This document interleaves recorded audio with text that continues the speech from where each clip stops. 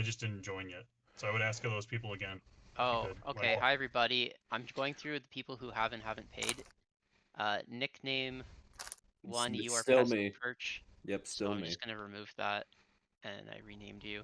God, this guy just won't stop talking. Oh, hey, what's up? Hey You are guys. joining in HBA 106. That's time of the round. Active player +3. Okay, we're just yeah. Thanks, Barton. Is HBay 106 here? It's No, actually my fault. We're late. it's not. It's not. It's Arturo Vec here. Okay, Is that buzzing a yes? I What think was that that? person joined on Limitless.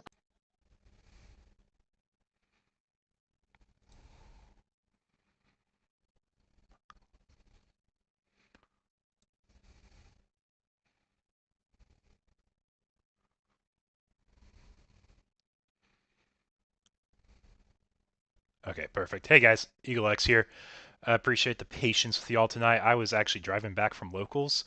My rule of thumb was if my online locals is bigger than my in-person locals, which we are definitely doing tonight because we have 20 back in Austin and we have 32 or 31 people here online tonight.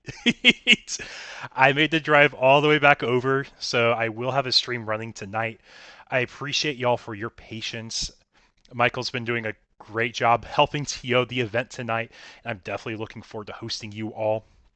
So, few things I want to get started with. First of all, regarding payments, I trust everyone here that they have submitted their payment. If not, I will follow up with you guys afterwards.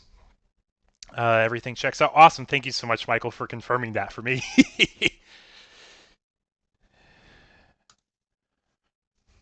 Okay.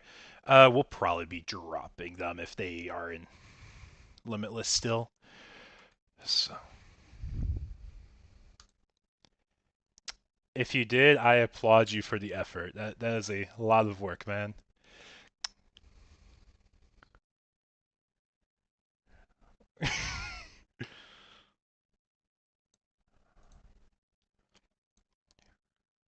Okay, so guys, as much as I would love to keep memeing on, I do want to respect everyone's time tonight before we get the bracket started. Since there is a lot of us, there is very likely going to be 5 rounds tonight. So, real quickly, I want to go ahead and drop our one person. That was HBay, I believe, right, Michael? Okay, awesome. I went ahead and have dropped him from the bracket for tonight. We're going to our dashboard here so we can start confirming the bracket. Today is 6-3. Deckless are closed. Okay, so in case y'all haven't been here before, welcome to the Eagles Nest. For tonight's tournament, we are playing best of threes. It is 45 minutes of main time and then 5 minutes of overtime, or 3 turns, whatever occurs first. If you guys need help at any point, feel free to go to the judge requests and at judge. You can at Michael or myself, and we will come out and help you guys out as soon as we can. As I said, we're trying to keep everything as timely as we can tonight. I want to respect y'all's time. If you guys haven't seen, we do have the pricing laid out in the tiers on the description for the tournament. Before we get started, are there any additional questions? Awesome, I hear the crickets. You guys had the cricket soundboard. Be a perfect time to put that on. Thank you so much, y'all, for joining tonight.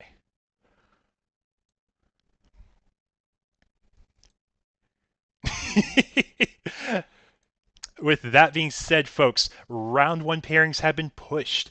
Your table number is going to be respective to the table numbers here as well. When it comes to spectating, please make sure you have your mics on mute if you're spectating another table. I do allow it, but if the players ask you to leave, please respect their table privacy and leave if they ask.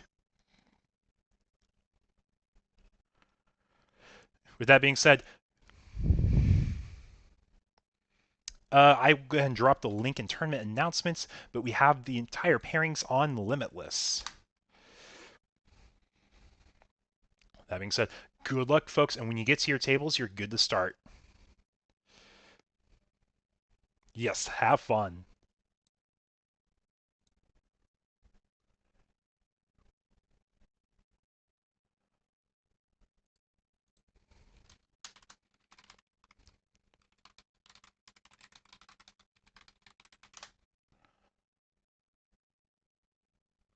Oh, perfect.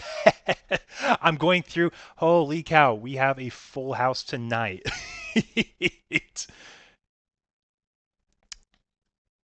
Yeah, genuinely excited for that. So, I'm going to be streaming tonight. I'm also going to say if you need any help, please don't be afraid to ask in Judge Chat. You can DM me. I'll keep an eye out for that. But I'll let you do all the tournament announcements like you've done before. And we'll be hopping and working on this together. But thank you so much again for your help, Michael, and we will have a great night.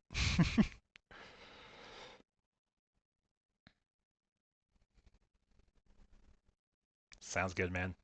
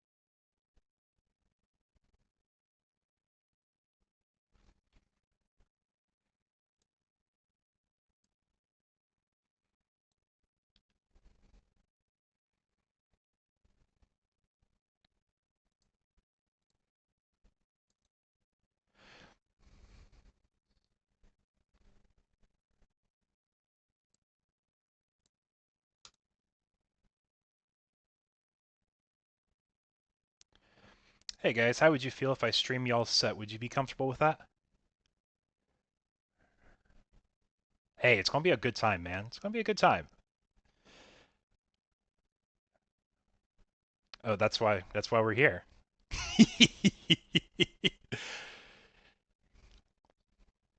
Okay, sounds good. I want to have myself on mute, so you guys will still need to ping the judge request channel if there's anything.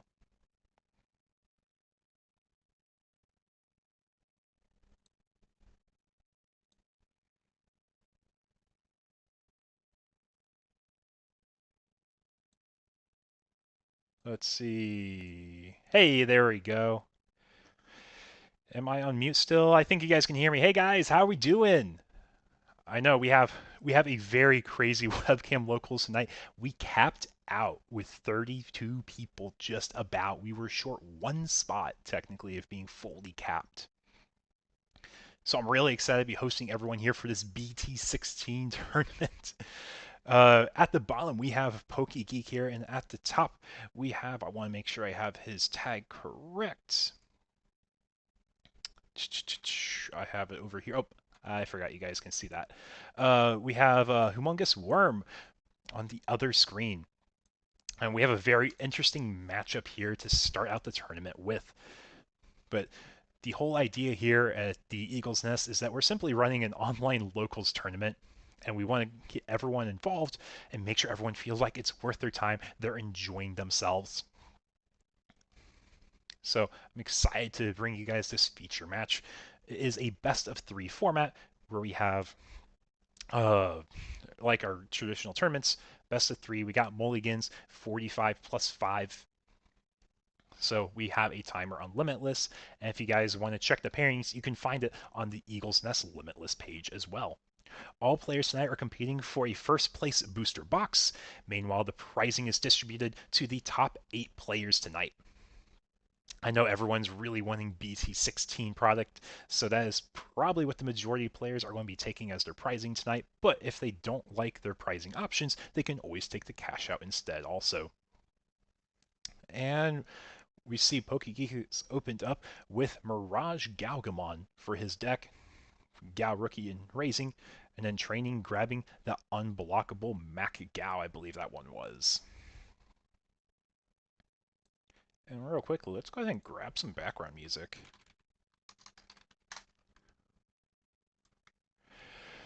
Let's grab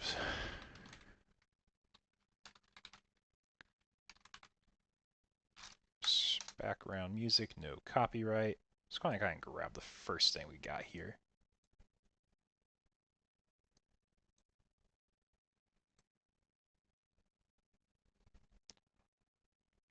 Okay. So we should have the music going. And we see we have Chessmon on Worm's side here. A matchup that I don't think many of us were expecting to see at all. But I thought it'd be a really cool kind of feature in our first round because everyone's undefeated. It means everyone gets just an equal of a chance of playing and being streamed. Anyways, welcome. I see we got some new guys in the chat here. Welcome to the stream, guys. EagleX from ATX EagleX Gaming here tonight. And we have a very exciting matchup. It is Mirage Galgamon versus the Chessmon deck. Now, honestly, I can't tell you the last time I went against a Chessmon deck. I think it actually might have been when it came out in BT13. But since it's definitely gotten more cards to make the deck more viable, stronger top-ends, and more aces potentially even too. We see Mirage Gal goes ahead and grabs that BT11 Mirage to their hand. Prepping for the EX7 Puppet support, you know it. Welcome to the stream, Ty. Welcome. Yeah, sorry, I kind of dipped on locals tonight. I had 32 people basically signed up online, and I'm like, that's a bit more than our in-person locals tonight. So I'm trying to support everywhere I can. There's only one EagleX, and there's a big community for Digimon. But the Chessmon player has gone ahead and promoted their stack out. And they're debating really like, what options do they have here? Because we know Mirage Gal is a very explosive deck that can bounce everything. So we're trying to set up as conservatively and safely as possible. You also dip too? Okay. Got you.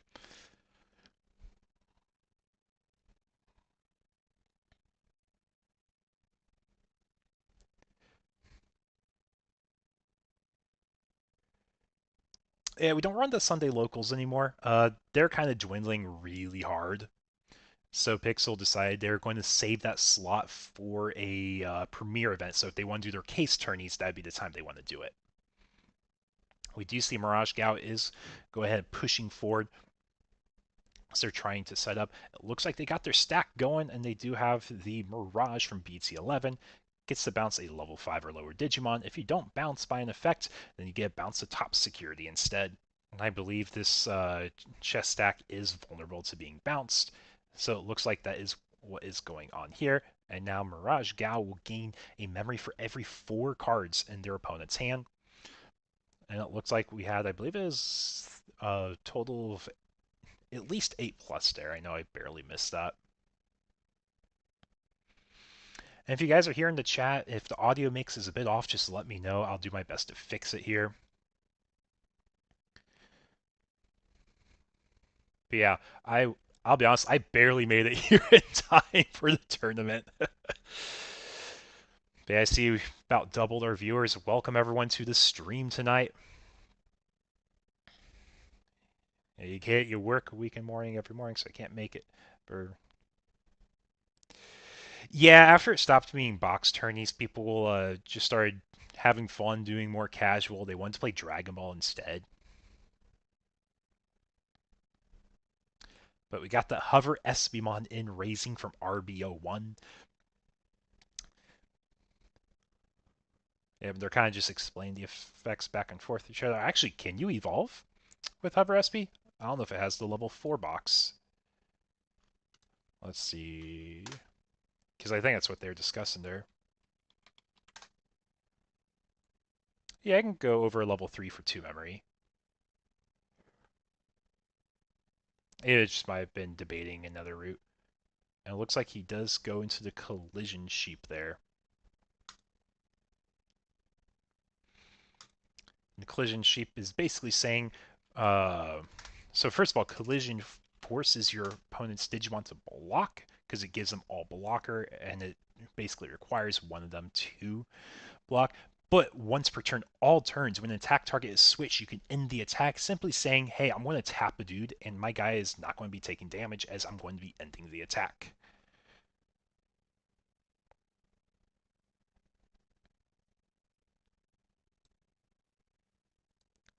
How am I? I'll be honest, I'm vibing. I was not expecting our webcam locals to cap out as high as it did. So I'm super excited for that. I really hope players enjoy the experience as well. I know there's a lot of people playing tonight. Oops, I accidentally clicked off here. Let's put the match back on. My apologies. You really wanted to play tonight. Sad that you had to miss out. Yeah, there's a huge spread tonight. Got a lot of different folks. A very diverse meta too. I actually took a look. I thought we would see exclusively Numes just from the weekend results, but it doesn't look like it's going to be exclusively Nume. And honestly, it's like the most or second most cost efficient deck that we have. Because like you got Nume, you got Mirage. It's like probably the most like bang for your buck decks. But we see PokeGeek has gone ahead, started pushing with Mirage Gao here, using the Thomas because the opponent has 8 or more in hand to restand that Gao. And he is going to swing security again. Finding an 11k. I'm glad to hear that. I'll be honest, I have to give props to Michael. Michael has definitely been the one that's been very active pushing for these tournaments, and I'm super thankful for him because Monday nights are locals for me. It's one of the big locals we have here in Austin that I help push and support. It's crazy how many vaccine armors you've seen locally. So Austin's actually kind of a sweaty locals. Like, first of all, our players love Digimon, so people are very willing to invest into it locally. But on top of that, like a lot of them are yellow players. Yellow and purple are like the common colors people play here. So I don't think it's as big of a barrier as it is in other locals.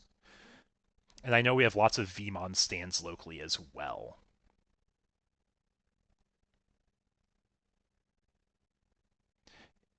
More yellow vaccine than you expected to see. It seems like a really good call into Nume, though. Yellow vaccine has really good roots into Nume. One of the big roots they have is BT8 Rapidmon, because it can clear a lot of small bodies and like a wide board as well. You just need a lot of tamers set up, and that's not really hard in Yellow Vaccine. You got all your TKs, you got Digimon Emperors, because Digimon Emperor is the splash tech everyone's running now. Because we used to say, hey guys, I got a spicy tech, I got Death X in my deck. But now it's, hey guys, here's my spicy tech, I got Digimon Emperor in my deck. So that's what we kind of moved into from Death X meta to Digimon Emperor or Digimon Kaiser meta.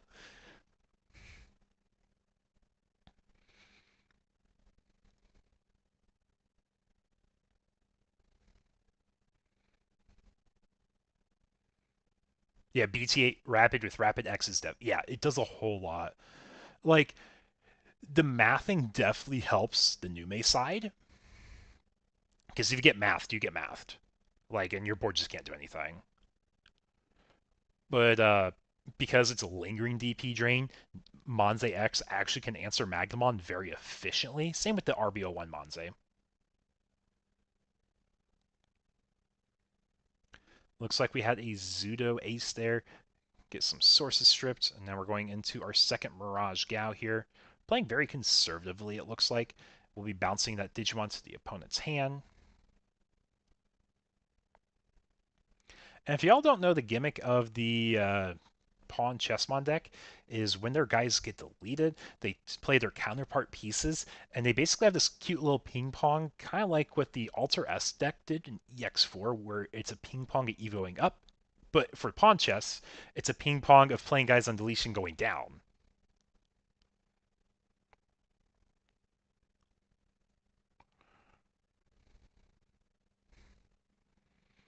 And it looks like we got Mirage trying to go for game here, assuming that nothing crazy in this last check is a Kokua. And then the Mirage will swing for game. And that is game one. PokeGeek takes it with Mirage Gao. Also, if you guys want, go ahead and drop in the chat what you want to see round two, or what I can try getting here in round one if we finish the set quickly. Because I know we have a really big crowd tonight, so hopefully we have a little bit of everything that you guys would want to see.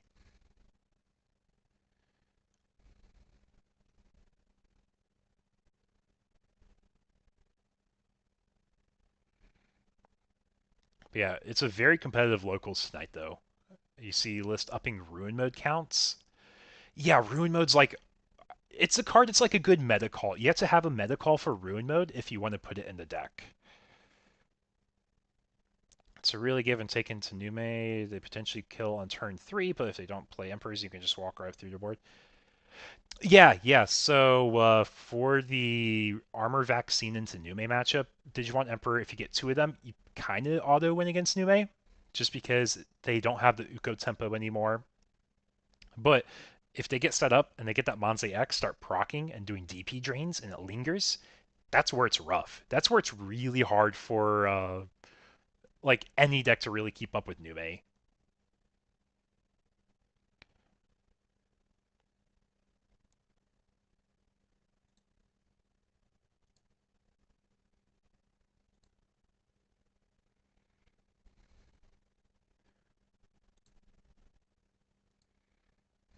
It looks like we are going through getting our mulligan set up for game 2 in round 1 here.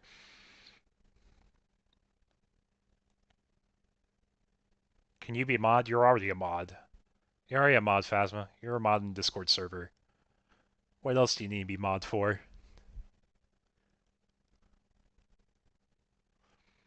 But yeah, when I look at nights like this, it really makes me say, like, it's really hard to say Digimon's dead anywhere. I do not believe that.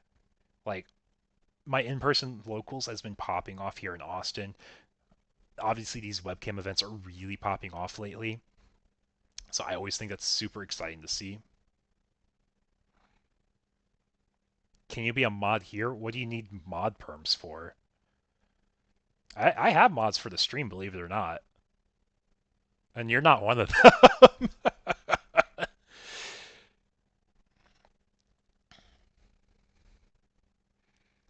We got the Goma and Rays and we're doing a training. So we're going to take the Full Moon Meteor Impact, it looks like here. Trying to set up, make sure we have our late game going. Because once we get a board established, and we're probably full level 5s, we just want to make sure we can remove board, be memory efficient about it. And when you get the BT11 Mirage set up with Full Moon Meteor, you're effectively reducing the use of it by every 4 cards in your opponent's hand twice. Because BT11 Mirage effect and the Full Moon Meteor effect. And it honestly becomes like your most efficient cost bounce effect.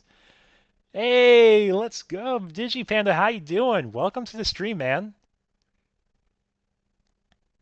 Nice to see you. Thanks for hopping on. You know, it really paid off, like me spending that night, like last week, getting my stream setup fixed so it's a little bit more efficient. So I can talk with y'all, I can see y'all's chat, I can watch the game, and we can go back and forth. And I can honestly, like, almost have a third screen set up. It's the DigiPanda dude from YouTube. It is. It is. If my audio's off, please let me know. I think I got it mostly resolved when I was doing my test stream.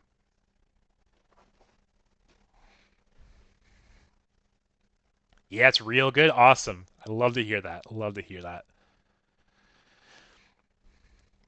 But also, real quickly, for anyone who's new to the stream, welcome, welcome. My name's EagleX from ATX EagleX Gaming here tonight. We have our webcam locals for BT16.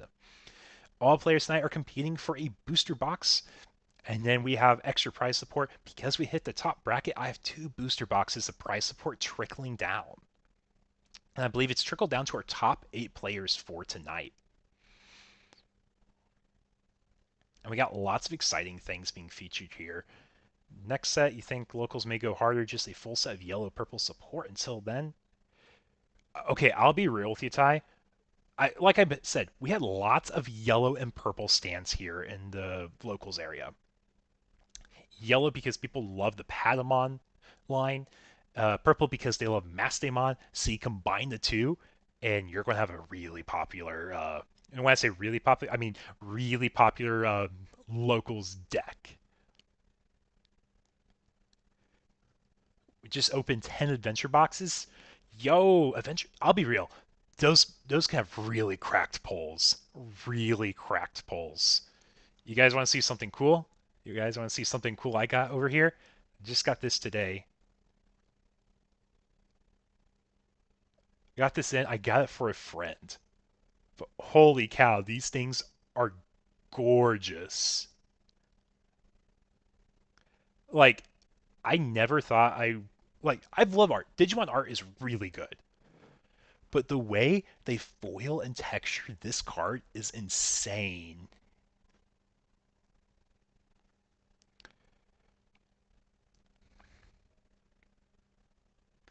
You don't think you run BT14 Pada and Masta? I think it's really mixed. I think it's very viable too. I think it's the correct way right now. I think if you don't do that right now, you are kind of throwing. I mean, that's my hot meta take, But I can see a world that might cycle out. My cat reveal win. So the cats are sleeping right now. Hey Michael, welcome to the stream. Thanks for the sub. I appreciate it.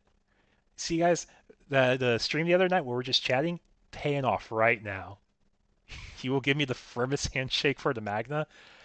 I'm sorry, but the foiling is way too good on that thing. Plus, I already have it lined up for another friend. I told him I would scoop it for him because I got it for a decent price. I can't say it was I can't say it was dirt cheap. It's an expensive card, but I got it for a good price for what it's going for.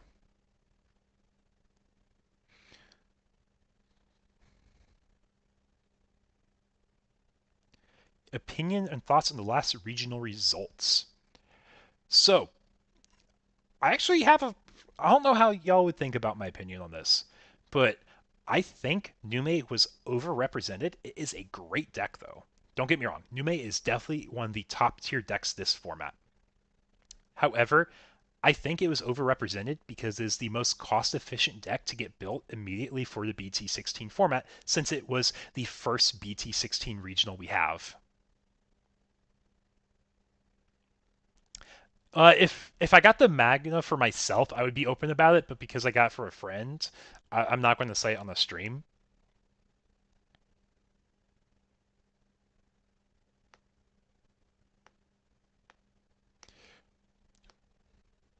But yeah, if you want, we can chat in DMs about it. I don't mind doing it just privately, but I'm not just going to say the amount on stream because I want to respect how much they spent or I spent on proxy for them spending.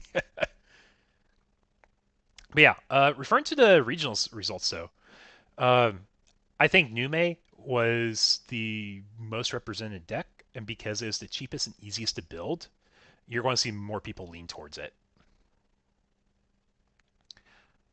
And like I said, it's by no means saying it's a bad deck. I think it's an amazing deck. In fact, it's the deck I want to play this set, if not that Mirage. I think you'll start seeing more Magna armors popping up these next few weeks because I think people are finally getting the cards or they're finally willing to put the money into the deck. It is a good deck. It is pretty 50-50 into Nume in my mind. I think the V armor based build will do better into Nume because it does have the extra DP, so it's going to make mathing a lot harder.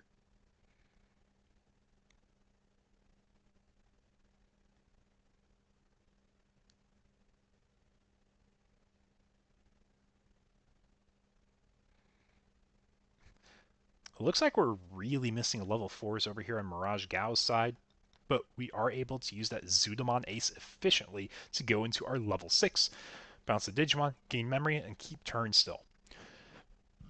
Excuse me. Yes, the Edamon combo is insane. Forcing your opponent to attack with minus 3k, and then you set them up for a Valk Ace right after over that Edamon is definitely crazy value, and it's an 8k clear on one body, guys. Like, it doesn't take a lot to set up, and the fact that you have a lingering 5k drain on the opponent's board is a board wipe against most decks as well.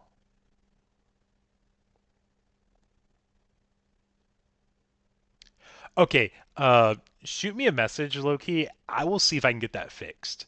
I did submit, and I made sure I put the correct names on the correct decks. But I will get it fixed for y'all. I will get it fixed for y'all. Because y'all saw my graphic. I made a top 8 graphic for y'all. Because I wanted to emphasize, hey, this is what's going on in our webcam locals. And I'm 99.99% sure right now that I did get that all right.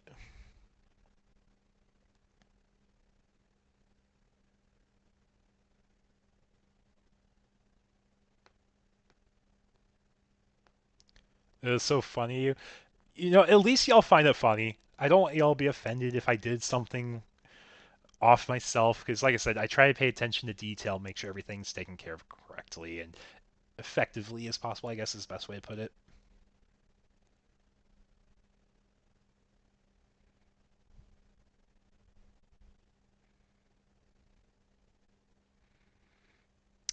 The counter for the Edamon Valk combo. The graphic was correct. Okay, good. Like I said, I tried to make sure I had it all taken care of.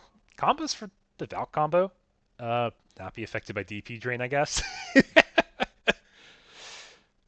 I know there has to be a niche instance of somewhere in Digimon where you're not affected by DP drain. Like, I know Breath of the Gods says you're not affected. I know EX1 Machine says you're not affected by DP drain. So Machine actually could be like a weird, like, anti-meta call if it's built right. Because Chaos X copies EX1 Machine's protection. And there's probably another black deck I can't think of right now. It's immune from the DP drain. Because I was like, that's like a black signature trait.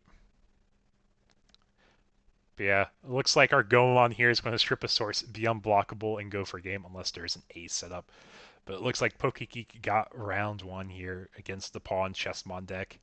Sorry for all my chess lovers out here, but it doesn't look like they're going to make it this round. Let's go ahead and see if I can get another match for y'all to watch.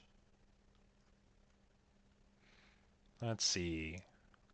Ooh, I think this might be a fun one because I know the folks here. Give me just a moment. I'll be right back, folks.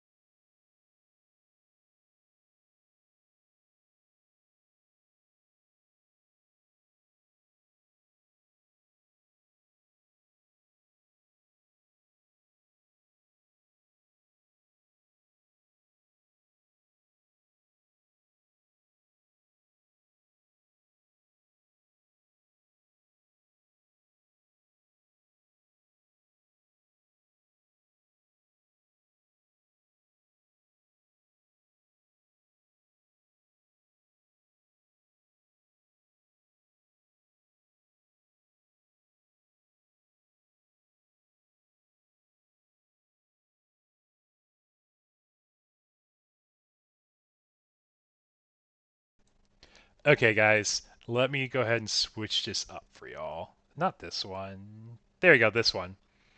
Okay, guys, so I know we just talked about what happened this weekend. We got a Nume Mirror match here, guys. We got Spent at the bottom here, and the top we got Law X. These are two locals, or webcam local regulars that come pretty much every week.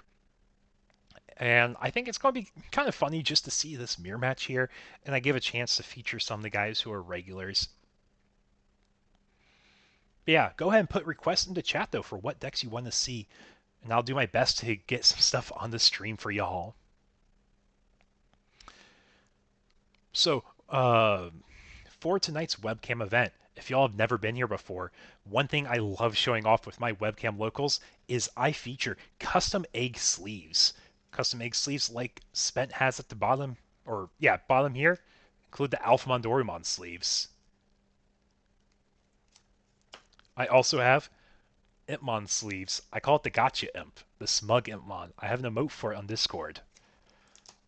I have my new Imperial sleeves, courtesy of V Passion. V Passion won my Circuit Season 2, and this was his commission request. This was my grand prize.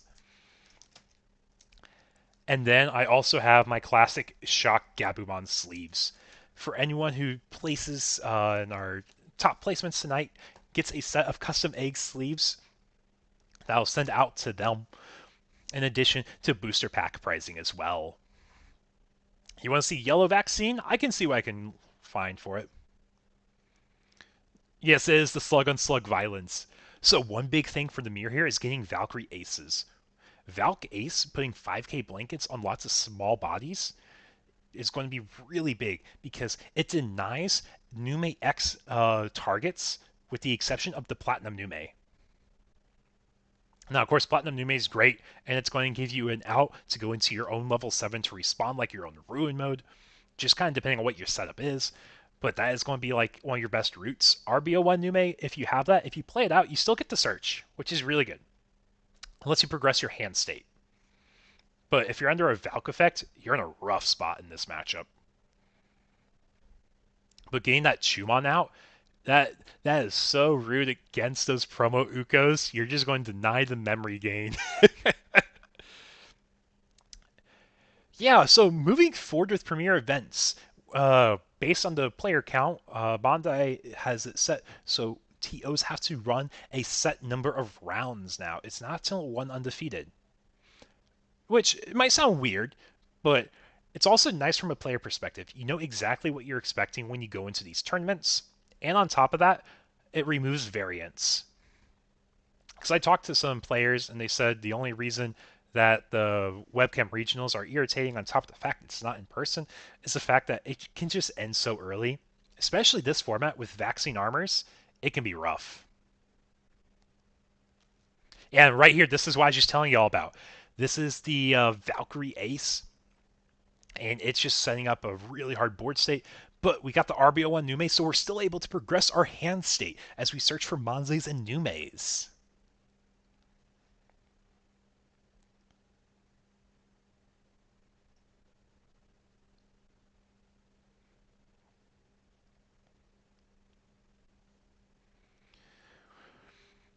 Yeah, it looks like we're getting a fixer mat set up, and we're playing our own Edamon here. We're targeting a Digimon to get minus 3k and forcing them to attack start turn. And you guys want to take a guess what's going to happen here? As soon as we go to that main phase, there's a very good chance we're going to see just the own Valk Ace to counter here. And we got our Valk Ace to counter the last Evo. Get rid of the Ukos, get rid of the Chumon. And we're going to go for security check. And I don't believe we have a target to pop here, so we are going to go ahead and do a second check, I believe. Oh. Oh, sorry, I meant to pop that to another screen. Yes, and the Edamon effect will be working here.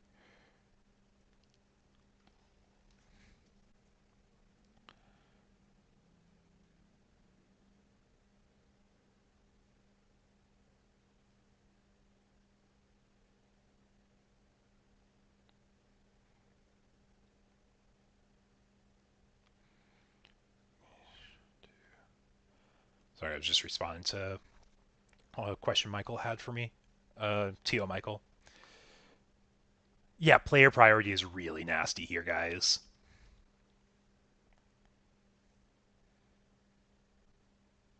Yeah, Slug and Slug violence with their bird buddies to carry them to victory, right? But we were able to remove the board.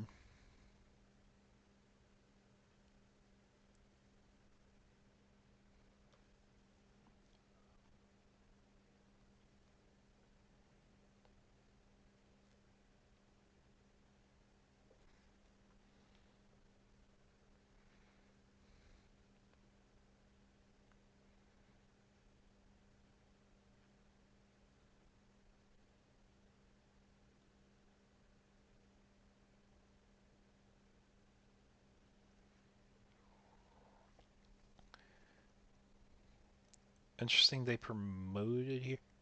Sorry, I missed out. I was responding to a message here. Did they raise the Uko? Yeah, they raised the Uko.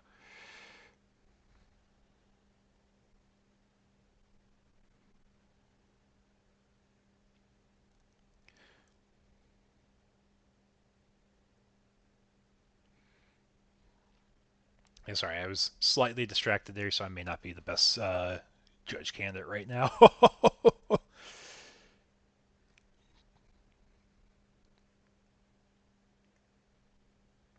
Yeah, did we? We're not under a Valky's blanket, right? I don't think we are.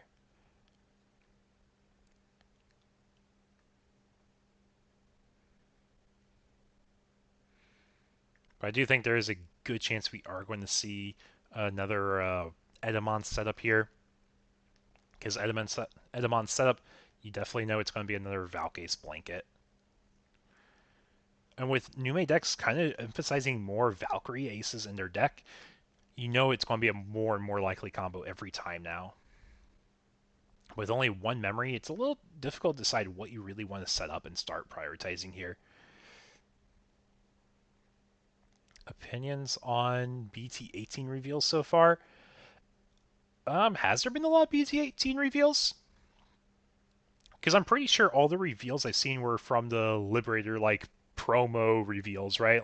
Like the security uplines, which I think they're really cool. I love them. And I think it's going to be adding more stuff into the CRM because of it.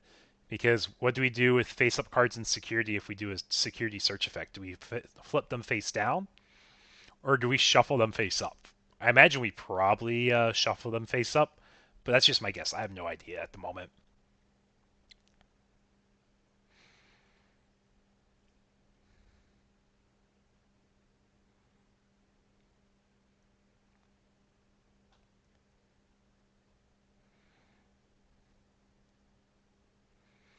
And it looks like we're debating a Manzai play. Yeah, we are going to commit to the Manzai play. We get the Tsunomon draw because there's simultaneous triggers of going into the Manzai X effect for when Digivolving or the Tsunomon.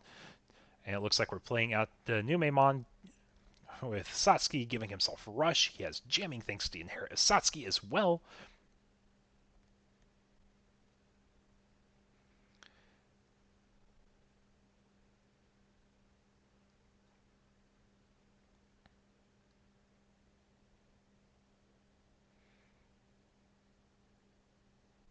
How is it? How is it an OP meta? Oh, like One Piece meta? I'll be honest, I don't really look ahead at One Piece meta that much. I pretty much just look at the here and now and kind of build my decks accordingly.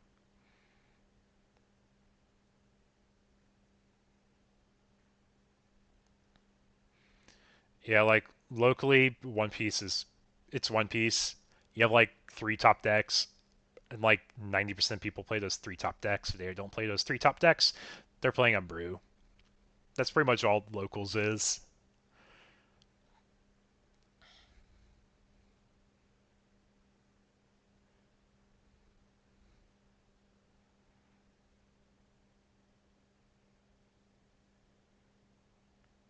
Oh, I actually have no idea. I would have to look into that because I recently became a One Piece judge, but I haven't really like done a deep dive into CRM again since I've really studied for it, and I don't recall that interaction directly. Because like I know there's face-up cards like from Katakuri, but is there lots of like life searching effects? Because like I know your Kata leader like looks at the life, tucks it top or bottom. It doesn't say to flip it, so you probably just keep it the same.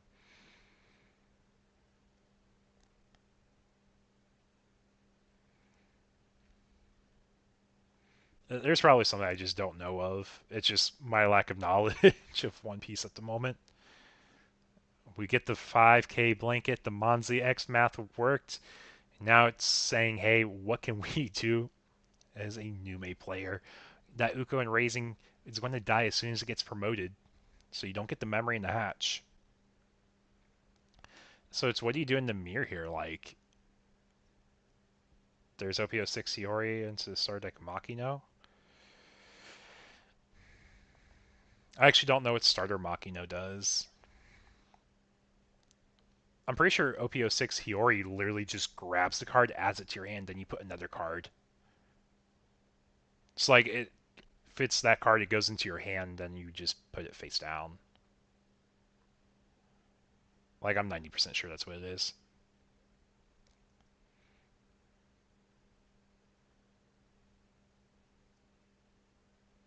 Oh wait, we're not under a Valk blanket. That's right. He evoed into Valk on his turn. What's the worst rule shark I've seen? I've judged lots of events, and like 90% of the time, Makino takes a life, then rearrange. Gotcha. Like I said, I'm not quite sure off the top of my head. I can look at CRM and probably find something there or under FAQs, because I'm willing to bet there's an FAQ on the Makino because of cards like Katakuri that put things face up in life. But referring to the question you had, Digipan, about rule sharks, I don't like making stereotypes, but it's normally Yu-Gi-Oh players saying that's not how it works in Yu-Gi-Oh. Like, that's just the most common example I have of, like, rule sharks. Like, that's not how it works in Yu-Gi-Oh! So why does the effect work? Well, because in Bandai games, you complete as much as possible. Yeah, Ukomons. Yeah, because there technically is a correct way to do it. It's like, if I'm judging an event and someone says they did disordering, like, yeah, you sadly have to just enforce it. Like, hey, you gotta make sure you fulfill the text as it's specified, and it's not mandatory to hatch. Yeah, I always encourage my locals. I let them know when we play in person. I personally don't care. We're playing locals, man. Like, we're playing 4 rounds for fun locally. Like, we're just playing a card game.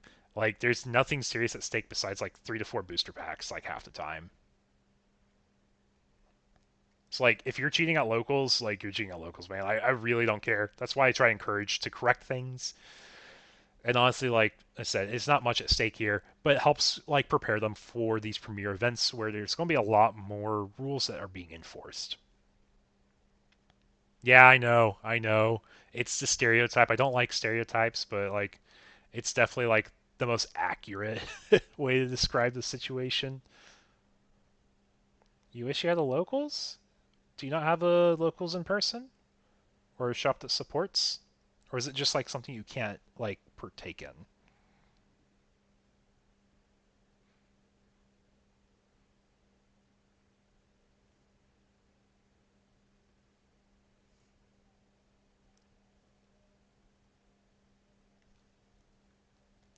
Because like, I know I'm very fortunate. I'm in Austin. It's a big TCG town, so we have locals pretty much like every night of the week. Because we have Mondays, Tuesdays. We don't have a Wednesday. We have Thursdays and Fridays and Saturdays. Not anymore. You live in the middle of nowhere. I'm sorry to hear that. Hopefully you get to enjoy these webcam events as we have them then.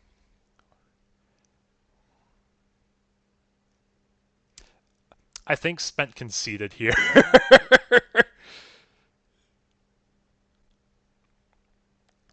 Just saying I don't have the cards I need. Yeah.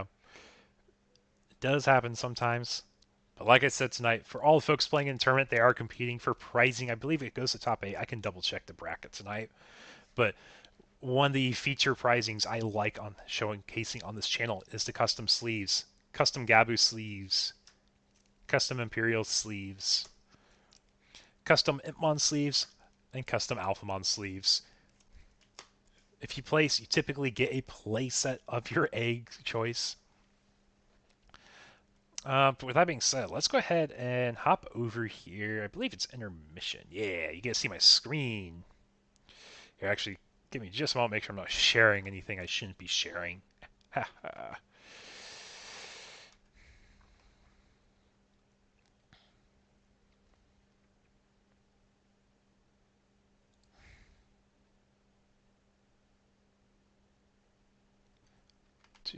Okay, so here's my Chrome browser. With my Chrome browser, I can bring this over here, and then with this over here, I can switch my view back so y'all can see what I'm doing.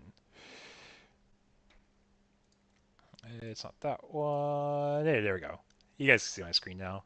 Yeah, this was Sheepmon. I was just pulling him up so we can reference him for the Pawn Chess1 matchup. He had to drive Nightmares locals, which is 45-minute drive. So, Moonrose. I actually used to drive over an hour for locals. Back when I lived in Indiana, I would drive from Bloomington, Indiana, all the way to Indianapolis every week for locals. And then I would drive to Anderson on other weekends. So that'd be like a 2.5, I think, 3-hour drive. Yeah, I was dedicated to it, though. I was really dedicated.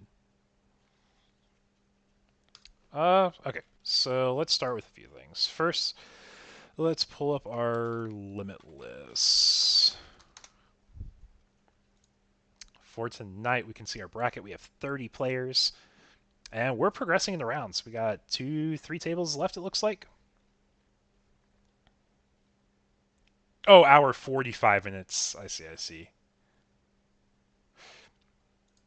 But yeah, so just emphasizing, like, our payout for tonight is for top 8 players. Because we have 30 players tonight. That's crazy, first of all. Like, thank you so much for everyone joining the stream and playing in locals tonight. But first place gets a full booster box. Second place gets half a booster box. Third and fourth place essentially get like half a booster box, just a bit short. Fifth and sixth get a few booster packs. They get a little bit more than what their money's worth was. Because if you don't want the booster packs, you can always cash your packs out for $3.50 each. Unless you get the booster box, it's just a flat 80. And then 7 and 8th do get a set of egg sleeves. So that is one of the egg sleeves I just showcased here for y'all. Alphamon ones have definitely been the most popular, but there's a few other really popular choices too. The Imperials have been really big this set. If I can, yeah, there you go. I know the screen brightness is coming back, but these look really good with the feathered ends. I did not think I would like the white borders as much, but they do look pretty solid. Yeah, and I also do have the Nationals Angemon mat. If you don't want a booster box, you can always take the Angemon mat. And for y'all who do not know, oops, let me go over here. I think I have it under announcements here. Zoop-a-doo-doo. I gotta scroll a bit up here. Yeah, here's the Angemon map. I have a few of these just kind of chilling, so if anyone doesn't want a booster box, they don't want cash, they want a playmat, I have this as an option as well. I try to make sure we have a good amount of like unique, diverse pricing that brings players in to make it feel like it's worth their time. They're excited to play. I know it's sideways, but I have a few of these still in my inventory that people can choose to take if they win locals over a booster box or the cash. Something a little bit more unique, especially for players here in the NA region that didn't get this. Unless you play in the Latin America regionals, you got this on participation. But you did not get this in participation if you played in the Card Fest event in LA. We just didn't get this. Why? I can't tell you the decision process of it. But yeah. So like I said, we have a pretty diverse card pool or prize pool that's available for tonight. I think, yeah, I have it laid out here in the pricing. So if you get first place, we got a few options. We got egg sleeves. Egg sleeves are all shown below here. And technically, this is the second print run of the Gabumon sleeves and Imperial sleeves. They used to be colored borders, but now they're just white. Just trying something that's a little bit faster to get printed out to demand because I ran out of these sleeves really fast, guys. I had to restock like 2 times during my webcam events, and I tried pacing it out so they're always available. But I'm actually in the middle of another order of the Imperial sleeves right now with how fast they've been going. But let's take a look. We got a few tables here playing out still. Because I did rush out here, I'm going to take a quick 2-minute break, get some water, and I'll be right back with y'all.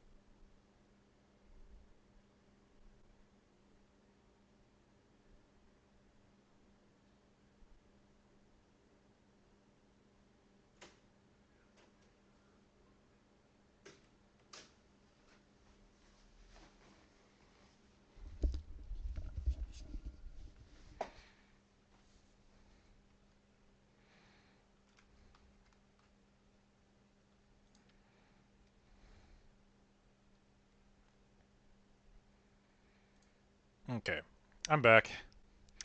I got some water.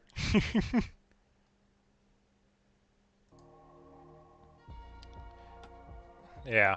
But yeah, real great turnout tonight. Thank you everyone for joining the stream, for playing in locals, wherever y'all are playing, participating, joining from. I appreciate it. But yeah, so we're pretty much wrapped up. We're in overtime right now, so we should be wrapping up our overtime matches here. Looks like got 2 tables. They're either wrapping up their overtime procedures or they are submitting right now. But we'll have round 2 up shortly. And just real quickly, because I think I can show this to y'all. This is our metagame preview. I know it's not published yet. This is what I can see as an admin. We have lots of Nume. We have a good amount of Nume, though, or Imperial, too. You got Vaccine, you got Mirage, you got Luga, you got D-Brigade, you got the Armor build. Hey, welcome to the stream. I hope you had a good round 1. We also have a Grace Nova player somewhere out there, folks. Got Royal Knights. Got something called Monkey Business. My guess is it's just an Edamon deck. Setcon, Red Purple Imperial Hunters, Red Hybrid. We got a little bit of everything in here tonight. And it's not like overwhelming percentage-wise. Like, we have 5 new May players in a 30-person local. I don't think it's that crazy. And we have fun prizing up on the line. Like I said, got booster boxes, Angemon mats. Just whatever the players opt for here. But yeah, so we're on our last 2 tables of overtime here. Last table of overtime here. But yeah, so I know we had a request to see a yellow vaccine armor play. Any other requests from the chat? I'll do my best to put on the decks y'all request. If I can see a fun matchup, I'll try putting a fun matchup on. If we finish early, I'll make sure to put something else on. But how'd you do, Joho? You get your first round? Yeah, it looks like you got it. You got 2-0. I think you're on the Virus Imperial, right? You're on Ripple Imperial? I don't know. I haven't looked. I have not looked at individual decks yet. But I'm pretty sure I saw you mentioning it in the Dallas chat, at least. Greymon? You want to see Greymon? Bro, I look at metagame here. Do you see Greymon on the list? I'm teasing. I'm teasing. I know we're playing the Greymon TCG without... Oh, you're playing Hunt? Oh, you 2-0 the Hunters. Okay, okay. Gotcha. Yeah, I wasn't expecting Hunters either. Like, that's a timeless deck that I will always love in the Digimon game. I think it's a good deck to show skill expression because you have an out for just about everything.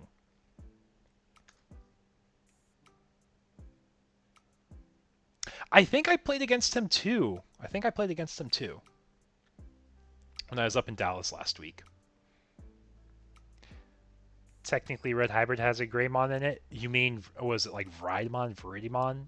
Is something like that. Something with a V. So it's technically not a Greymon, which is why you can't search it with the BT5 Agumon, because they're technically not Greymons. They're just English dubbed to be a Greymon, but they're not canonically Greymon. I guess Emperor Grey. I guess he is like... It hurts to have the team kills that early. It really does. I understand that. Like, whenever we're at a regional, it's the last thing you ever want to do is do a team kill on one of your... But with that being said, it looks like we are on round 2. So let me go ahead and see what I can put on for y'all. Be right back.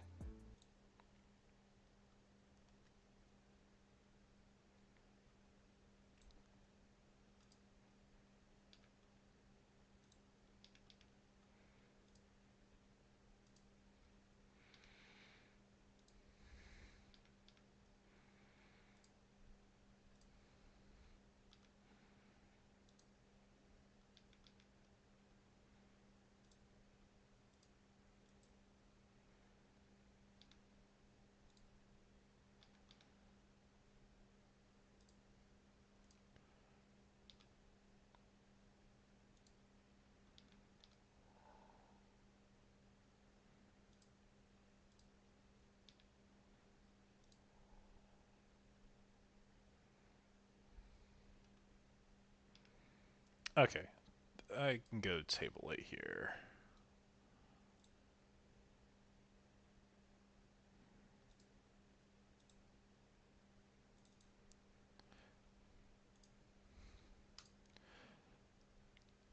Hey, folks.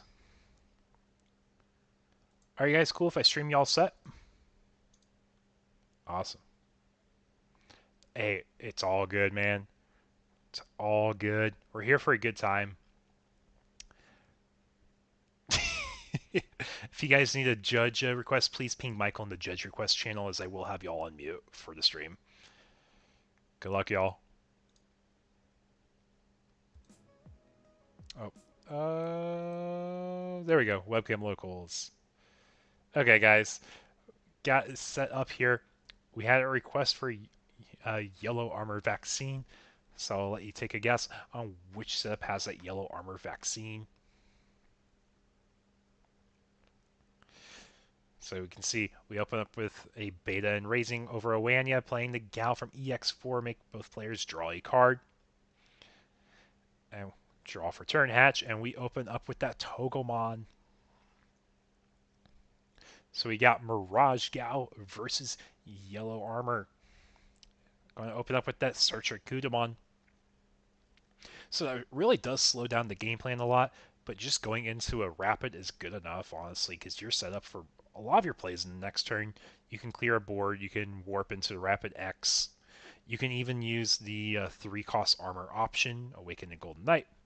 But we do get that Fixer TK off the rip here, so we get to add a card from security to hand. If it's yellow, we get a Recover. Grab that Searcher Kudamon here.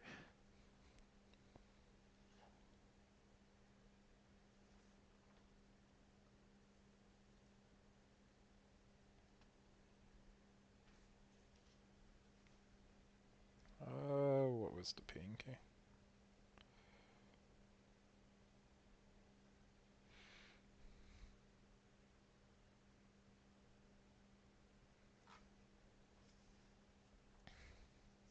It looks like we just played another Gal.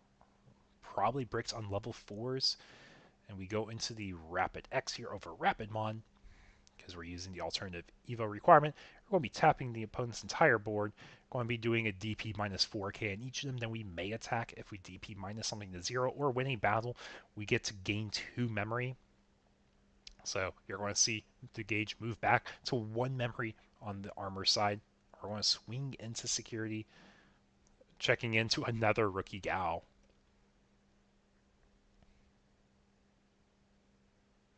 And we're going to end the turn with a Kuda search here, looking at top 3 for a yellow tamer and a vaccine. So we're adding the Rapidmon as the vaccine, placing the rest at the bottom of the deck. And then because it is Mirage Gal, they're asking how many cards do you have in your hand, sir? 6, 7, 8, 9. So it looks like I've got 9 cards in hand, so a BT11 Mirage will be gaining 2 memory. And we're just slamming a Vikemon Ace here, D-Digivolve 2. And then nothing can tap on this next turn, if I recall correctly.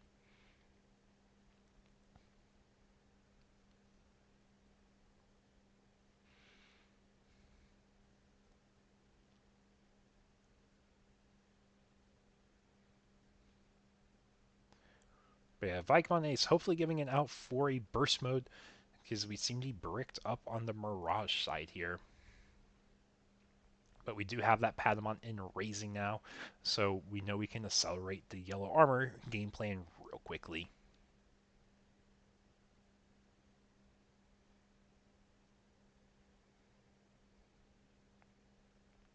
Go into the starter rapid here. If it taps, which it cannot tap thanks to that Vikemon.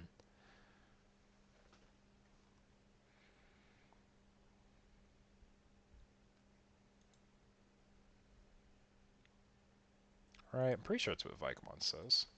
I'll pull it up here.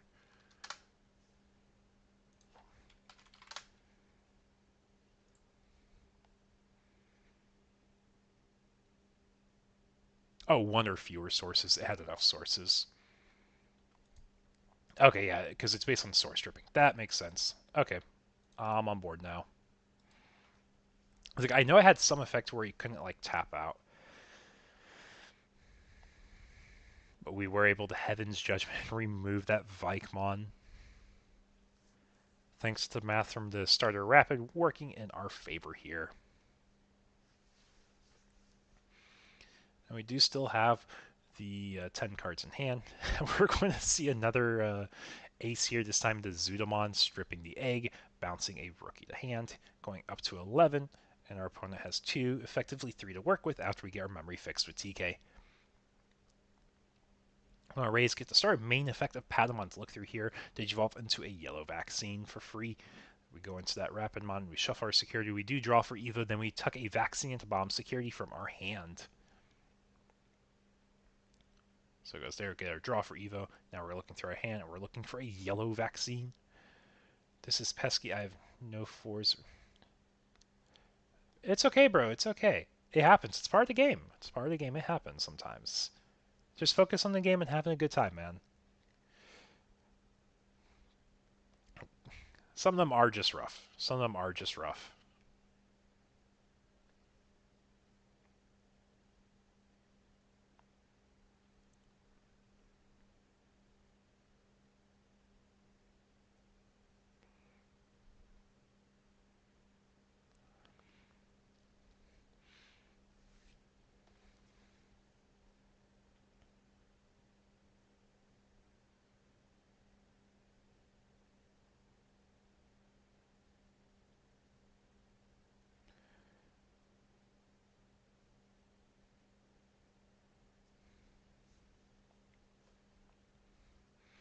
And we do have our Magnet X set up now.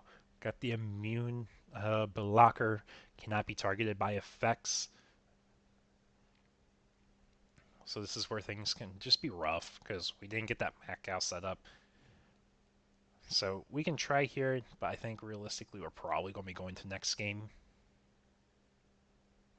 But there is 12 cards in hand. So Mirage will be going to 4, bouncing secure to hand, gaining 3 memory back, going to 0.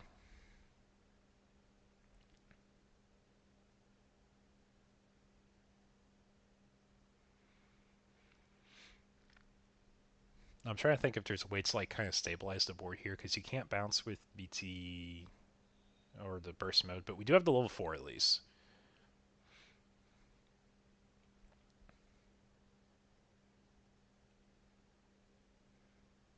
Yeah, this might just be a quick set just because he had the pieces and his opponent didn't have the pieces from the looks of it. Which is unfortunate, but it's part of card games. The variance does come to a negative side at times. Magna X swings security, Magna X effect to get 3k immune, restand, and we're going to swing for game here. And we're going to game 2. Yeah, that was just a real rough start here. Missing pieces, and that's one of the issues of these stack building decks. But it's still a great deck, and honestly, Mirage is one of my favorite picks for this format. It's between that and Nume. It just really depends.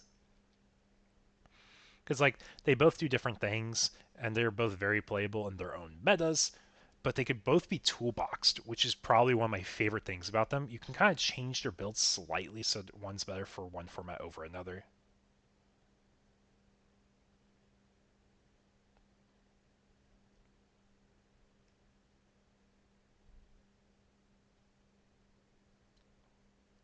Okay, it's just a market poster. No judge pings. But we are going to game 2 here, where it's going to be Mirage's choice if they want to go first or second.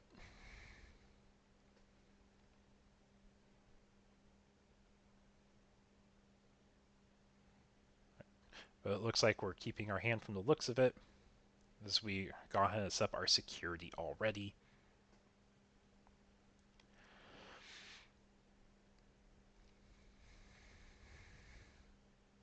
But Yellow Armor will be mulliganing their hand here. Wasn't quite what they wanted. Now, for all y'all who've been playing for a long time, do y'all remember when we did not have mulligans in Digimon? Because I remember, and there's been some rough games because we didn't have mulligans.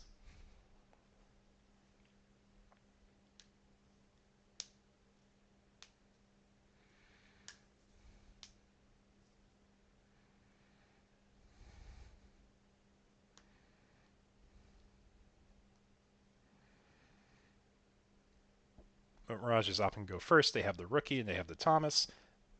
And it's over to Yellow Armor Vaccine's turn. Gonna draw and hatch. So ideal opener, like every time, is if you can, you go Pada, you go TK, and then after you TK, it really just depends. Like you can set up a Digimon Emperor, and that's pretty solid too. But we're just going to Evo instead of Rapidmon in the back here, since we didn't have the Pada, we just had the Pillow, which I think is just as valid here.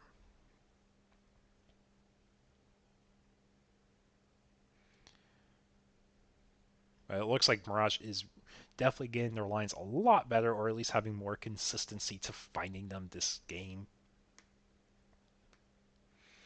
We're going to go ahead and choke at 1, but we're swinging security effectively. I think it's 12 here, but we find another training.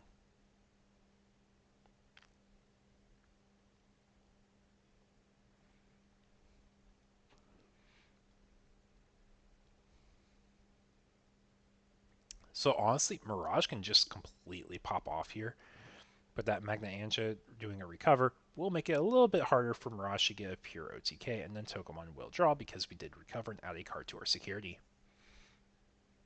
But just doing a quick hand check, playing the Magna Ace is actually real good because it does reduce the hand size by 1. We're going to see the Galga. This returns a rookie. There's no rookies to bounce, but it is going to have probably one of the best inherits. We're going to strip 2 sources there, and we can bounce the Digimon. Those sources with Zudo Ace, we're bouncing the Magna Ace, so we're going to overflow 3 here. We get a memory from our 2 Gao inherits as well.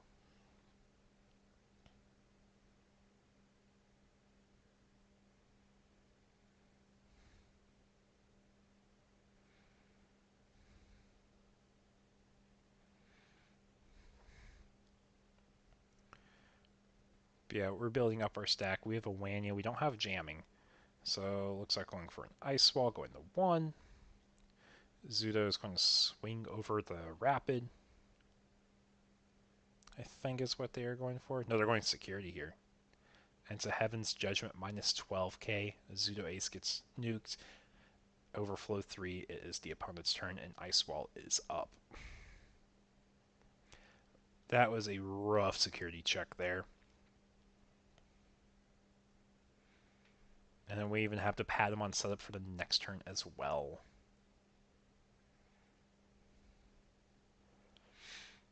But that is definitely one of the biggest variances of Digimon there, is just having the security checks like that.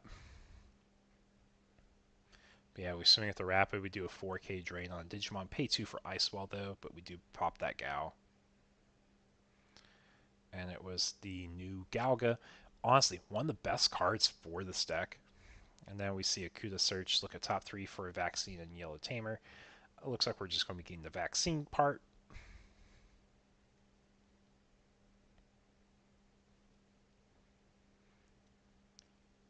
And our board is set up. We're starting to get more aggression going, it looks like. Ice Wall wears off. Star player's turn, draw.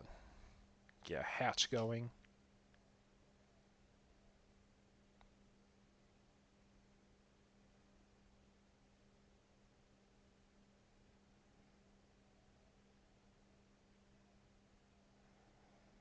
I was just showing the search from the Kuda target there. That's what it looks like. Get the beta in the back though. Honestly, I think this is a really fun matchup. I've played a few sets of Mirage versus the Magna decks, and I don't think it's the worst in the world. You definitely have your out thanks to unredirectable Mac out, but you really have to emphasize jamming because you're going to be swinging with that level 5 to get the unblockable portion. So now leaving our opponent at 2, we're going to see what potential outs we have. Is it possible that they just go for game? I don't think it's a world they have here. But it looks like the Pada does miss the level 4.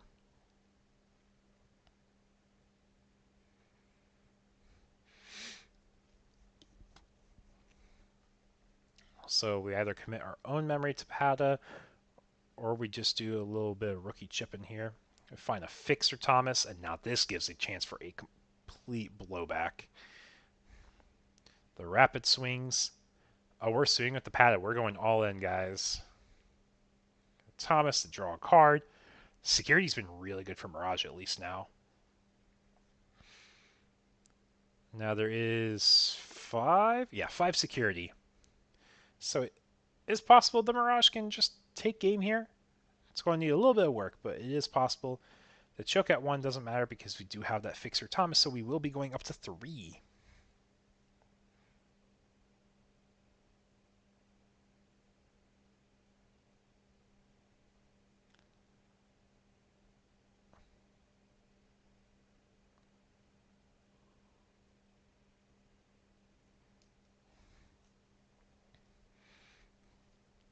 Yeah, so we did promote our Gao here. We do have jamming in the stack, thanks to, I guess, both Bukamon and the Betamon here.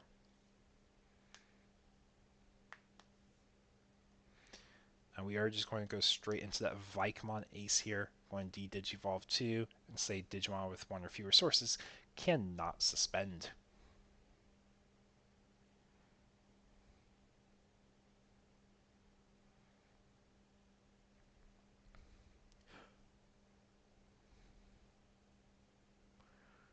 So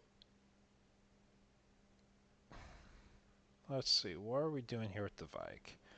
I guess we have a route where we swing security Vike jamming. No draws. Oh no, we're trading. We're going for board. That makes sense. Then we can just Digivolve straight into the burst mode for 5, which is kind of funny.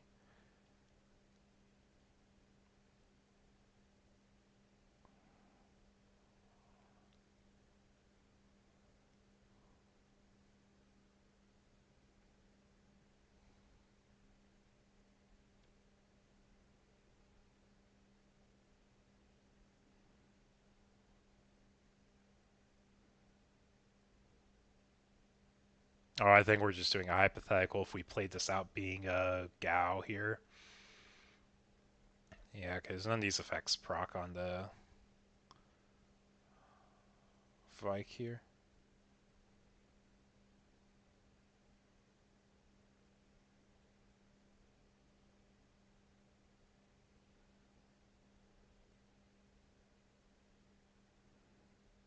I think that's what we're doing there.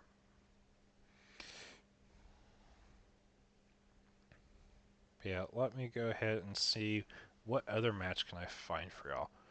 Be right back, and we'll get another match in round 2.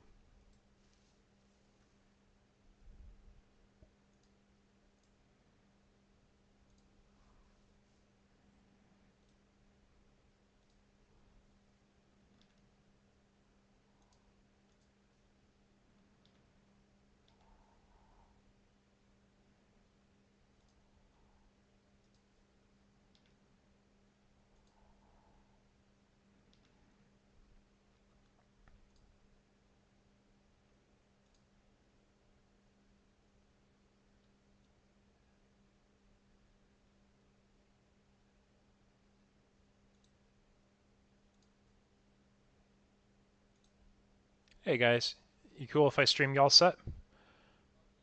What game are we on? Game 2? Awesome, and who took the first one?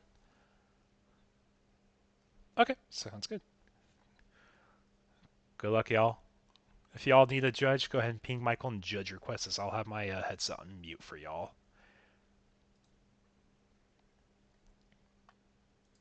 Okay, and we are back. So at the top here, I believe that is Michael. On the bottom, we have Yuri. Michael took game 1 from the sounds of it. Make sure I have my audio so it's not muted. Yeah, okay, my mic is on. How are we all doing in the chat, though? Getting our fill of Digimon in tonight?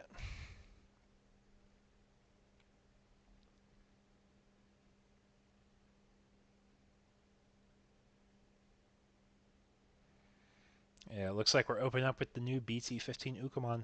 Beautiful alt art, honestly one of my favorites there. And we do open Demi Vmon, which means we have an Imperial deck here. So this Vmon, I believe he goes over green or blue, but can Evo over a rule thanks to its alternate Evo box of a Demi Vmon, but he is red and blue himself. So we get a nice little color mix that really emphasizes we want to keep this to be tribal, which I think is hilarious. But we do see the Uko promoted, we see it searches, and we know we are doing a Nume Monze versus Imperial matchup here.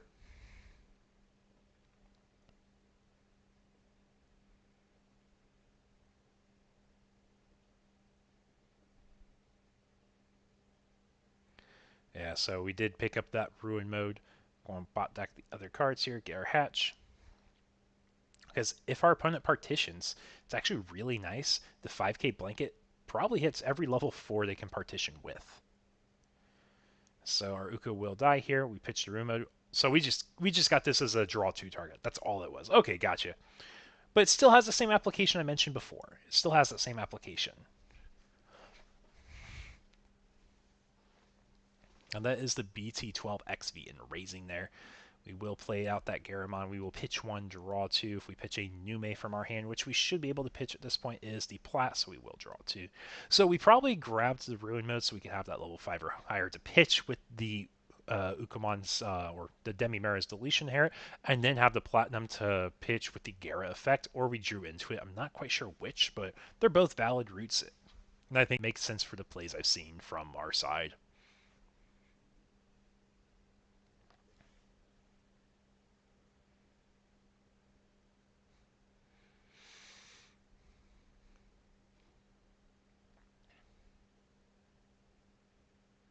We will be playing a Fixer Davis here, looking at top 3, adding a blue Digimon and a green Digimon.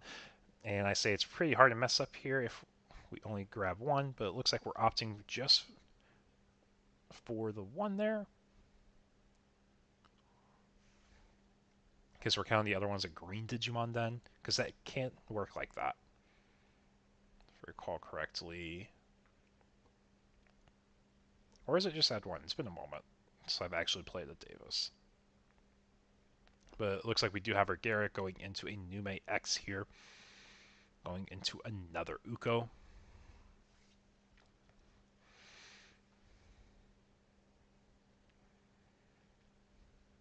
And then we're just going to see the aggression of Nume Manze as we start getting more cycle. We get more pitches. We get the Uko train run, and we find one Uko into another Uko.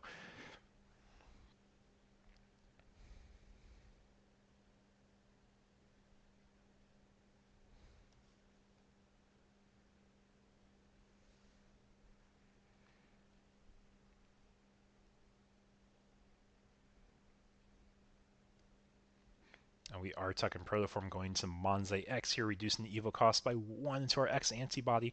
We do get the Manze X effect now since we do have an X anti in source thanks to that Protoform.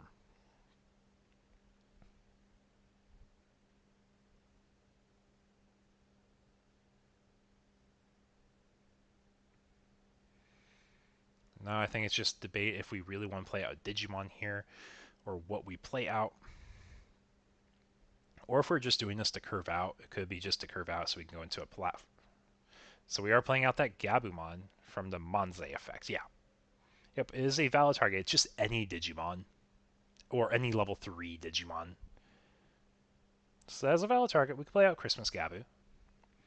Just gonna start gaining memory at the start of main phase, right? Then we're going to play a Louis for 3. We're going to push out, gain a memory for that, gain a memory from Uko, get a hatch since we haven't used this Ukomon's effect yet. Go into another Gabu in raising. So we can swing with the Uko. And our check is a Vmon, 2k to 2k. So the Uko does crash.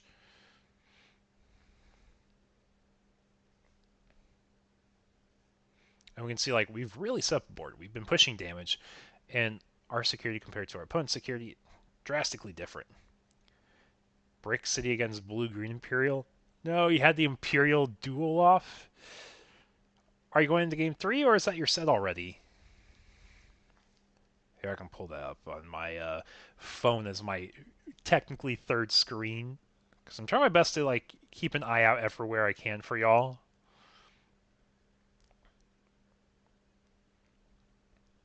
But we do end on a Venusmon here, denying any wind digivolving effects. So we don't get the blanket effect from the Paildramon because it is under the blanket -1 check, and it will be affected.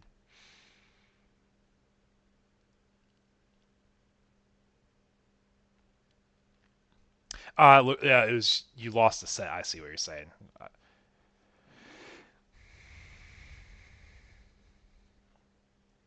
It's all good. It's all good. There's lots of good players that come out for these webcam events just because the top end pricing is really attractive. You hesitated game 1. It happens sometimes. You don't get them all. So it's all good, man. It's all good. Yeah, I know we have at least 3 people here that have their Nats invites for the year already. So they just love Digimon. They're here for a good time.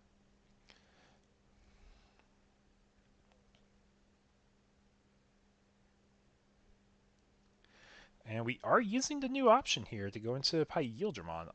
Let me go ahead. I actually don't know what this option does. I know it's used for the Imperial deck, but I believe you are still affected from the Venus Swan, so you shouldn't be able to get out of its blanket effect here. You can play a Vmon or X-Vmon from hand without paying the cost in 2 your minutes. You just want to digivolve till the end of your opponent's turn. Cannot be deleted in battle, and it gains blocker. Okay, so it's not a digivolving effect, but it's simply saying if you DNA digivolves, you get this blocker, and you can't be deleted in battle. Okay, so you can tap him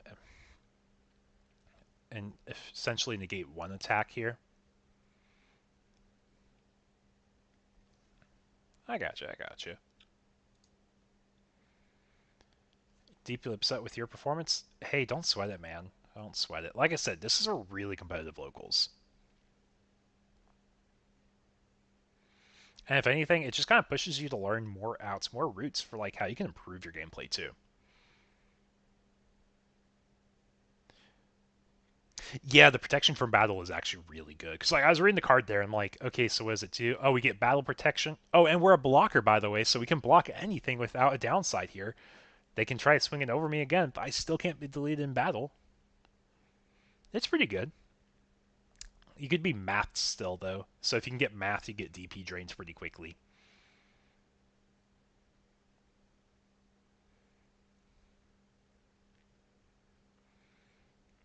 And we're just going to play out that Nume X here. We're going to protoform, which means we got Monze. If we got Monze X, we're going to draw. We're going to play out the pillow, so no more playing by effects. So if we math out the partition stack, they can't play out their partition bodies.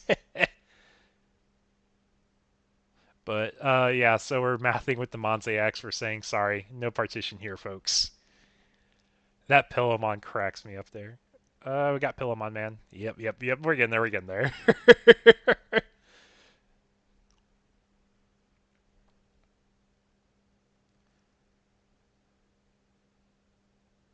And then we're just going for a game here. And there are Nume Monze taking the game here. And I believe we are going for a game 3 now.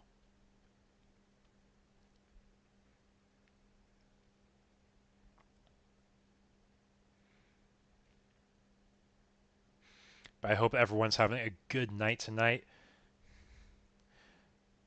Like I said, we have a 30-person webcam locals. They're all competing for a booster box. I have all my sealed booster boxes like right behind me in the corner of my room here. And some people have been taking individual packs because not everyone gets a full booster box, but you still get a good amount of packs if you place well in these tournaments. But additionally, all our top 8 placements will be getting a set of egg sleeves of their choice. They get the Imperial sleeves, they get the Alphamon sleeves, the Gabu sleeves, or the Impmon sleeves. So everyone's at least competing for top 8, and probably the coolest feature is I do have a battle pass for anyone who plays in my webcam events. We can go over the battle pass here after this set. Just kind of emphasize something I'm trying out with the channel and really hoping players enjoy the concept of. But it's really just to encourage people to be consistent in this webcam play and reward people who are regulars in the events as well.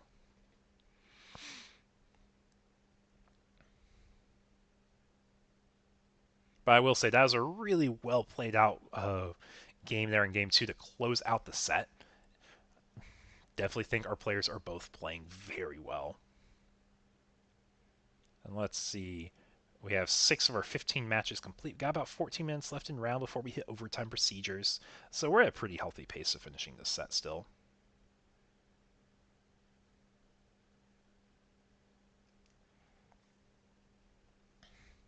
We do go into the free Vmon in the back here.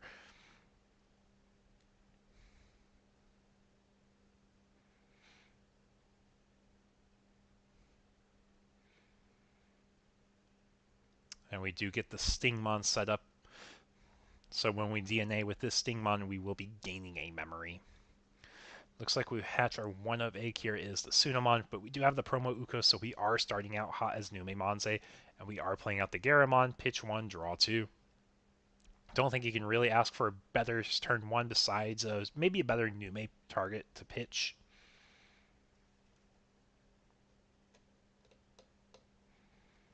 But yeah, so for anyone who's new here tonight, welcome to the stream. I hope you guys are having a good time enjoying the BT16 format.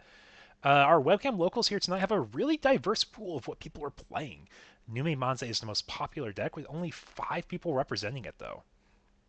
Followed by that is Magna X, which you have the 2 variants of the armor build, and then you have the vaccine build, and those are about split half and half. So you got 2 and 3 split, so another 5 Magnas, and the rest is like different stuff. Like they're all very competitive decks. You got Mirage Gal, you got Lugamon. We have D Brigade. I'm trying to think. We showed a Chessmon in round 1. It is a fun round to show. Yeah, and we got Imperial. We got a good amount of Imperial tonight. We got Virus and Blue-Green Imperial. So we got the Ripple and we got the Blue-Green.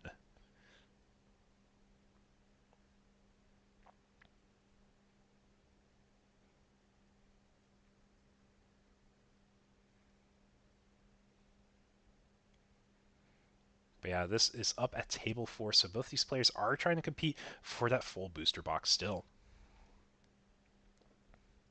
But we will see swing to security, crashing into a 4K. Nume X is going to probably be playing out that Garamond. Nope, he is playing out himself, which is totally valid. It is a Nume end name. Protoform will go here. We go into Manze X for 2, reducing our evo cost by 1, so that is where the 2 comes from. And we can choose to play at a level 3 or lower, or a Numemon in name, or not in name, a Numemon exactly, so it is level 4s. It would cheat out. But we are playing out the Christmas Gabu, the level 3. We do a 6k drain on the 1k Wormmon, and it does die to rules processing. Hukumon will swing. The Sunomon does get a draw effect as there's 5 or less in hand. It will crash still. Or is it 5 or 6 or less? I know it's based on your hand size being small.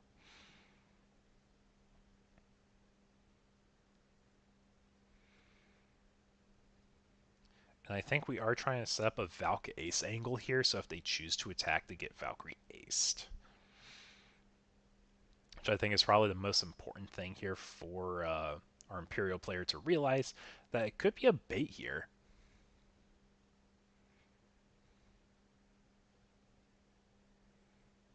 And we're playing out the option here. It lets us play our counterpart Digimon, DNA. I'm assuming you can ignore color requirements with this option too.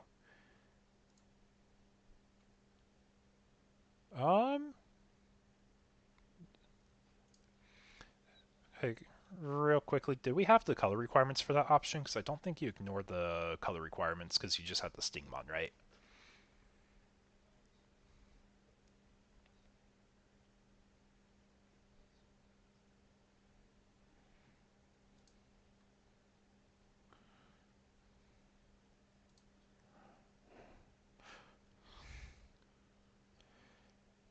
Yeah, basically we're just rewinding exactly what happened here. You have to Digivolve draw back. Everything look good on both sides? Okay, thanks folks. Okay, there we go. Yep, I was getting there. It's like, I know a lot of the new options ignore color requirements. I wasn't sure if that was one of them, so I had to read it real quick. But yeah, it's just that Stingmon. Stingmon, you can't do the DNA Digivolve. As much as it would be nice to, yeah, we put the card back for Evo, put all the cards in their respective zones where they were.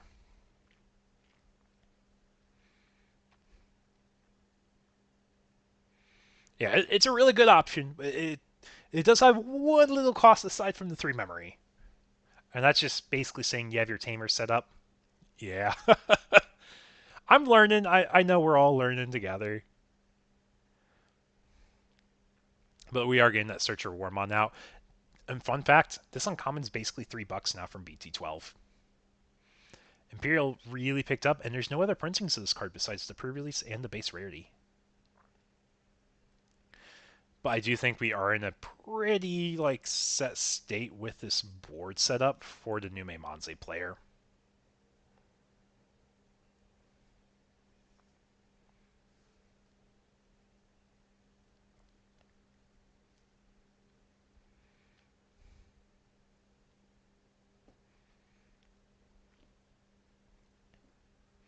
But yeah, we're just going to be swinging here, and probably is not much it's going to really hurt the Nume player, as it's a really quick game 3, and sadly, like I said, we couldn't get that option go off. But yeah, and then it's Monze for game, assuming there's no ace, which there's no level 4 aces. That is the set.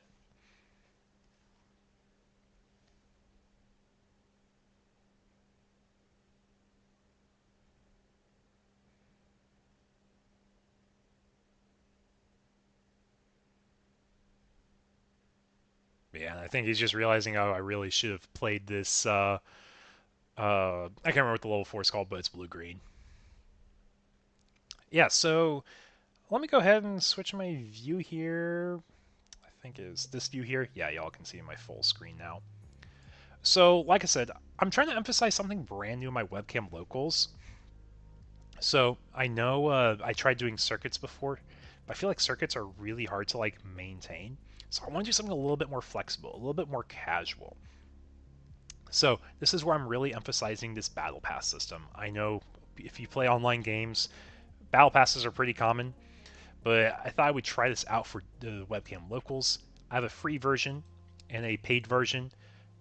The only real difference is the paid version, you get a little bit higher tier pricing. Meanwhile, if you're on the free battle pass, it doesn't stop you from getting the free pricing.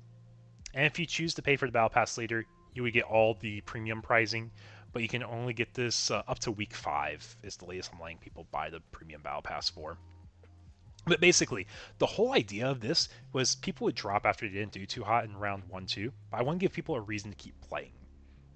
And if you keep playing, you get more involved, which is something I'm really pushing for here.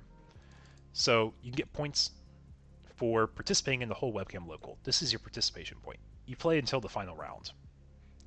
You don't have to win. You just have to play until the final round. If you get top 8, basically, in this instance, you get an extra point for placement pricing.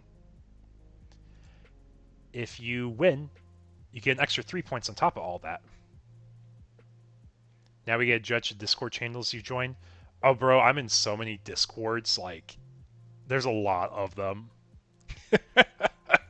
It doesn't bug me. If you recognize the logos, you recognize the logos, you know? But yeah, so if you just place, do well, if you play in the event, you get points for the Battle Pass. But I also have ways for people who don't place all the time. If you get a pack from my webcam locals, share your polls, you get a point. If you refer someone to play, you get 3 points. And then I have purchase incentives for if you get the premium pass of when you get it. But basically, I have all the different price tiers broken out here for how many points you've accumulated. And at the top of the paid pass, you get a full booster box of the current or next set. You get BT16 or EX6 booster boxes. I guess technically BT17 if you get at the end of the EX6 format, because I'm running this all the way until August 8th. But there's lots of cool things you get on the way. You get booster packs, you get free entries and booster packs. Promo packs. When I say random promo pack, I'm talking old box toppers. I'm talking old regional packs. Like I have the power-up packs from BT4. I still have those sealed because I opened what I need. I just held on to them sealed. I had no reason to open them. So it's just a random one of those. Free entry and then 12 booster packs. And I say they're cashable, meaning you can sell those 12 booster packs back to me for $3.50 each, and I'll cash you out. That's where you're plussing. If you make it to 25 points, you have gotten more than your $35 worth from this one item here. And then obviously booster box, or you can cash out the booster box also. Pretty good value. Kind of hard to like compete with that, I feel. Then the regular pass, I'm revealing new stuff every week to the folks. Or unless someone earns it, then I'm showing what's on the free pass portion. But like on the free pass, it's just a roll to start out with. You get a set of channel egg sleeves. So all the different egg sleeves I showcased here, if you get to 5 points, you get a set of these. Any of them, free charge. There's no charge to you. It's just something I'm doing for you participating in my webcam events. And then if you get 10 points, you get a free booster pack of BT16. I have ripped open boxes here. For people who get like half boxes and all that, that's where the prize support comes from. I have these boxes set aside so I can fulfill my pricing requirements for y'all. And one of these is basically a sealed case of BT16. It has most of the boxes together. I did ship out some price support earlier this week, though. Or this week, technically. Yeah, deck profile. And then the 25-point tier. We'll be revealing that probably at the end of the tournament tonight, just so folks kind of see like what else they can start working towards on the free pass. And if you have the premium pass, by the way, you did get pricing for both the free and regular pass. So you can really start stacking up pricing. I know it's like kind of small as we like work our way up, but it's just my way of giving something to our regular participants. But yeah, this is I'm going to try and get like a gauge for how people are feeling is working out. Let's see, tournament announcements. Oh yeah, we're adding the tournament role manual here. Okay, so I should be able to pull up pairings here. Now let's see, we got 10 of our 15 matches complete. We got about 3 minutes left in the round. So I have it as question mark because I want it to be exciting for folks to come back every week to see what the next pricing tier is going to be. So this is my second week with the Battle Pass. The highest we have right now is someone with 10 points at Champion. So I'll be revealing what's at the Ultimate level this week, and next week I'll be revealing what's at the Mega level. I want to get like a reason to be engaged, get you guys excited. Because like if someone hits it, I'll show it sooner, and the person who hit 10 points found out that night like what his 10-point prize was. But for those upper tiers, I want to get excitement. I want to get a build up for it. But yeah, and just kind of reviewing our metagame breakdown for tonight. Got lots of Nume. Got lots of Imperial. We got Yellow Vaccine Armor, got V Armor. So we got 5 Magna decks. Got Mirage Guy, we got Luga, we got D-Brigade, got Grace Nova Chess. We got Edamon deck, Royal Knights, Secon. Security Control, Secon. Ripple Imperial, Hunters, and Red Hybrid. So like I said, we have a really diverse breakdown tonight. And our top 4 decks for tonight are going to be featured on Digimon Meta. So if you guys place here, don't worry, you guys will get a chance to showcase your deck if you get a top 4 tonight. But yeah, looks like we have, of our 30 participants, we've already got the majority of our matches complete here.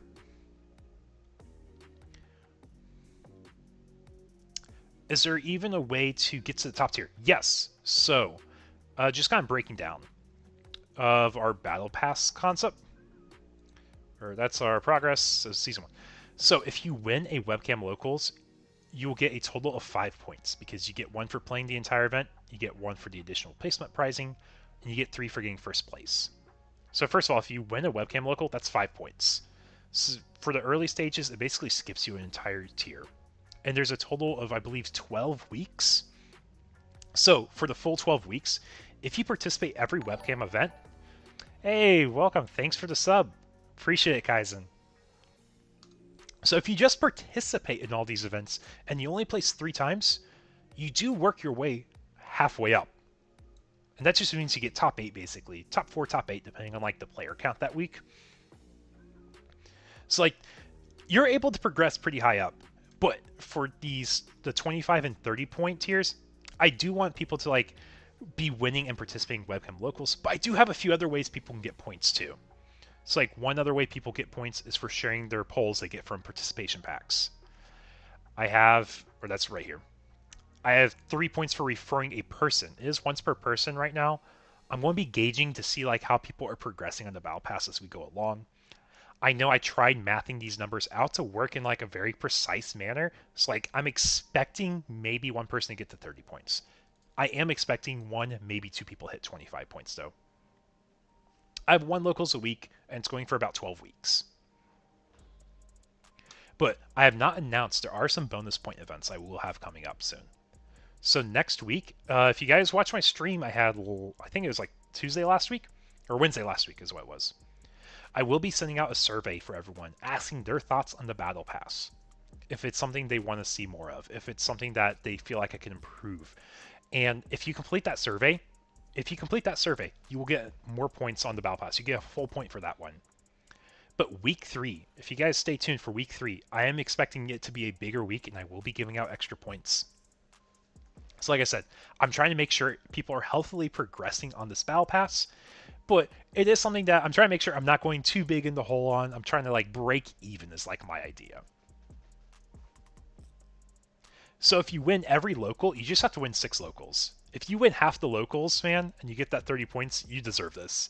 And you also get your regular prizing every week, too. Yeah, you win half of the locals, and that immediately gets you here. I'm not expecting someone to win 6 locals in a row consecutively. That's why it's over the course of 12 weeks. But I feel like I have an ample amount of points like available other ways. So like from what I mentioned, you have at least 5 points available just from referring a friend, from posting polls, and then from the survey I'll be doing next week. Oh, it's all good. It's all good. I mathed it out. I mathed it out and try to be like as fair as possible. And then I do have the purchase incentive. If you get the premium pass and you pay for it, if you purchase the premium pass before we get week 3 webcam locals, you'll get 3 extra points.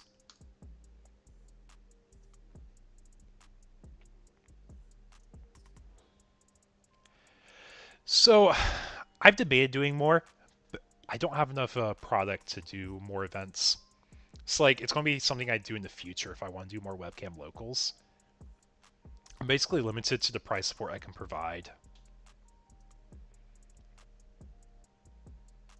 Because I would love to have more locals. I really would. But also I don't want to burn you all out too. Because I know it is a lot of time to like be invested into these events. Okay, let's go ahead and take a look. So we are in our overtime procedures. We have about 2 sets to go still. How much is a premium pass?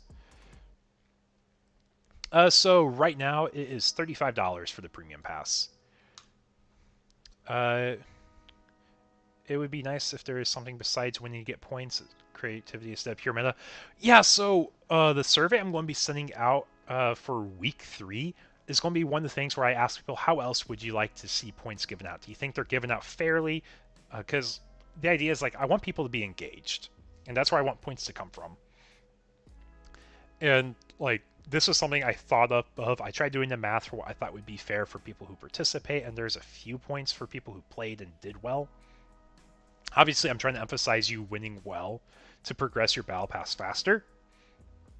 But I do have to be careful with like how fast I give this one out. Because like I said, I don't want to put myself in the hole for this, but I do want to try breaking even. So I will be giving out probably extra points if people aren't progressing that fast. It's just one of those things I'm watching as things go on. And I think I even announced that in announcements, just like, hey guys, I know it's something brand new. I've never done this before. I don't think I've seen any content creators do this before either. So it's something that we're just all in together. Yeah, like I said, I told y'all what I intend it to be, so y'all can take my word for it. And I have an FAQ here of different questions people have asked. Does the premium pass pay for each week's entry? So, on the premium battle pass, I have free entries on here. So, if you buy the premium battle pass, you don't always get your free entry, but I do have it set up so you get a free entry at the 5-point threshold, at the 10-point threshold, at the 25-point threshold. So there's 3 free entries, so you can play for 3 different weeks on here. I will say, just hint, regular pass, they might get a free entry somewhere on the regular pass as well. And you get both the regular and premium pass. But I'm trying to make this as fair value-wise as I can, while trying to provide the best experience for people who play and participate and are active, while also making sure I'm not going too negative, like I said. I'm not trying to be uber conservative, but I'm trying to be thoughtful, at least, when I do stuff.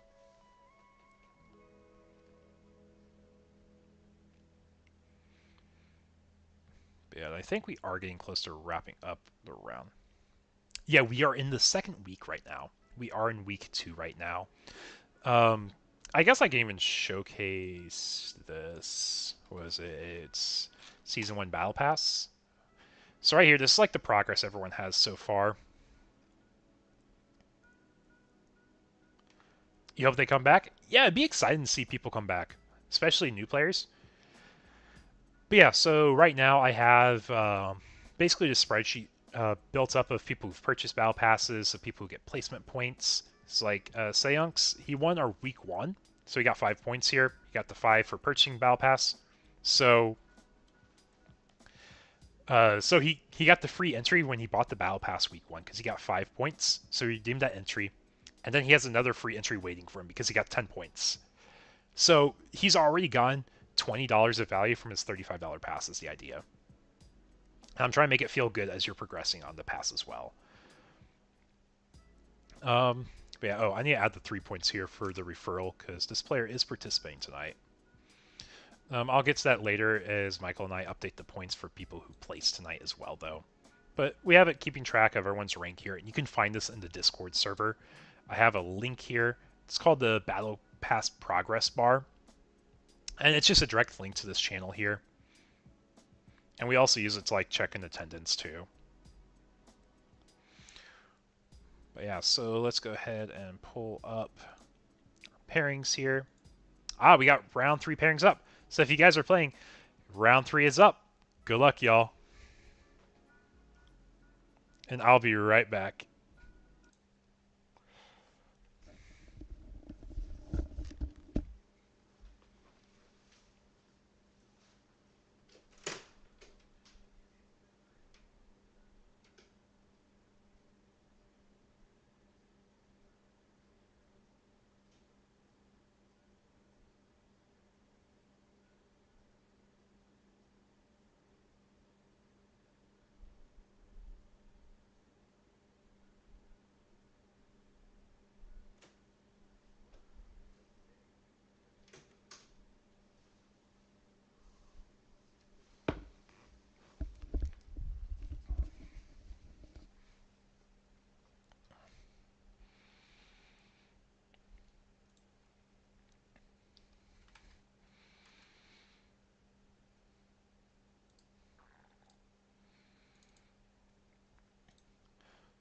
Hey folks, are you cool if I stream you all set?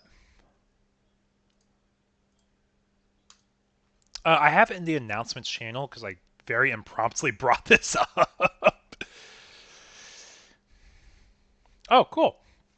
Yeah, get them hyped up. Get them hyped up for their friend. With that being said, good luck, folks. If you guys need a judge request, please ping Michael in the judge request channel as I'll have my headset on mute for y'all set.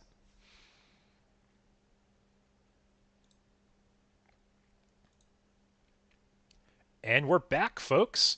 We have round 3 up. We have One-Eyed King versus Wuggles here.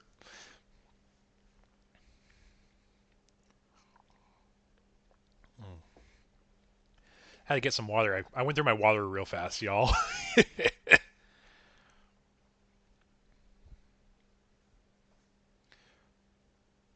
Yeah, so we got One-Eyed King here on the top, and at the bottom we got Wuggles. And this will be a fun matchup to see. And this is going to be something a little different. I will say, try our best to get diverse matchups, showcase something different every round. Like I said, if you guys have requests, don't be afraid to ask for it. I'll do my best to feature it if we have them available. I know someone joked around, asked for a Greymon deck. We don't quite have Greymon tonight, but we are in the mole phase. It looks like One-Eyed King just keep his hand while Wuggles also has his hand kept and security set up. So that being said, we're going to be starting out our set with a Sunomon. So we know that's either an Alter B deck or it is Nume Monze, but we are seeing the Nume. It is Nume Monze we're seeing. And the opponent hatches over a Koromon. Koromon's just a generic good red egg here, so it doesn't mean it's anything in particular. Sorry guys, got sitting on my wallet. I'm going to remove that for now. But we're going to 3-member to work with here. Our opponent has a Satsuki Tamer set up, so they will be gaining memory at start main phase if there's a Digimon on their field. But I'm seeing flashes of red cards in hand. If you guys have an idea what's red, goes with the Koromon. We see an Ukomon. Honestly, one of the best cards we have in the set. But we do see the Flamemon. We have Red Hybrid versus Nume Monze here, guys. So our lone Red Hybrid player is playing at the top tables right now. He is at table 1, 2-0 at the moment, competing with One-Eyed King. Both going for the booster box still in the running. But we did finally draw into an Ukomon here. We did get a rookie set up.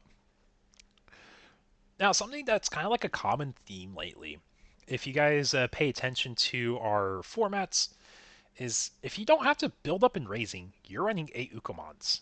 If you're playing a hybrid deck, you can play 8 Ukomons because you build on field with the Tamers.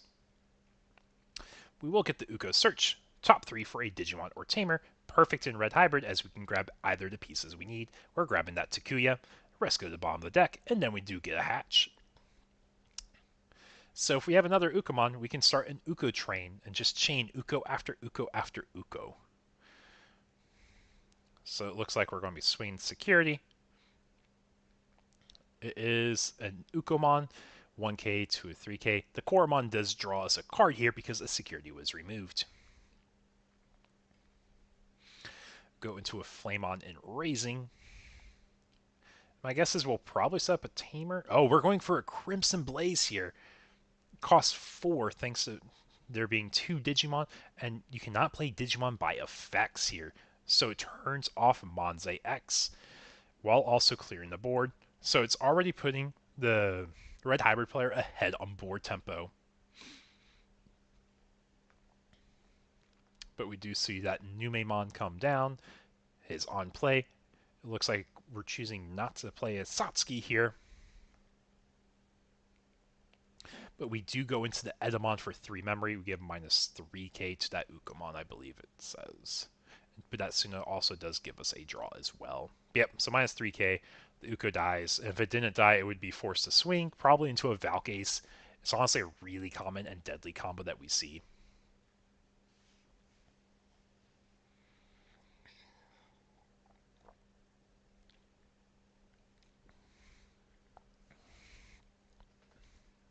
So that Edamon is a blocker too because BT14 Nume is a generic blocker. And if we try swinging right now, we're probably going to get aced, blocked, or just not get any way to progress our board state. So this is where we're really wanting to see like Tamers start going for the Red Hybrid side. So a Fixer might be optimal here. Yeah, we realized it should have been 2 memory because Edamon costs 4 to Evo into. I think we're working out the memory thresholds where we should be. Yeah. It should be good too. And we play our BT7 Takuya here. Hopefully we'll get the option to warp into the Emperor Grey here. I think it's what we're aiming for. And honestly does give us a out for the potential Valcase. And it plays around the need for the whatchamacallit, the Edamon effect. So if we get another Edamon, we're not getting affected by it.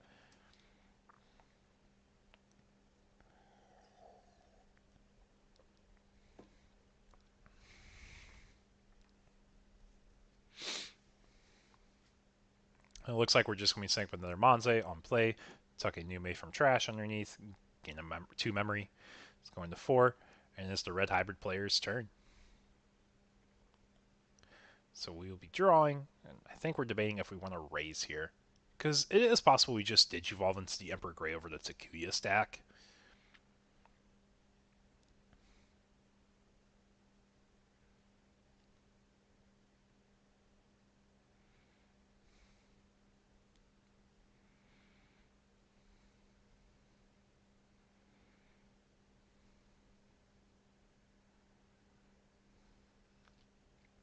Yeah, it looks like we're debating going that Burning Gray. We're going to Aguni 2 first. Oh, because we want the Inherit on the Aguni. That's why. Spend the 1. I'm going to be popping a 6k or 4k or less, which is going to be that Ukomon. Go into Alda for 1. Yep, we got the Alda for 1 plus 4k. Then if we have the Emperor, we can pop a body. And then, or if we have the other one, we blitz, technically. If you block, then you gain 3 memory, if I remember correctly. You can also just opt to swing with this, but it puts you in a target being Valked. Because Valk is what, 12k body minus 5, effectively 17. 17 into this stack. Okay, so we're getting the 2 checks because we're really big. Thanks to that Takuya Inherit, we get +1 check. No Korra draws, though. And we're just going to end our turn on the Flamemon. Pitch 1, draw 2, I believe this is the BT12 one.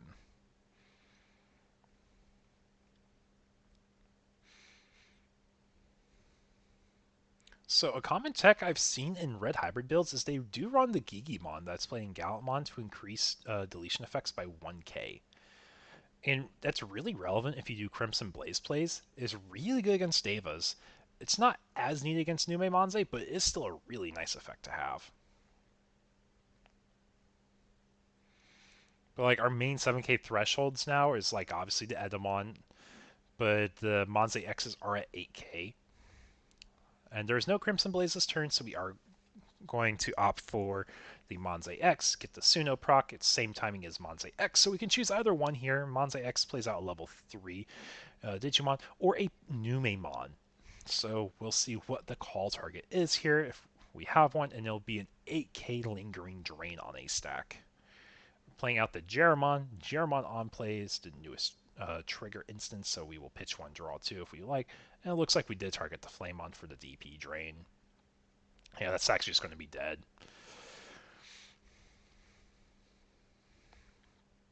We do get Chikurimon. This man does fear Death X. It is probably the main reason you would play that. You don't really see it relevant for most other matchups. Kind of matters in Blue Flare, I suppose, too.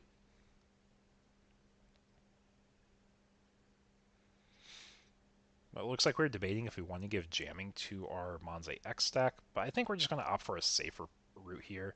Start controlling the board. Minus 3k, minus 1 check on that all the stack.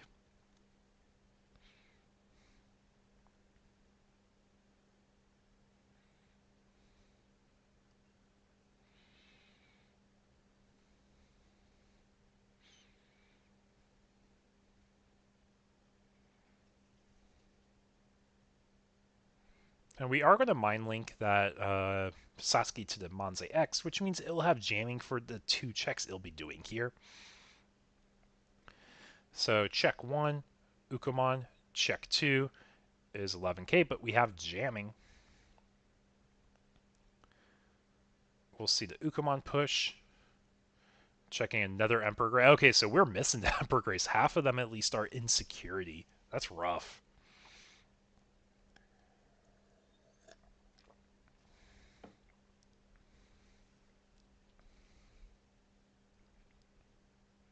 And we do see that memory blocking Shumon come out now as well. And we do have reboot thanks to Satsuki because we're choosing not to unmind link here. So we have 3 level 5 set up. The dog, that tells me there's probably an ace coming. So if any swing happens, we're going to get an ace coming out. It's going to be a Valk ace more likely. It could be a Zulong if there's yellow level 5s, which they all are. And we could even have a Garga ace come out because there is an Edamon, which does give the black root. Or I guess if you're really spicy, you run the Wargray ace that we got as like a box topper, like those 2 cards, the Milga and the Wargray. But right now it's 2 security versus 2 security. A Crimson Blaze only hits the Chumon and I think the Monze. I think Monze 6k. So it costs 2 to remove 2 bodies, but then we're at 2 security. They push out the rookie. They have 3 checks. Like, it's kind of rough here.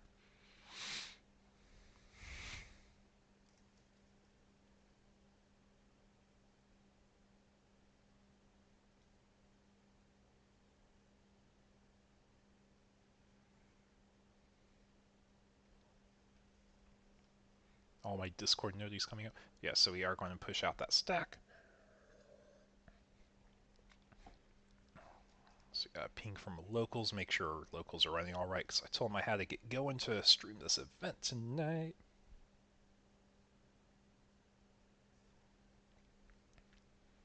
Oh yeah, while my locals tried out the All Force deck tonight, he loves Rena and he loves the concept of All Force. Yeah, he's trying that out. And he had a rough round 1, it sounds like. The Burning Gray did pop the Chumon. That is nice. Spend the 3 to pop a body. I don't think we have blockers. They have 4 swings coming in. They could potentially clear with another Monze X. I think it's just a rough angle here, man.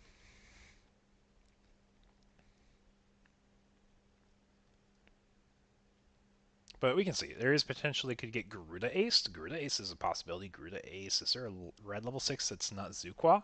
I think Zuqua's the only ace.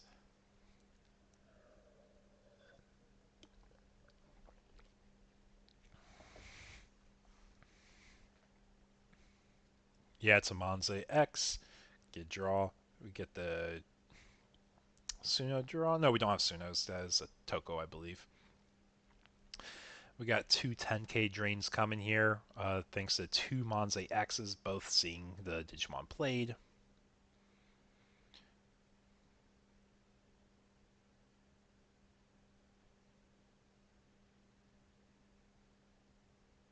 Yeah, now we're just going to go for game here. And we'll go on to game 2.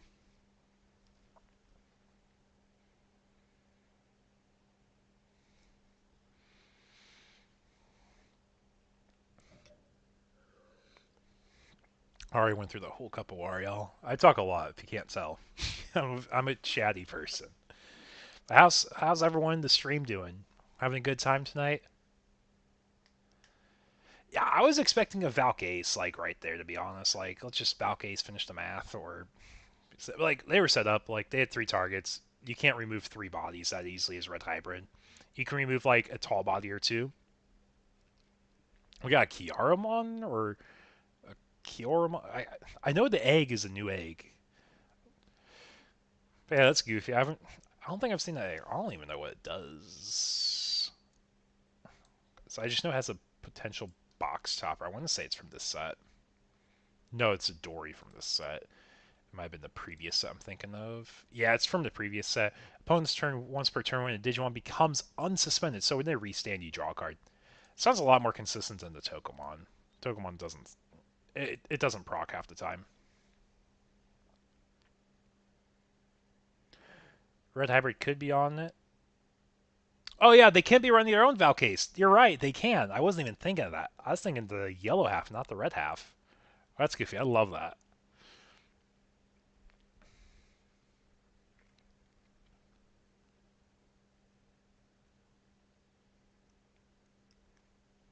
Looks like both players are set up. Red Hybrid's opting to go first, which makes sense. They're an aggressive deck, and they're going to give their opponent 1 memory to work with.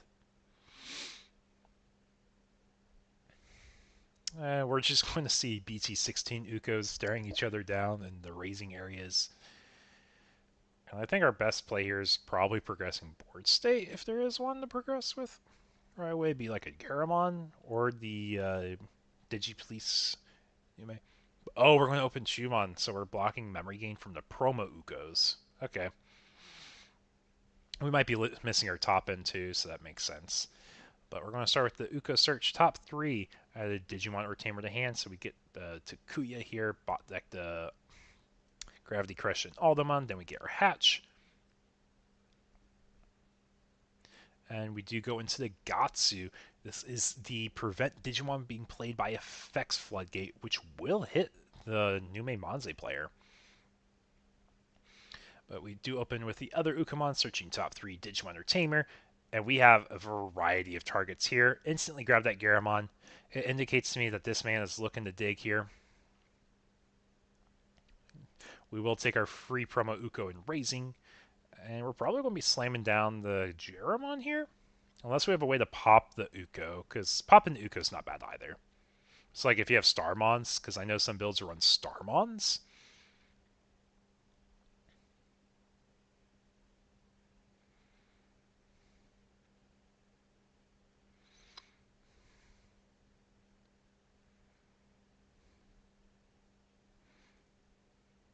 But yeah, it's kind of a tough decision. I guess you could even Evo over the Chumon.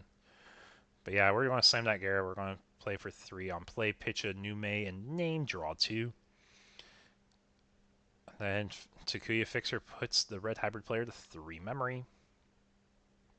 Going to be raising the Gatsu. Uko effect will go off. Search top 3 again. And we do see Garuda Ace here. So like there was the Ace to play around that we were just talking about for the previous round. And honestly, the Garuda could be really good in this matchup. But the Burning Gray is a guarantee pop a Digimon right away, so I wouldn't blame that. But but we're actually grabbing the Takuya here. So that tells me he probably has hybrid lines in hand. Then we get the hatch. Rookie and raising because we're good at the game, right? We may not have the rookie. It's like we've been playing this like awkward like board tempo back and forth between red hybrid and Nume. I mean, even if we have a Crimson Blaze here, that's a really good play too in my mind, just because it does do a board clear. But we are opting for Burning Gray for 2. Draw. And we'll be popping the Chumon. That was popped right away. Okay, so we're trying to gain memory to Takuya and here. It makes sense. Going to Alda for 1. Use a 12, effectively 14k body, if I remember correctly, from the Takuya inherit.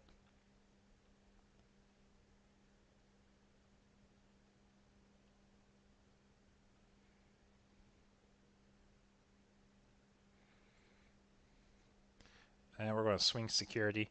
No aces should be able to come out from here. Get 2 memory from Takuya. So we did get our 2 memory, and we get our 2 Koro draws. Man, that's a good feeling turn right there, regardless what happens next. So you can choose the Crimson Blaze, you can go into an Emperor Gray. Hopefully we got a rookie for that Koromon in the back. And we're just going to start pushing.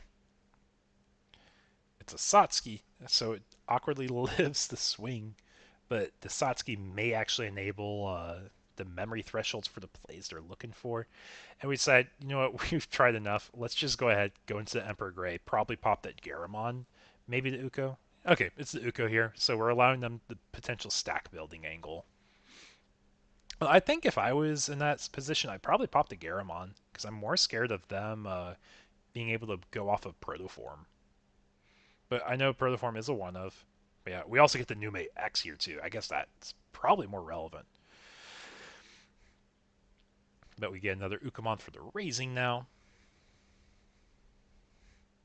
So denying them cards in hands, like, good, but I don't think it was the play I would have gone for. Because we know we would have... I guess they had 3 memories, so they're guaranteed to stack. Okay, I see the line of thought. They're going to have 3 memory anyways, so...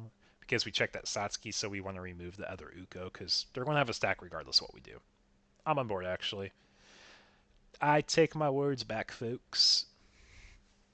I talk real fast doesn't mean I always think as fast as I talk. But we get the Gary going here. Get the next Nume X set up. And I'm going to swing with the Nume X. And we're going to Edamon for 4. Give minus 3k, probably to the Emperor Gray stack, forcing him to attack. Yeah, we're targeting this stack there. Makes sense.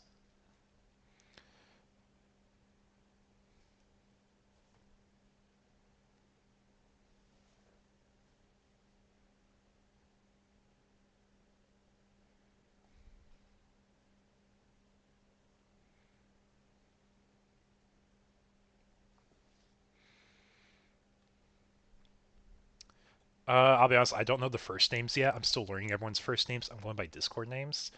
But yeah, there's the Valkyrie angle we're talking about. Also, guys, for anyone who keeps track of the serial Omnimon market, Omnimon 420 was just found. So the 420 Omni was just found.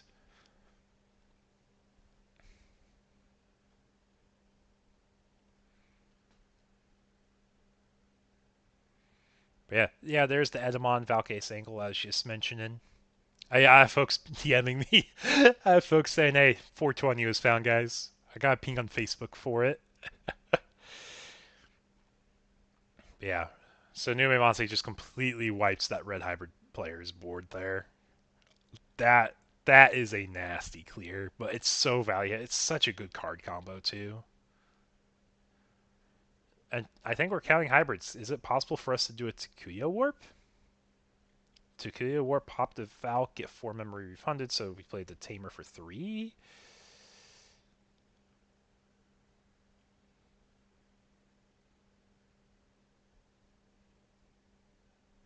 Sorry, Antonio, I'm not quite sure what you're referring to, because I talk a lot. I talk really fast. And I know there is also roughly like a 20-second delay give take from what I'm saying from when I see y'all's chat. Yeah, I can ramble on, go on tangents for ages. If you guys watch me stream before, I talk a lot. I talk a lot.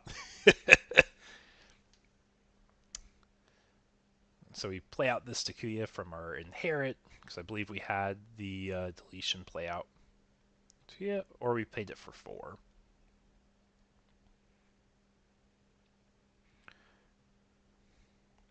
Oh, we see a Death X come down. The Old Force player? No, it's an Austin local. It's an Austin local I was referring to earlier. Yeah, we have a Austin local that loves the Arena Tamer, so he built the Old Force deck. Man, that's such a value-heavy Death X there. Honestly, good one of right now.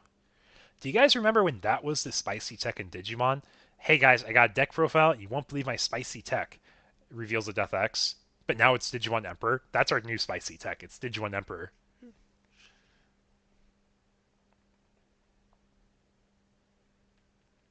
And we do play the Warp Takuya 4-3 here. We see the Uko raise, hatch egg, gain a memory. Satsuki, start a main, gain a memory.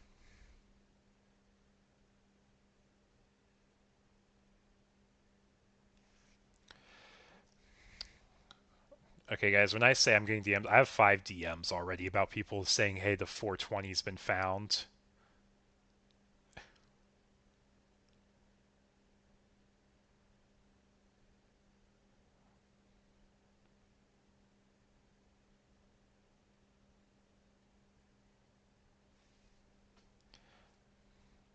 Thanks for the update.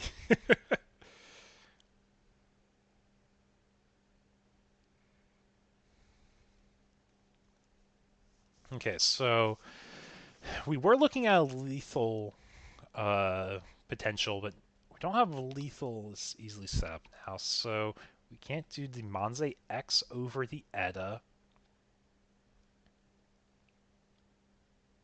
Yeah, it's between you're either playing Ukamon as your spicy tech, or you're playing Digimon Emperor as your spicy tech, which is just saying, I play the tech, or I play the hate for the tech, right?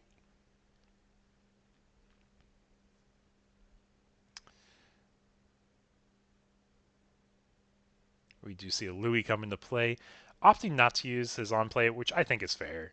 You don't get the memory for it, so you want to save your board if you can, because they have ways to do DP drain easily.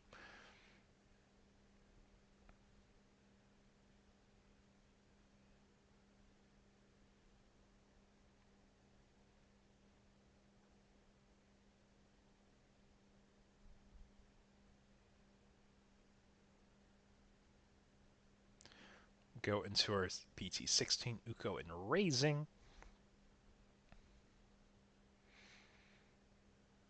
And we will be playing a Manze here. It's on play for effective 7, effectively 5. Once we get the memory and tuck our dude. End of turn, we're going to see the Ukomon get popped from the Death X effect.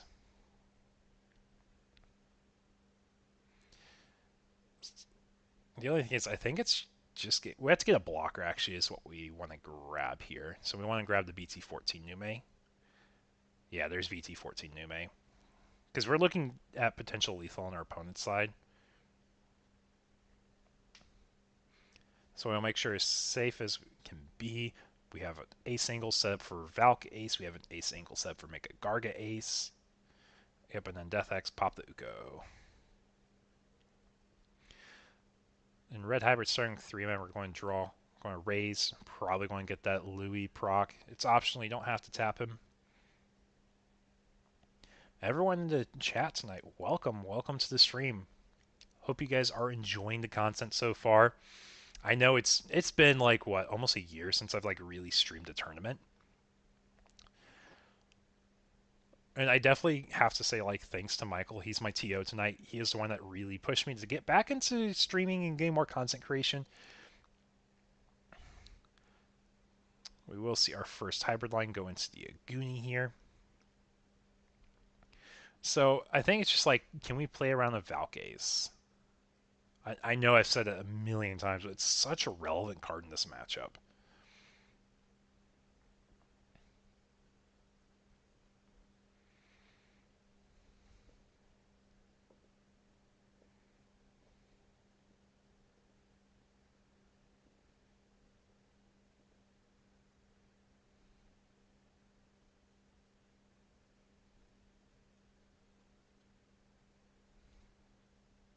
Or swing, we're doing the check. Is there a Valk?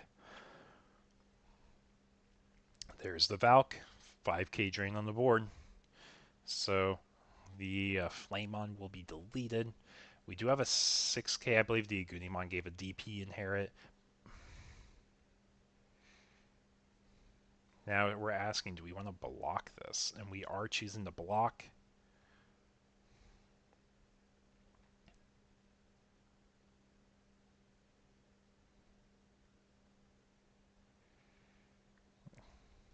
Now Deathx can swing here, but it may be more valuable to keep it standing.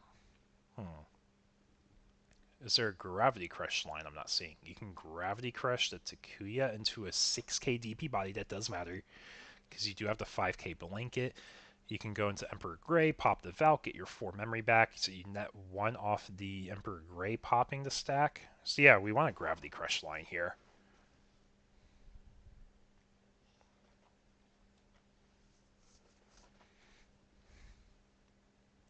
Swinging Death X first. This could be a second Valk, or I guess Valk doesn't matter here, right? I think it'd be bad to go into a Valk. Oh no, he's doing trades. We're trading. Yeah, no, trade's actually really good here. Okay, I'm on board. These players are doing a good job. They're both playing well. They're both playing really well. Because I see one linear line. I'm not looking at their hand. I'm just saying what I'm seeing from my perspective here, you know? Our two players are putting up a really good set here so far. And we're just going to play another Takuya for 3. The Val can go for 2 checks. We have 4 security. Get an Uko raise. We get a hatch. So like, there is a world this is the set. So the world is Valk swings, gets 2 checks. Uko swings, get a check. That's 3 checks. You go into promo Uko. So you'll have 3 memory. You do a... Actually, no, you're short 1 memory again, too. For that line. Because you don't want the Valk to die, because the 4 overflow is not greater than the 2 memory from Plat.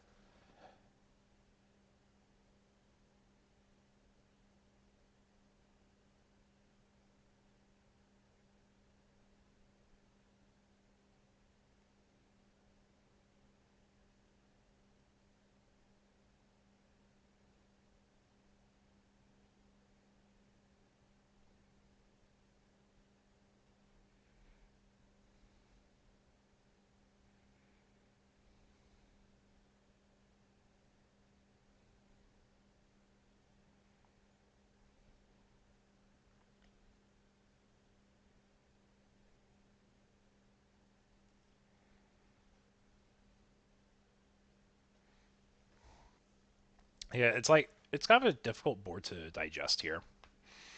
Like, they're playing well. They're definitely playing well.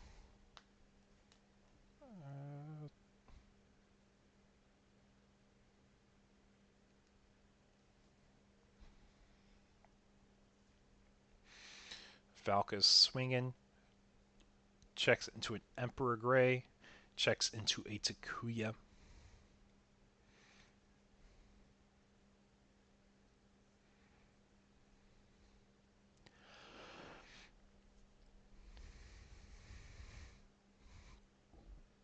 And we play a Garamon. And play pitch 1, draw 2.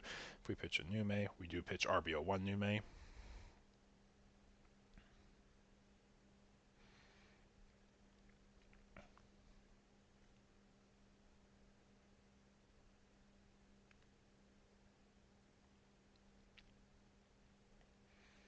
We do go into RBO1.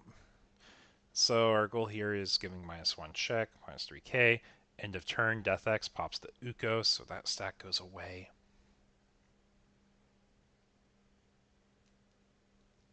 Yep, okay, so we do get that adjusted. Get a Koro hatch here.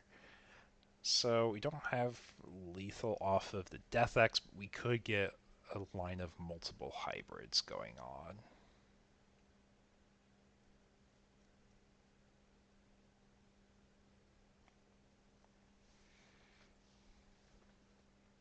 So we get a Flame and Raising. It's a good set, though. It's a really good set here. I think my next thing I need to add to my stream layout is add like player names and then a timer. I think those two would help. I can even do like the round that we're in.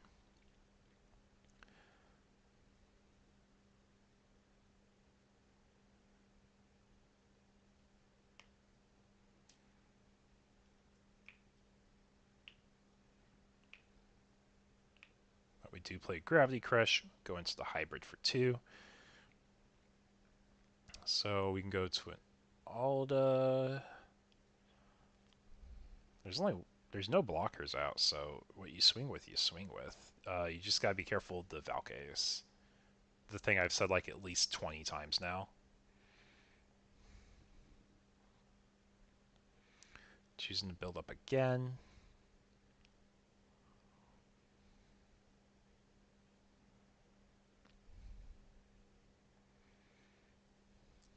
Yeah, you can use the clock in the back for. Oh, TV in the back. Yeah, that's my TV. It helps me keep focus on like my time as I'm working throughout the day at my computer. It's like I can look back and just kind of know like how I'm gauging throughout my day.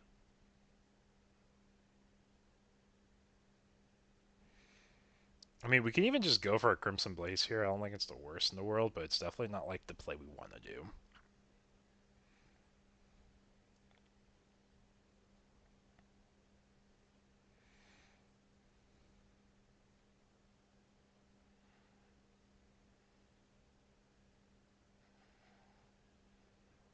And it says, if you got the Valk? Question mark? I think it technically has 2k from Takuya Inherit still, so it's going to live through a Valk, I think.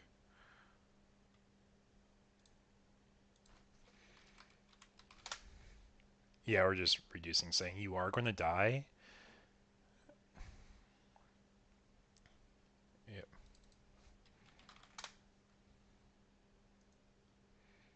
And the card is remove Scaredy, so you delete one of your opponent's 8,000 DP or lower Digimon. Yep. So, say Valkyries, go ahead and pop your other Goonie stack. And this stack will gain security attack +1 because there's not a body. But yep.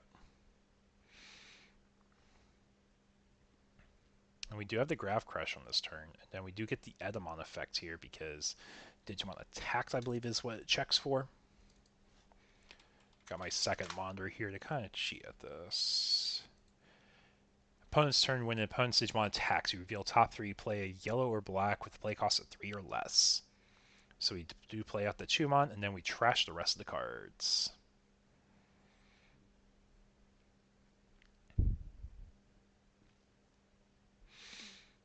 But yeah, it just keeps pushing more pressure.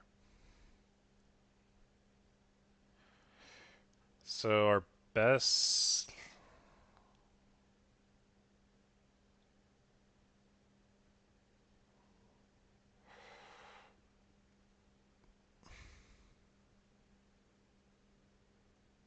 I think they're trying to figure out ordering because I think he missed the time of the attack. You may reveal, so it's an optional effect. You don't have to reveal top 3.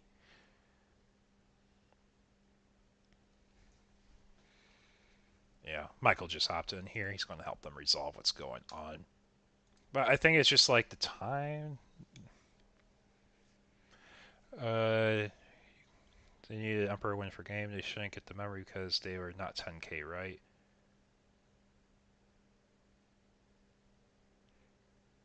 Oh, for the Takuya memory? Yeah, I'm going to let Michael handle this because he is working as my judge for tonight. But I think what it's just going to be is it's going to rewind it here, unfortunately, and no red hybrids expecting to have the memory thresholds they have. Oh, I think they might be asking about the Valk Ace timings also. For like if they both have to pop the thing, maybe?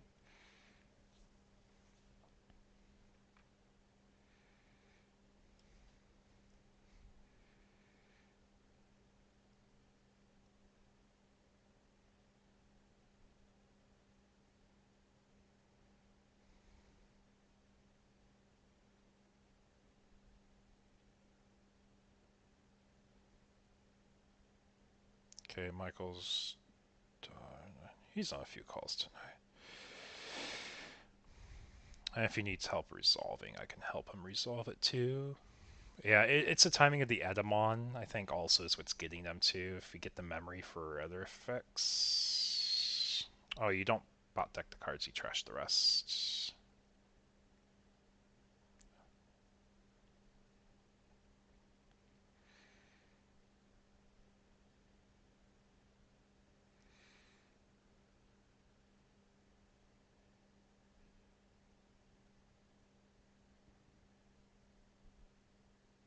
Guess I went to chew on stop the memory game, but Valk 5k to the board, so I guess this goes over 10k.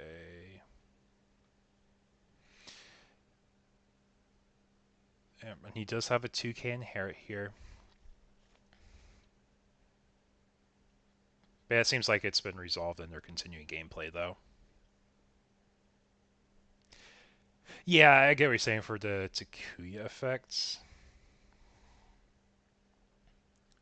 Yeah, it had a lot of things going on there. They're building up a nice, complex board state. Yeah, Michael's also watching the game, too. I know that's the one thing. If I have a stream going up, I'm not paying 100% attention to, like, the entire game going on. So, like, I'll admit that's one of the double-edged swords of streaming. It's hard to, like, split my attention between chat, having conversation with myself and y'all, and then maintain game state. But I can catch some things. Some things are easier to catch than others. But especially when you have like lines that are a little bit less linear. We just have to remember we do have the RBO1 Manze giving -1 check to Death X on this turn. Check a Satsuki Tamer. Oh, I see. It's... Well, the Edamon was over the other Valk. Or the Valk was over the Edamon. It is a Manze on the other stack there. But we're just choosing choke at 1 here. So basically, if a Valk dies to security, it can end the turn prematurely. So, security check, Takuya. So I think the safer play would have just been swing over. No, that was fine. That was fine.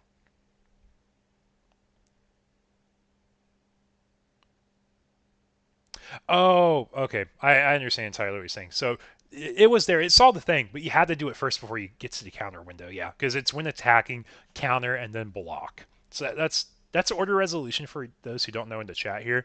The flowchart for attacking is when attacking effects and when an opponent's Digimon attack trigger at the same time. Same thing with an opponent's Digimon's getting suspended. So it's turn player priority effects first for that stuff. So if you're an active player, you get your effects first. Then your opponent gets their effects. And then you get the counter window where you can go into the blast Evo. When you blast Evo, that's after the block there.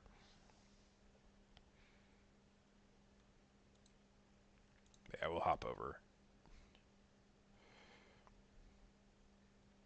Yeah, exactly. So you don't get... Yeah. Mm-hmm. Exactly. So because they chose the blast Evo then, they missed the Edamon. That's exactly what happens.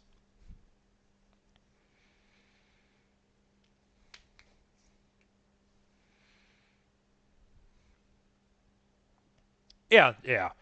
I think the repair was perfect. The only thing he missed was like he should have trashed the cards from Edamon instead of going to the bottom of the deck. I think that's something he didn't realize either there.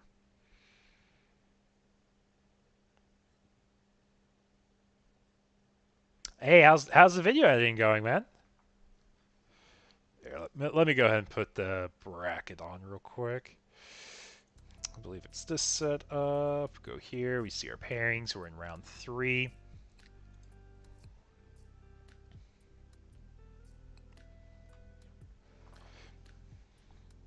I'll be real, I didn't even realize we finished the set there when they finished the camera. I thought we were going on the games to 2 still. Yeah, like I said, it's another thing. It's like doing 2 things at once is a little hard. And that's why I have a dedicated person to running the event and being a judge tonight too.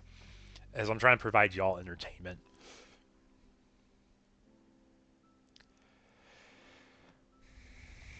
How would that work with Imperial on Dragon Mode? All turns evolving to Fighter Ace. Does Blast Ace still activate?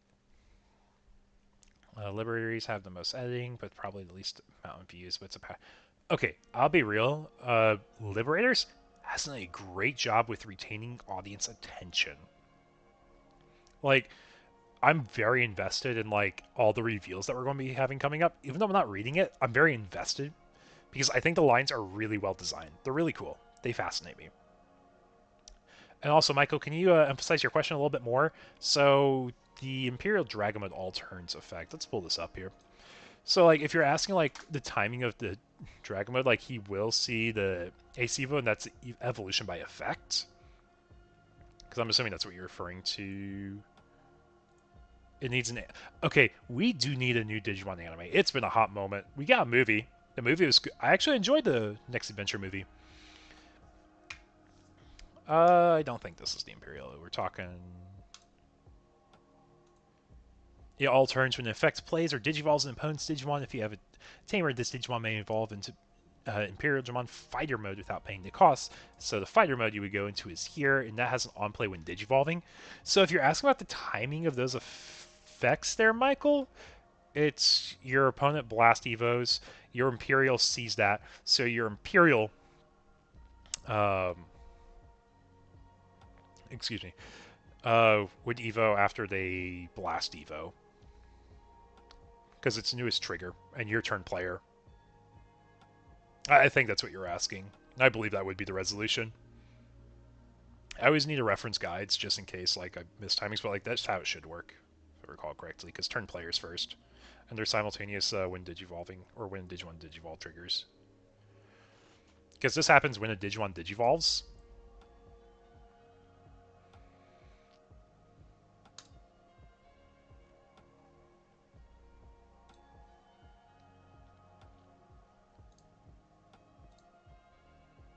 And if I'm wrong, please let me know. And if that wasn't the question, please don't be afraid to ask again.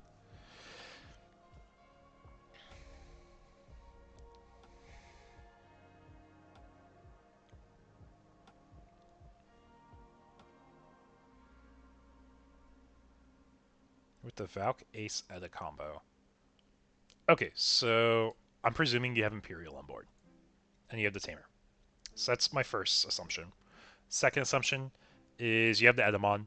You play Edamon, says Edamon, when your opponent's Digimon attacks, or you're forcing them to attack and they have minus 3k. And then you're using that window so you can go into your Valk Ace.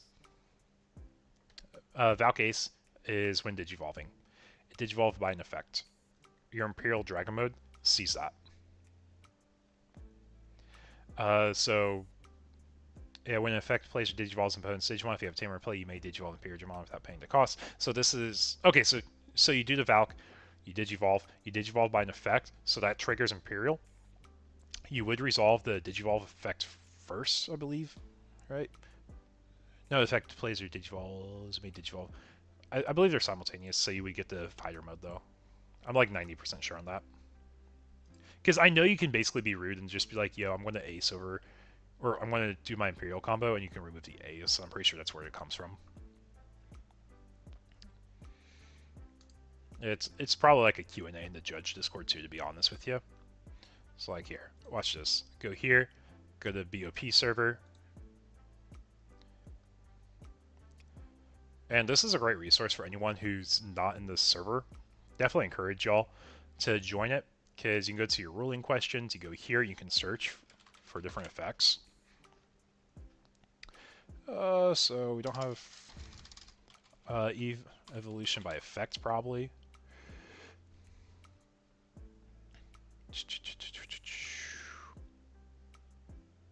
Last evolution versus medieval, permissive, gallant warps. Okay, it may not have been asked yet, but I'm pretty sure that'd be the ordering. Digimon suspended effects, partitions, because normally it'd be something to be asked.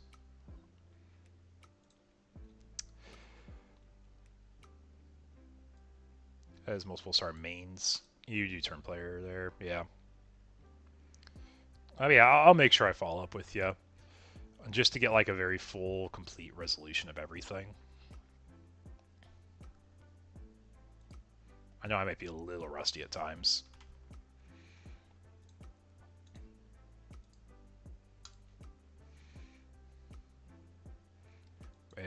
So we are down to our last 4 matches to submit. We are in overtime procedures right now.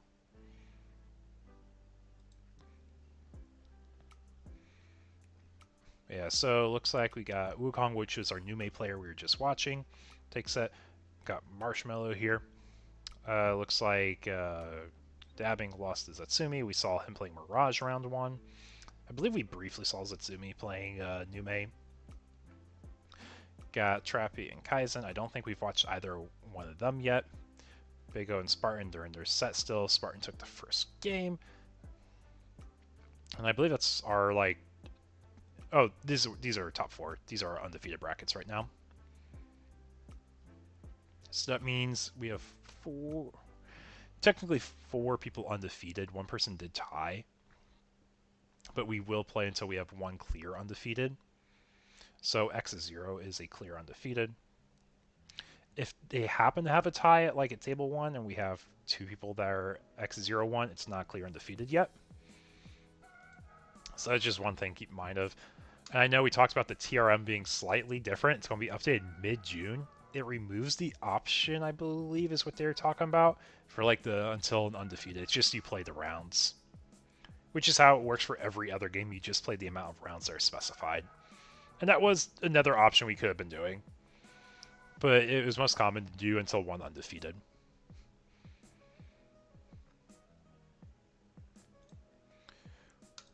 But yeah, we don't have the round 3 standings in here yet because it's waiting for the final pairings to be completed here in overtime.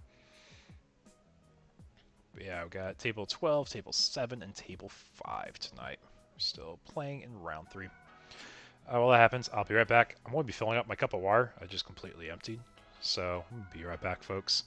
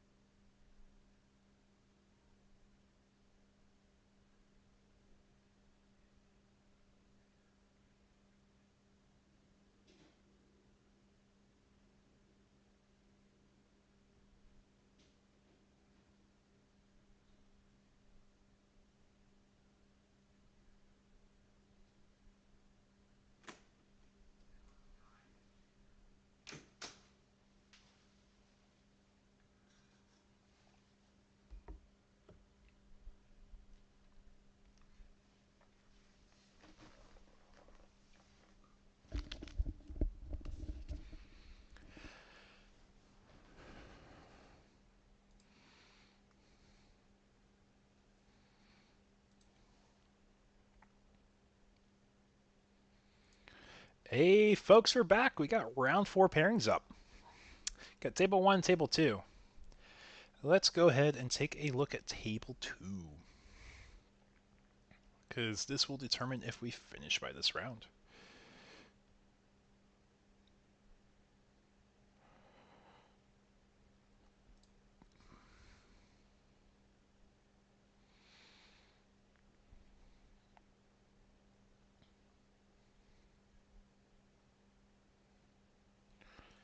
And give folks a few moments to get to their tables here.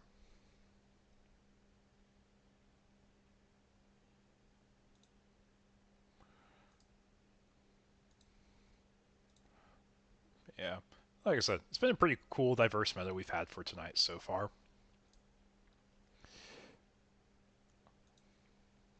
I hope you guys have enjoyed the content so far. Let's go ahead and hop to table 2.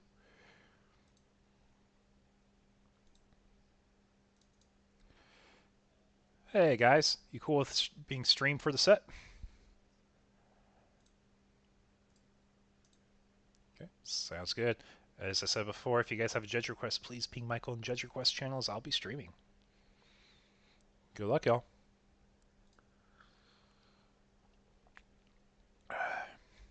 I believe we've seen both of these players briefly so far tonight.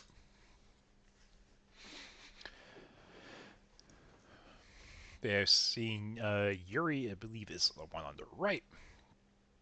I have all the abbreviated names here just because I have my stream mode on, so I'm totally blanking already.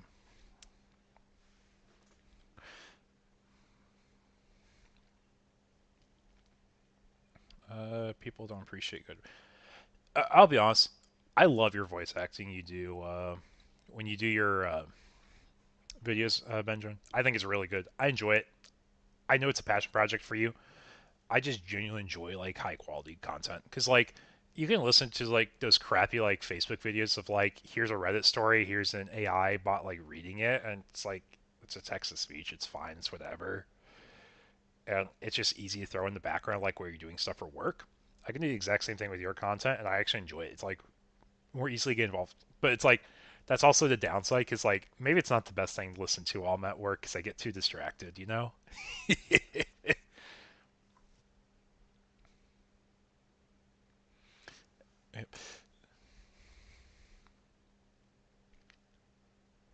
But we have Yellow Armor Vaccine versus Nume Monze. The two big decks of the format. We're not opening up with a Patamon, though. We got a Kudamon, which is totally fine. We'll probably just go into a Rapid. We're going to commit to a TK, make sure our security set up well, and we grab a card for our next turn play, which honestly is just as good. Because our goal is going to get to Magnet X as soon / fast as possible, and then hopefully have enough DP. But because we are... Ooh, Awakening the Golden Knight.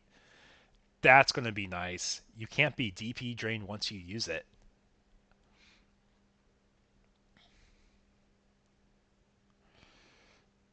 We do see the Uko hatch gain a memory. Man, this is going to be a nice game to watch. It's going to be a nice game to watch.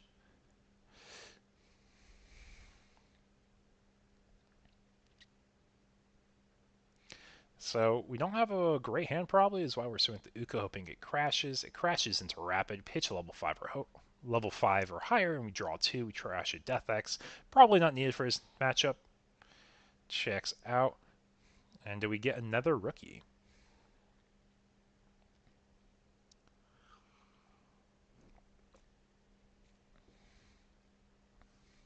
And we are using Protoform, which means we got the Monze X.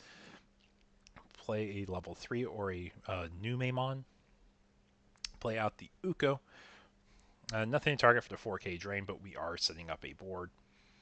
My guess is we probably have another rookie to end the turn with, like maybe we have another BT15 Uko. Swing security, check the 1K Kuda. And then we go into Venus. We're just going to say, no, you're not getting any effects this turn. Oh, that can be rough here. We got 4 to work with, so we can go to a Rapid.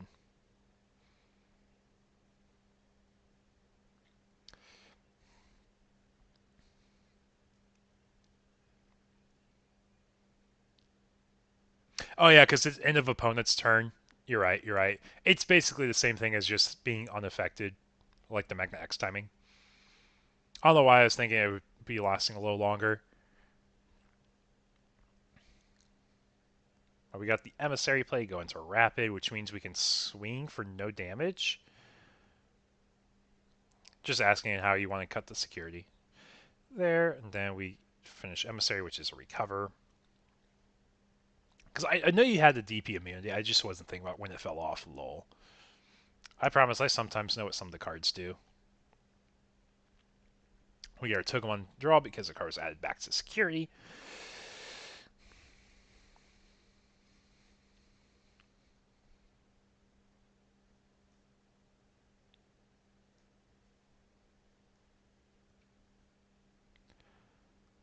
Now we see Heaven's Judgment. We get 3 procs. So we remove the Venus and we get rid of the Uko. That is a board clear. So first thing that resolves is Protoform. It's interruptive of when a Digimon leaves the battle area other than by your own effects.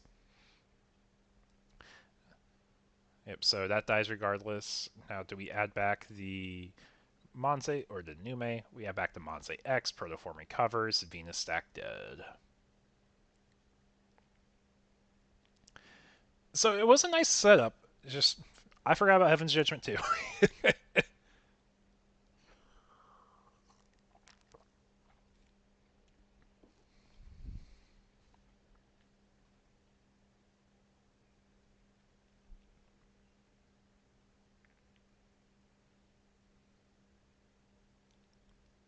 So it's really, what do we do here with this setup?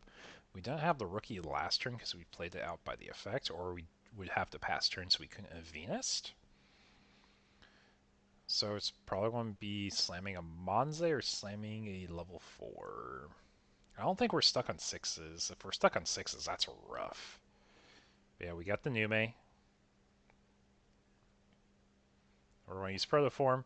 Going to Monze X effect, because we just brought that Monze X back. Play a Pillow. Minus 4k lingering on the opponent's side. Get fixed to 3 things to TK. And we do have that Pata set up in raising now.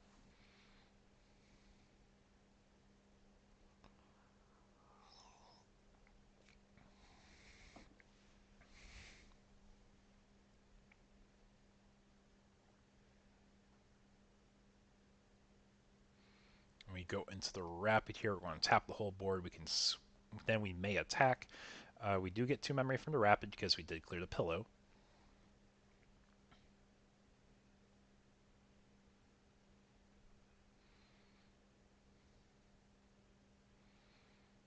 And if we swing over, we do have the 4k lingering, so we can be Valked here. Nope, no Valk. So our security has 2 protoforms.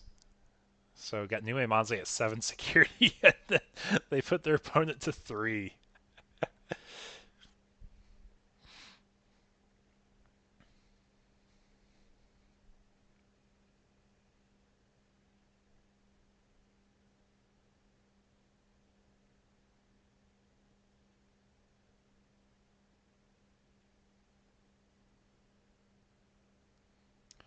And get the Monze. We're going to be tucking underneath a Nume. We got it. Nume. I was going to say we had to be careful. I know we added it back to hand with Protoform, so I couldn't remember if we had another one in there.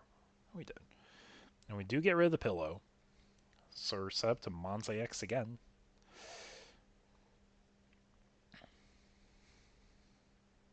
So Patamon start a main. We're going to look through security. And we could digivolve into a vaccine. We can say we failed, or we can just say we chose not to.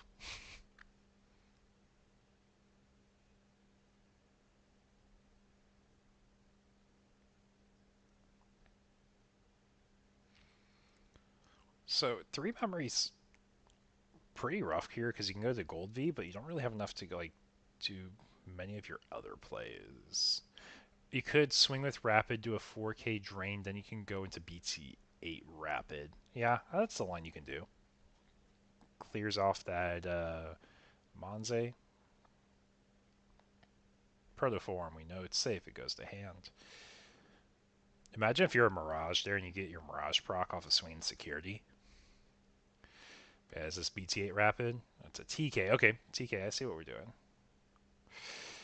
At the hand, we get add a card to the bottom of the stack.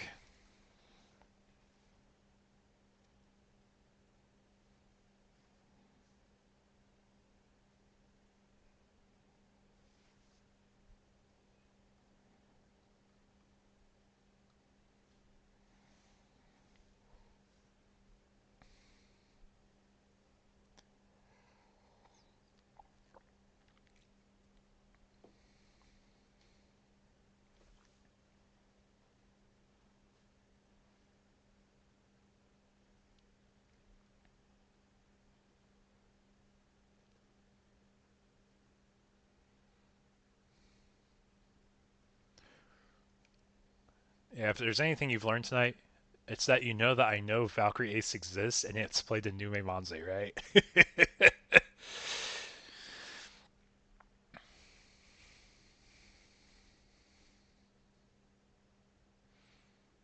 So even though we don't have a Magna X setup, we're actually in a pretty decent board state.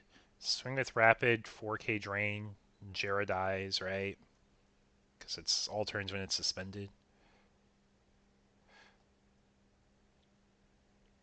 Yeah, it did a 5K linger if it went to Valk. It's all good. I mean, like, I mess up sometimes too. That's one thing. It's just gotta admit, like, even though I'm like, there's people that are judges, they don't know everything all the time. That's one thing I'm 100% willing to admit. Like, I'm not perfect. My goal is to strive and get everything corrected, though.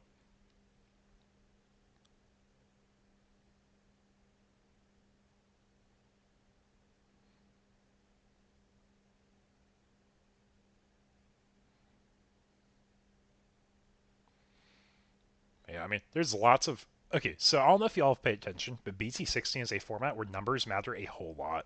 When I say numbers matter a whole lot, you're either making your stack super big, or you're making it so you're doing math on your opponent's stack, it's making them really small.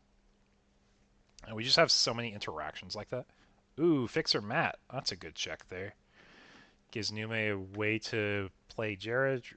Pitch 1, draw 2, gain a memory back, so you have 2. Manze, go into that. You don't have a route to keep turn, though. And we're not getting Uko set up, so definitely going to struggle in this match. Security's being stabilized a bit more. This is probably going to be the Magna X finally, if I had to guess. Yeah, we're evoing. Got the armor and sources. So we're good to activate the effects.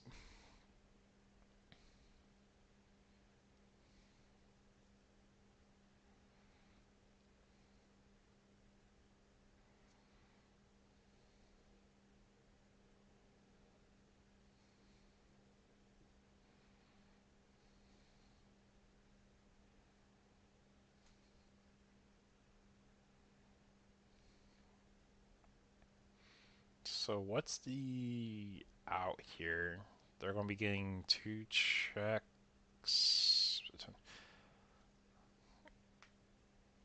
This is a rough set. This is a rough set for Nume.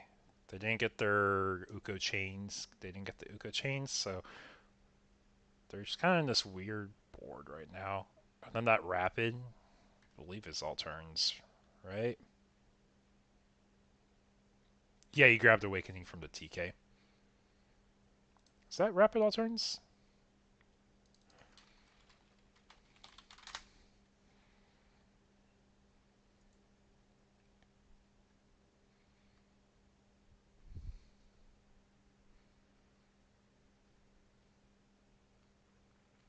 Yeah, Rapid is all turns.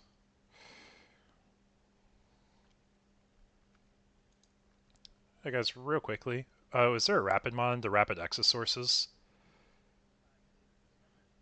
Isn't all turns effect have a 4K drain then, right?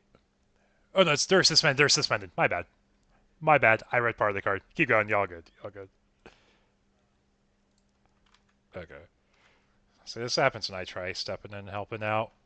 It's not needed. I need to finish reading my card.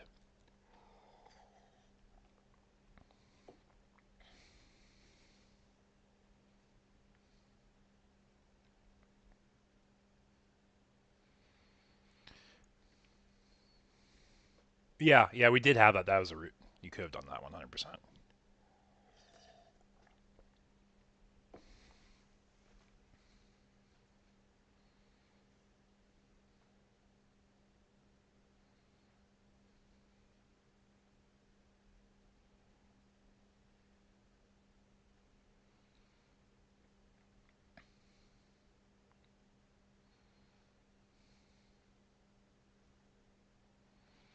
So we do pop an 8K or less once security is removed.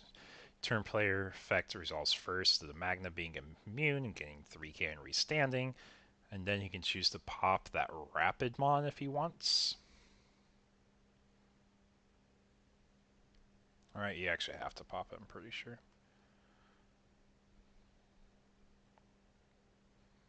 I'm just trying to figure out what we're doing here to try coming back in the game. But yeah.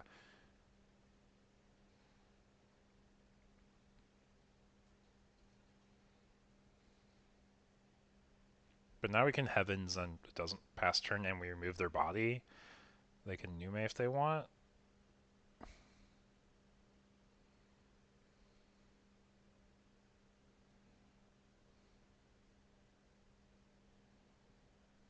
Yeah, they could have been more aggressive though. That previous turn, you are right. There is a route for more aggression. Just 5 memory is so much to work with. Yeah, there's the Heavens. We're going to clear that body. Overflow 4. Nume X effects. Or was it Nume X? Might have been different. No, it was Nume X. We're just checking our hand first.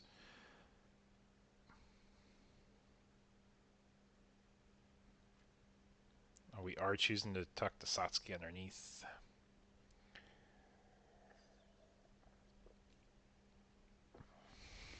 Anji Ace comes down on play, trash security.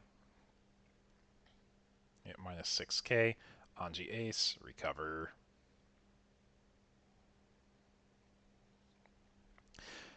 I don't think you really had to though. Like, it's just the idea that like you're setting up your board and you're stabilizing anyways. Like, we're at a really safe board position here.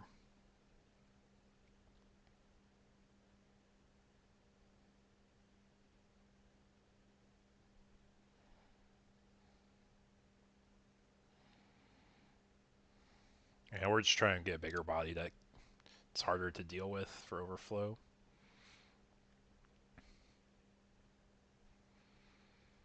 But like, it's just about like stabilizing a nice board nonetheless.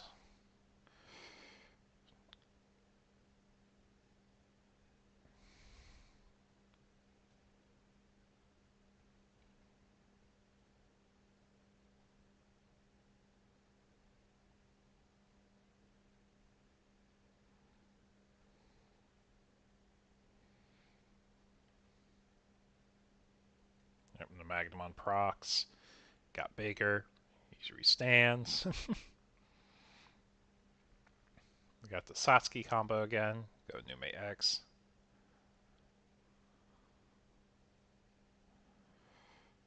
Yeah, we're going next game. We realized there's a timer going. We had to be mindful of that. So you don't intend to draw the game and just didn't see the line. Yeah, that's what I'm assuming too. And I'll be honest, like it's just you don't think about it, you spend 1 memory less. Now something that will matter in upcoming formats is the Kukuomon Floodgate will come up in Nume Manze.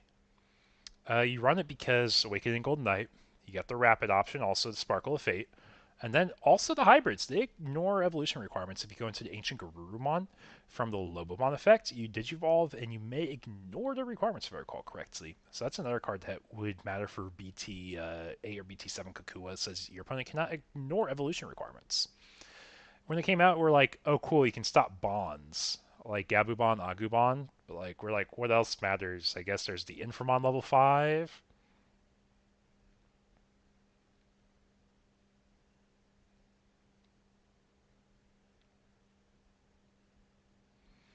But yeah, this is potentially our final round, though, depending on how this set goes.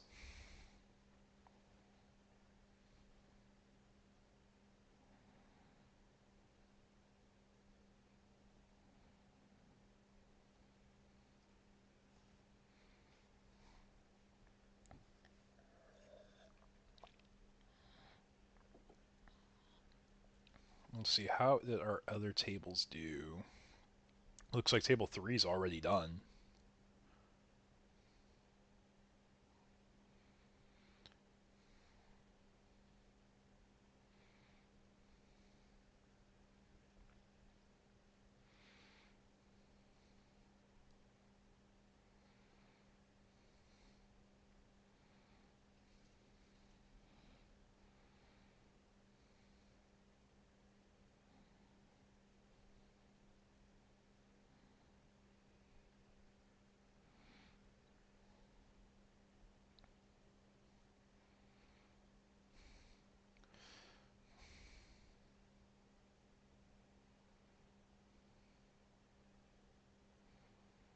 Yeah, we're just playing until there's an undefeated, though. So we will see how this set goes. If we want the tournament to end, then Zetsumi would have to lose to Kaizen here, because Kaizen's 2-0-1. Zetsumi's 3-0. So if they go to 4-0, then they would also be undefeated, make us go to our next round. However, if we don't have that, then it would be one more round, the winner of Table 1 versus Zetsumi of Zets winning here.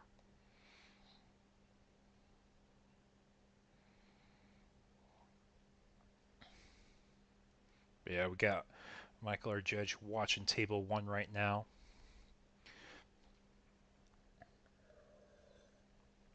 Open up a pillow. I don't think we've opened up a Pada in any of these games yet.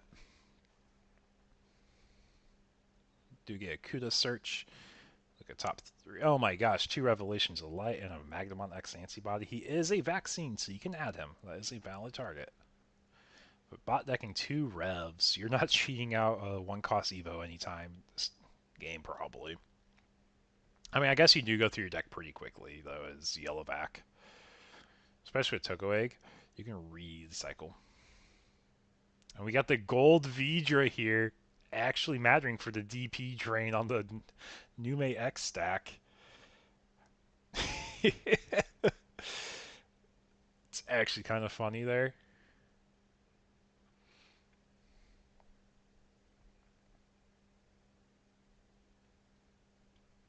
The Gabu is raised, start a main, it will gain a memory because there is a Digimon on the opponent's side of the field.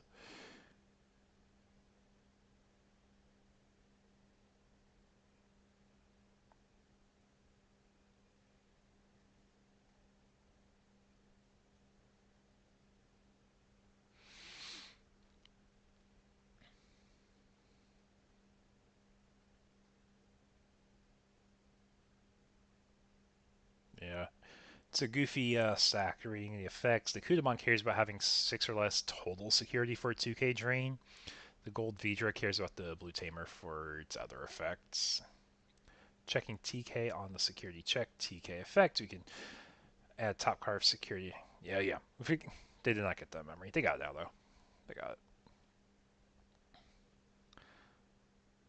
Looks like we're choosing not to TK here on play. I know you don't get the memory because that's only during your turn. We're just going to go ahead and play the Monze for 7, effectively 5. Minus 3k, minus 1 check on the Gold Vidra stack.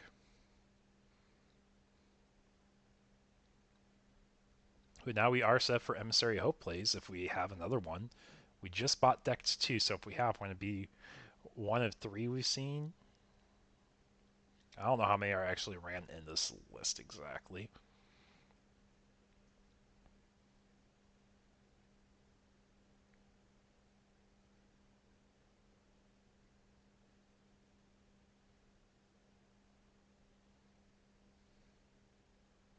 Yeah, for any folks joining the stream, welcome. This is potentially our final round of our webcam locals. Doing a 5k drain. Either pops the Gabu or it has a nice drain on Monze. We're going to pop the Gabu. Then you may pop one or pitch a level 5 or higher, draw 2 from Demimera. I'm sorry, folks, we do have an ad. I don't have YouTube Premium. Let's see. Blue. Yeah. Ad ends here in a second. There we go. Back to music. We're on soothing music now. Let's see. Let's put on something.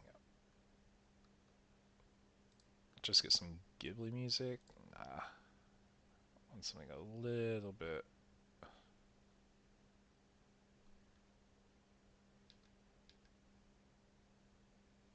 You know, I didn't even realize this is a 3-hour video, which means the stream's been live for over 3 hours. Oh yeah, 3 hour 10 minutes. That makes sense.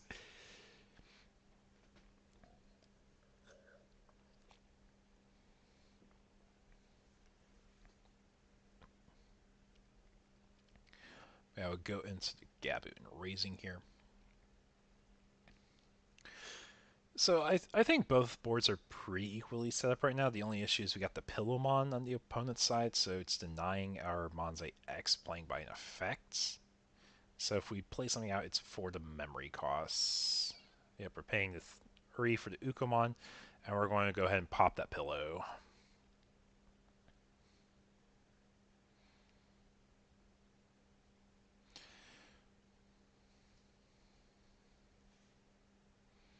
Get up out of here.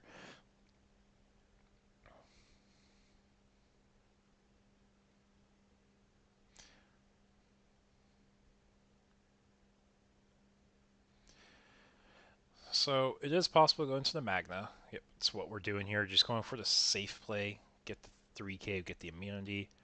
Is it possible? It might be possible to see the DP workout. So Uko resolves first. Oh yeah, the Terrier Lop sleeves, they're great. When those were revealed, a lot of people were on board with them. I love them a lot too. It's just that my issue with art sleeves is I don't like the corners getting worn down as because you can also get the art torn a little bit, I guess, how you could say it. So I always use over sleeves, and because of that, they're very thick stacks.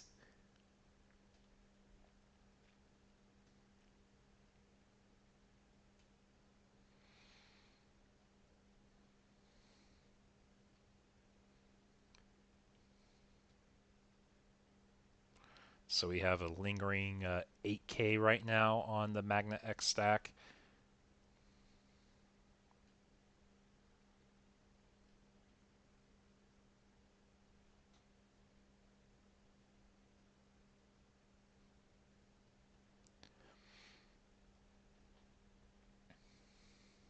And Gabu's going to go ahead and swing at security here.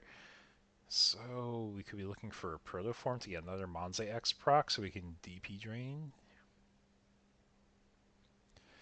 Yeah, I know it's not just a Digimon issue, it's just art sleeves in general.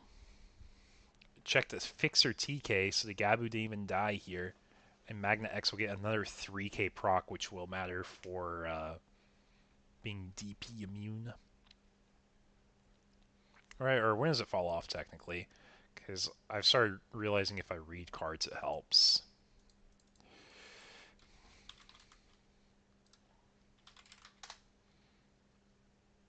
Let's see, DP drain, cards remove, activate Digivolving effect, till the end of your opponent's turn. Yeah, so it'll fall off the 3k will. If you choose to proc it, that is. Excuse me, because it is optional to actually proc it. Yeah, and opponents. I read it. I promise. I read. Do Nest custom sleeves have the same issues?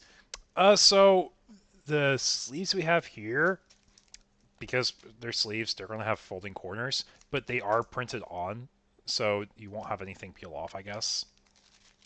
So, like, for example, do I have a set here? Yeah, I have my OG Gabumon print run sleeves. So when I say OG, I mean it has the colored border. I've been using these for, gosh, I don't know how long, but they're also over sleeves, so it's like they're not going to be wearing anytime soon. But these were printed with your playmat, and the new one with the white borders, these are printed through Dragon Shield Customs.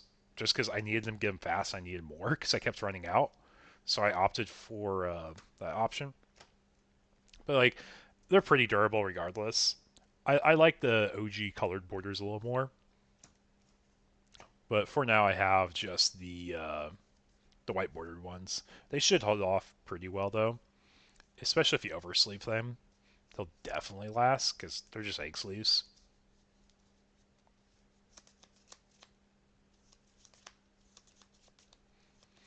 And we see that Heaven's Judgment coming in with 4 procs because we got 3 colors in Magna X and the initial proc, so it's -8 or -24k split up in 6k increments. Get rid of the 2 small bodies in that body.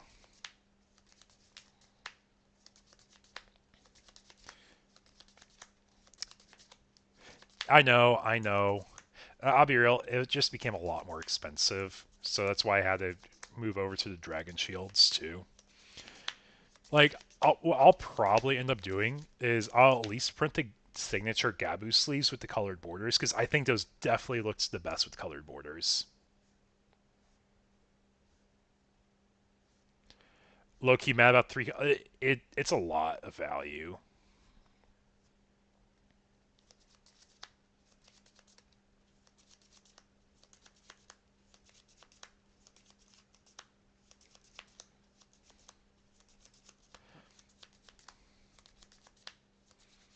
But yeah, this is definitely looking like a tough board to come back from, but it's possible. We just gotta be aggressive, get more Ukos, right?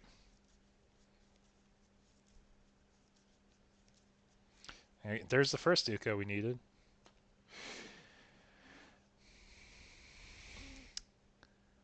So it's not the fact that like I'll never print them again. It's also like these do take a lot longer to print.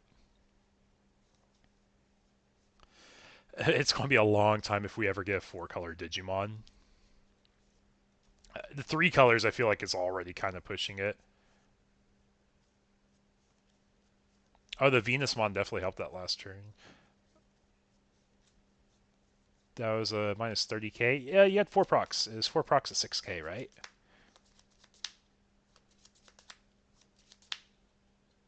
Was there a color I'm missing? It was Magna X, which is... Oh, yeah, the green from the Rapid also. I missed that. I missed the Rapid screen. Yeah, it's a nasty board wipe nonetheless. Yeah, I don't think if anything, I see them like testing out different color combos for the tricolors, and that's where it can like get kind of scary too.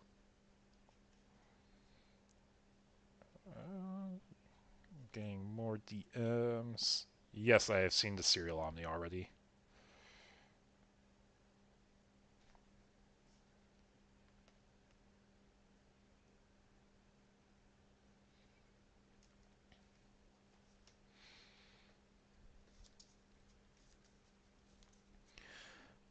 But yeah, Magna X is definitely a crazy card. It's definitely worth the price tag in my mind. I know it didn't have the best performance coming out. It's kind of like what I was talking at the start of the stream, though. Like, about the regional tops. You saw a lot of new mate because it was the most budget-friendly and, like, high-tier deck to get added back into the format with. Like, you just needed the Ukos and you needed the Valks. A lot easier to acquire than 4 Magna X's and 2 Rapids. Because that's what a lot of builds are kind of opting for ratio-wise. Oh, the Ruin mode... Ooh, and we're unaffected, so Death X doesn't matter either. We do get an Uko proc here, though.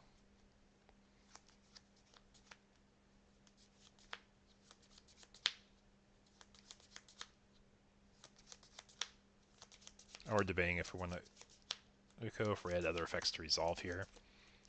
I'm not quite sure off the top of my head.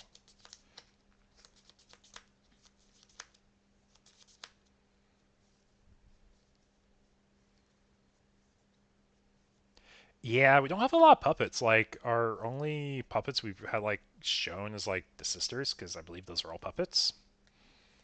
But there's definitely not a lot of them.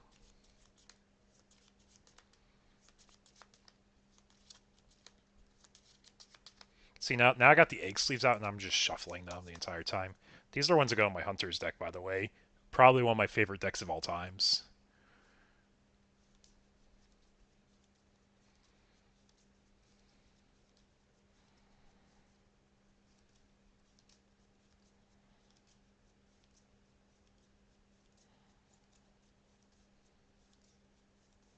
Yeah, they are. They are. I'm like 99% sure they're puppets. Because here, I can even look this up. It might even just be part of them, not all of them. Sistermon. Yeah, Ciel's a puppet. Blanc's a puppet. If you care, Noir's a puppet. Yeah, they're puppets. I think it's hilarious. Like, we haven't had, like I said, much with them yet.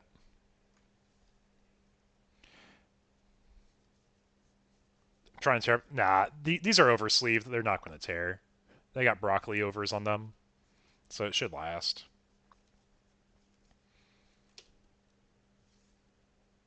BT8 Rapid here. getting some work in. Sandrilamon is the good Mega and started at 19, but new May after getting Blitz Omni end of turn after attacking. 6 is disgusting. I mean, it makes sense since they're made off of dolls. Artist Sister I don't know any Digimon lore, really, to be honest. I watched Digimon Adventure, like the OG, and that was it. That's like all my background I really have on Digi, and I've seen the movie. I saw the new movie, and that was it.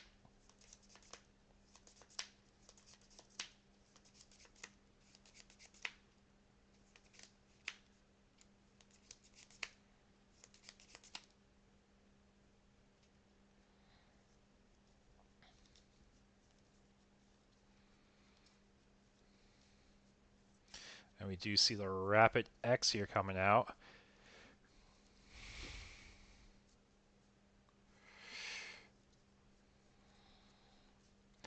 We see math in here between Rapid and Rapid X. Just design-wise, I sadly missed the new movie duo due to stuff. Okay, I'll do my best not to spoil, but I really liked the new Digi movie, though. That's all it was. That's all I'll say about it.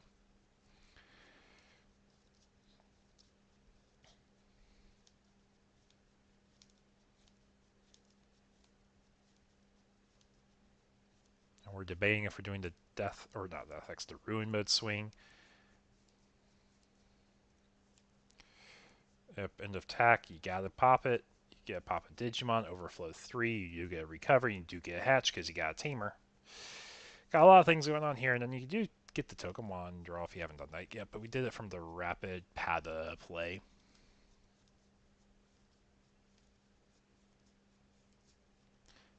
Rapid swing scare, get checking. 3 security left.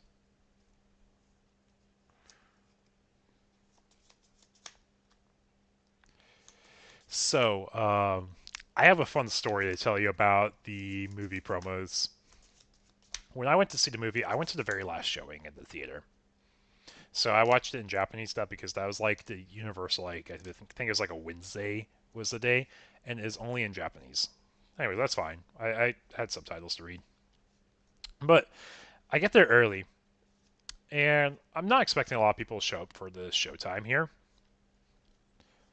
And when I get there, I went ahead and talked to the movie theater manager. Like, I actually asked for the manager. I'm like, hey, I just got a question for you. Like, I would really hate for, like, this promotional material to go to waste and for you to throw it away. And she's like, yeah, technically I'm supposed to throw it away.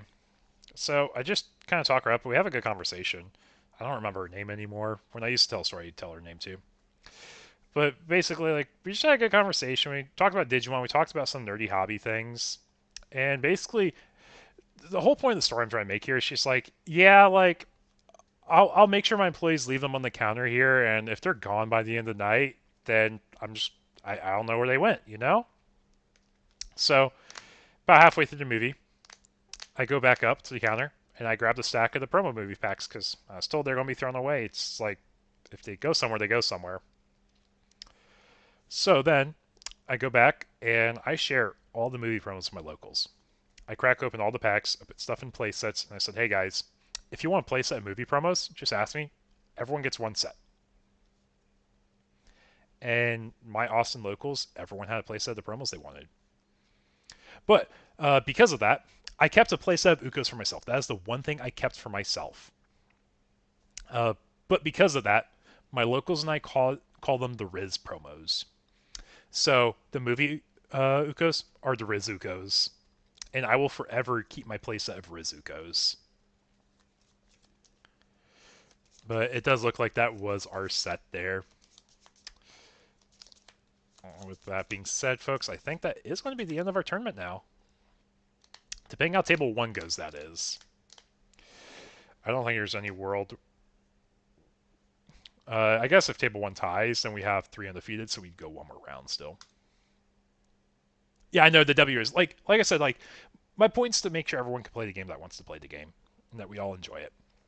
And I think promos that are hard to get are kind of dumb, so I want to make sure they're accessible. I don't care about the fact they could have made money. Because at the end of the day, this is a hobby. Like, I'll do things where I generate a little bit of side income, but I'm not going to be generating purely for money. My theory told me everyone that the packs were going to go in storage for an encore event. They gave them to a single person. Yeah, no, like that's total crap. Because per instructions, they're supposed to throw away all promotional material that are not used for the event. So it just really depends on the manager and like if you're buddies with them, or if you're just like able to be nice. Like, because like I did tell them like, hey, like my goal is to get these promos out to people that actually want them and will use them. And I legitimately did that. You can ask everyone at my locals how many promos I gave out, and I gave out so many stacks of promos. Like I said, the only thing I kept was a playset of the Ukos for myself, and they're my Riz Ukos. They're the ones I'm keeping forever. I don't care if it goes up to $100. Like, I'm going to keep them. I think they're cool. Anyways, let's go ahead and hop over to table 1. See what's going on over here if they're still playing. We got another fun board state here, don't we, Don't we, folks? Oh, this is standings. I want to pull this up here. So, assuming the set finishes and we have a clear undefeated, this is the final round.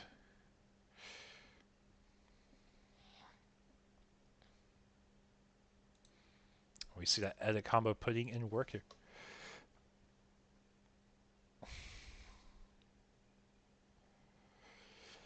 I mean, like, it's a weird spot because it's not like anyone's going to really keep track that, like, matters in the chain. The one guy had a stack that was big as a triple sleep deck. I shared pictures from my locals and said, hey guys, I got this for y'all. Like, I just straight up, and like, I think it's a stack of like 40 some packs.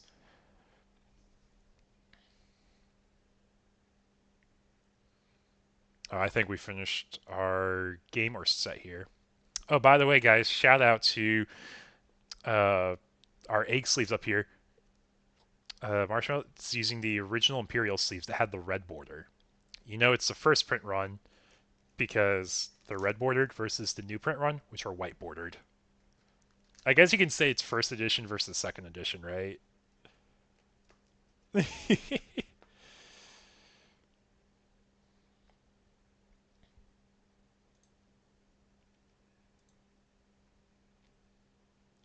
But yeah, we got like 2 minutes left in round. Got about half the tables are finished right now, it looks like.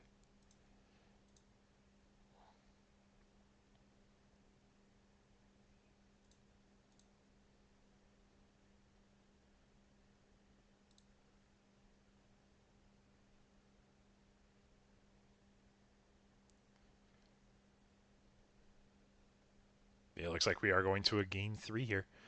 I'll be right back. I have to run to the restroom, folks. I'll be right back.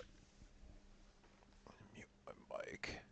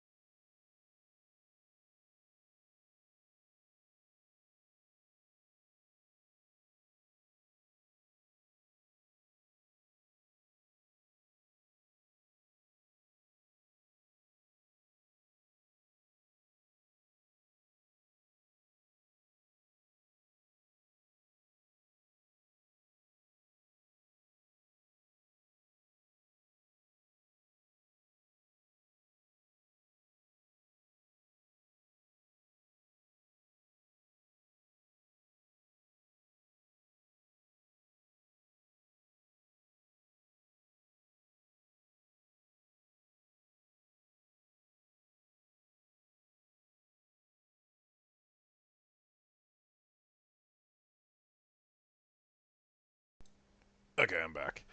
After going through like 3-4 cups of water, guys, it had to get to me eventually. I had to buy 2 demo decks for $20 still because locals didn't have demo decks for BT14, and we also didn't get to reprint a movie. Bro, that's rough.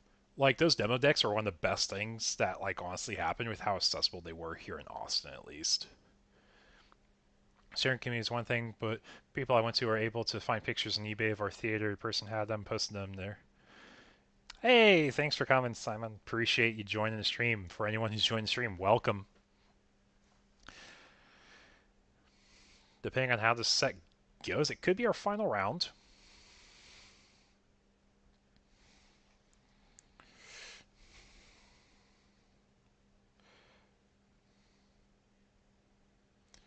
Let me go ahead and do a quick ping, make sure.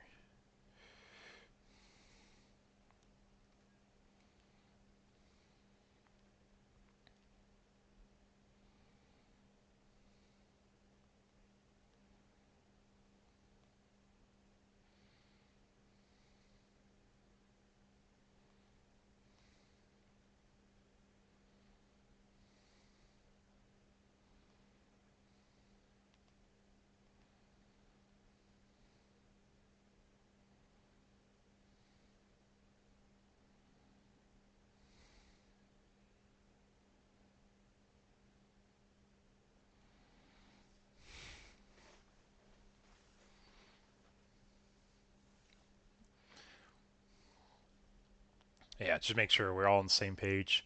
Yeah, if this was round 5, we would have unlimited time. But because, like, I don't want to take away from anyone's chance of coming first at tied round 1, this is still a timed round.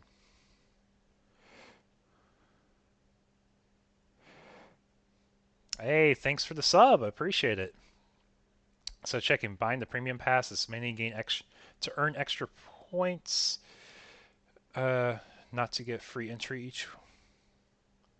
So there is like a few times you get free entry. There's smaller things you get added up to it too.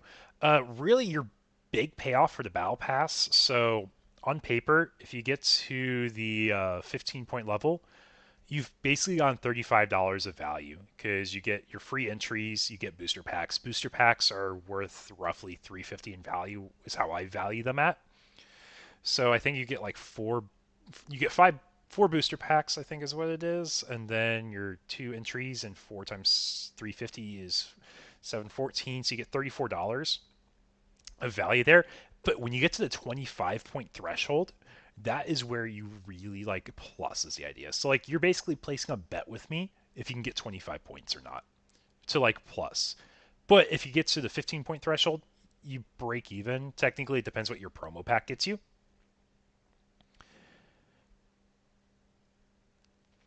But yeah, it's not always free entry. But really, in the, end of the day, it's like you're placing a bet you can get to 25 points or more. And 25 points is where you really get like your payoff because you get more than what you paid back if you choose to cash out, or you get half a box. And then if you get to 30 points, you just get a full booster box, or you can cash out for 80 bucks. So like if you're going just straight for cash, you can get like 121 bucks if you get to 30 points. And it doesn't count the events that you win in cash. You could choose to get those or to probably get from those.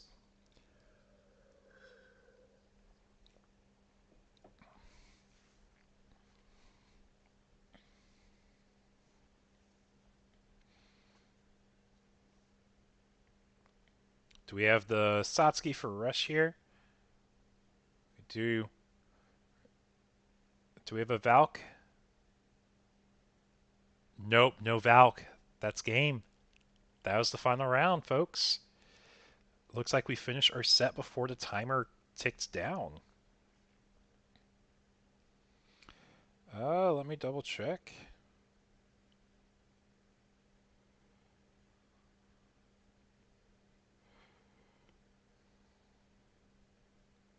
Yeah, folks are trying to figure out where everyone ends up.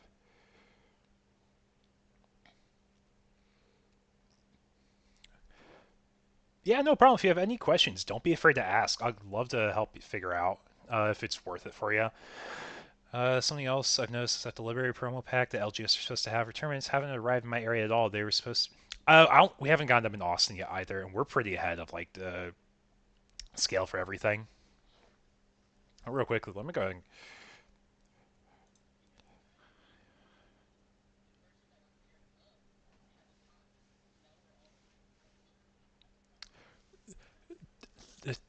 Did y'all finish the set? Oh, you tied all. Yeah, we have 3x01s. Yeah, so we have one more round then. Okay. Okay, I saw the swing. I'm like, I don't know if that's game 3 or not. That was game 2. Okay, okay, so we do have one more round. Yeah, they're very control-y matchups, the mirror.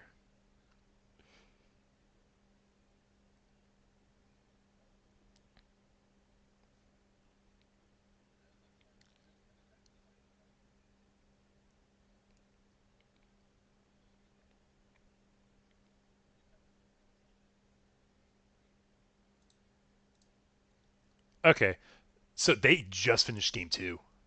They just finished game 2, and they're basically in turns. Okay, let's do a quick switch over so I can kind of walk y'all through this and kind of explain what's going on. So we go to round 5 because we have 3 people with the same record. No one's clearly undefeated right now. 3 of them have the same record. So because of that, we're going to be playing one final round, and then it'd be off at tiebreakers because we are at a 5-round maximum. So, like, hypothetically, Kaizen wins, one of them here wins. We have 2 people that are 4-0-1, but we are playing to the 5-round cap because that is what we advertise, and that is what we state. It's 5 rounds or until one undefeated. So let's go ahead and watch table 1. Oh, just a moment. Let me go ahead and mute myself. Okay. Hey, what do we do if this? Okay, so it's just whatever Limitless says has the better opponent score, even if there's nobody with the best score, right? So it's going to be based on opponent score.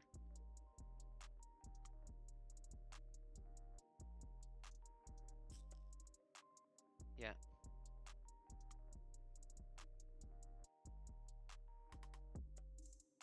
Okay, that's fine.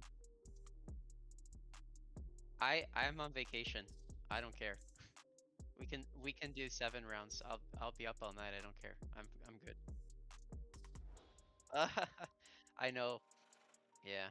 Some people that, obviously are not getting any prizing, they feel like they are, some people drop, but other people are like, oh man, I'm just here for the point. So I'm getting that feedback. So they don't want to play in a long tournament if they're not going to get any prizing and they're just sticking around for a point. It's just monotonous to them.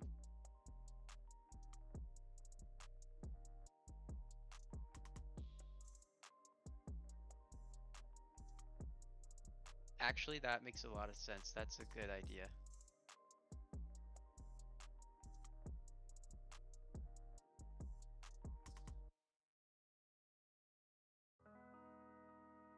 Well, that's good. That means we were doing a lot of things right.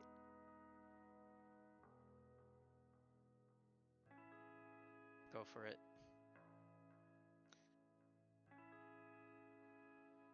Just testing a different egg since this is my first time playing this deck, that I want to see if I like it.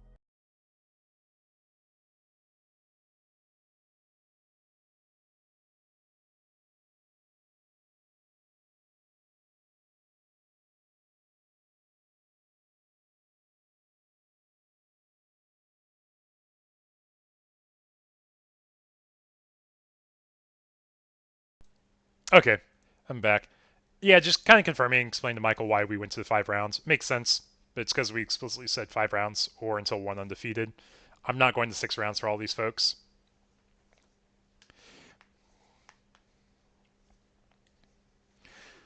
Plus, we all have lives. It's 10:15 for me. It's 11:15 for him, I know. So it's been a long night. It's been a long night.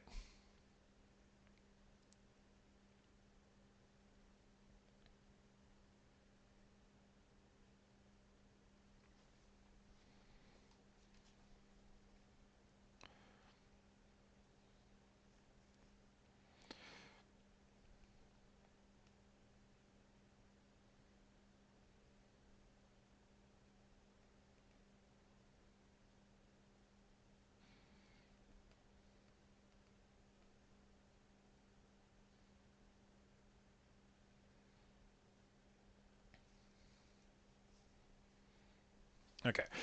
So, we got Armor Vaccine top. We got Nume Monze at the bottom, guys. Who do we think's going to take this final set tonight? Yeah, it's exciting. You get a root for your friends. Yeah, you're totally free to hop on the table. Just make sure your mic's on mute. If the players ask you to leave, that's the only time I would ask you to leave. Because I know some people have bandwidth issues, and I just want to make sure I respect that and they can play as optimally as possible. Yeah, go for it. Yeah, like I said, I try to be really chill about these. I know people like competing for good prizing. You think it's going to be yellow vaccine? You know, I think it just depends on how explosive Nume's start is. I can see it going either way. It looks like we have a really good start for Nume, though, already. And not having a Pata and raising on the opponent's side can definitely indicate it can be a really quick set, too. Or quick game. Because we already have Uko Train going. BT8 Rapid, pop the 1 Uko. If we do that, that's fine. Leaves our opponent at 1. Yeah, it's BT8 Rapid. We're tapping. Probably to Uko, popping the Uko, so we deny the memory gains, so the memory thresholds are a bit off. Yep, that's what we're doing.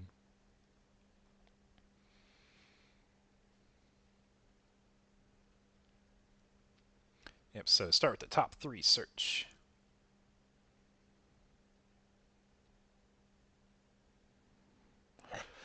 Then we get the Uko hatch.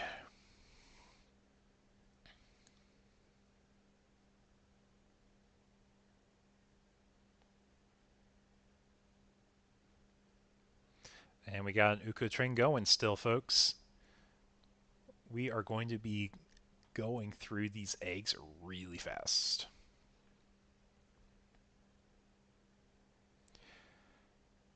Yes, a rapid X next turn can be really big. The only issue is if they end up going into a Monze X, they hit 6 can the rapid stack and it gets cleared.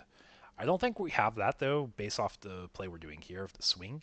Reinforcing Memboost, though, that can do a lot on its own.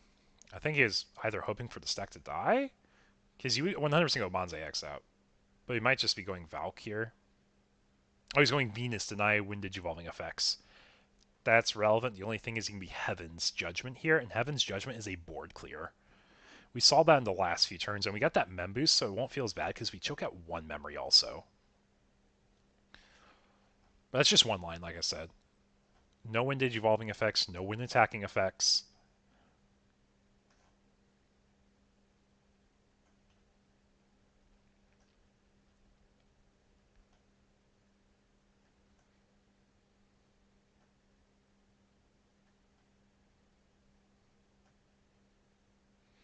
I want to play out the Kuda, top 3 search. Do get on play still.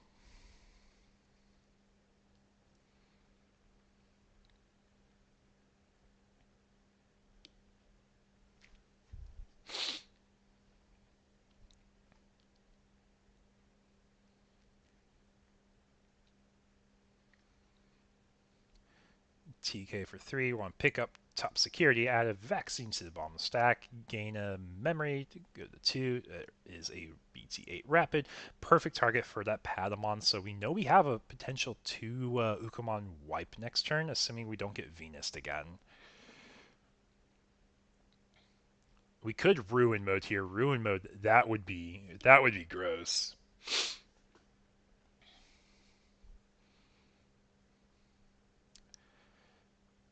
Two good targets there. We are taking, or 3 good targets there. We are taking the Monze. I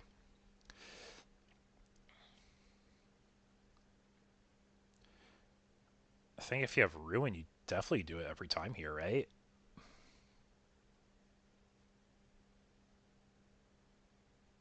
Yeah, you can swing with Venus first. That's fair. I don't think it... You can get aced, I guess, is the downside here. Check a Rapid. It's safe. We're going to start committing. Oh, Toko, so it doesn't matter if we Evo draw. Awaken the Golden Knight. Oh my goodness. No Magnemon add back to hand, but we do add this card to our hand. Yeah, we're just going all in. We're turning all our cards sideways. I think we're getting Blast Evo'd here. Right?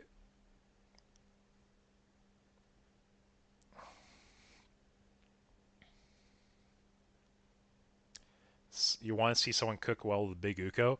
I'll be honest, I don't even know what the deck does. I just know that's why we have all the Ukomons being so generic in search. I know their Louis Tamer plays out big Uko by popping an Uko, I think is what it is.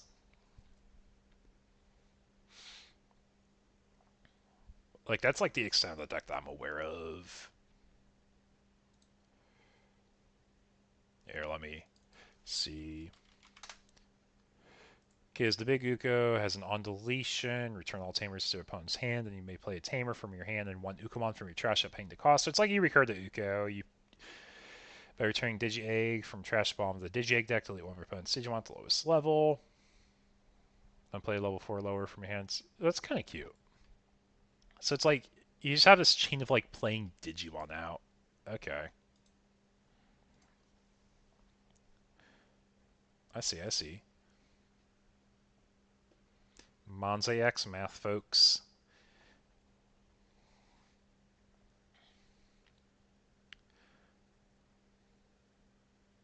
And guess what's at the bottom stack? It's that Rapidmon. Isn't that crazy?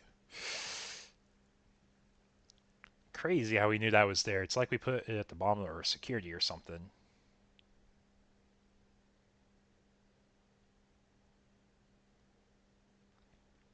And it's going to be...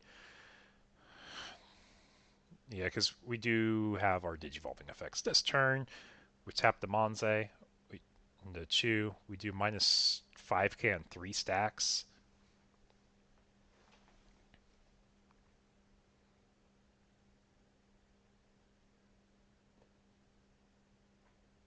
Yep. And ordering the effects, we do our Wind Digivolvings first. Toying with the idea of Pyildramon as a spam engine. To be honest, I can see a Giza engine with the Ukos. Giza Uko. Just because Uko doesn't seem to care about stack building as much. There's that rapid we were talking about, folks. And we got rapid and sources, so we know there's another 5k. So if we targeted the Venus or the Monze Matters for the BT8 rapid effects,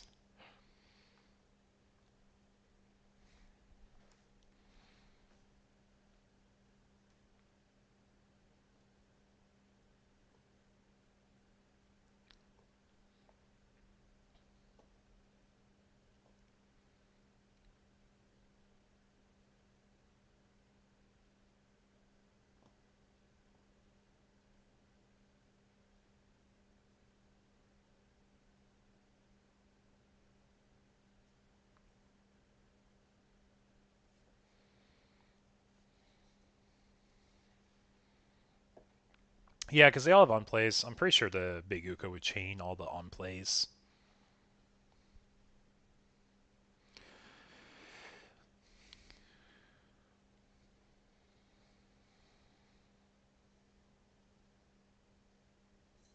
How is Monze alive?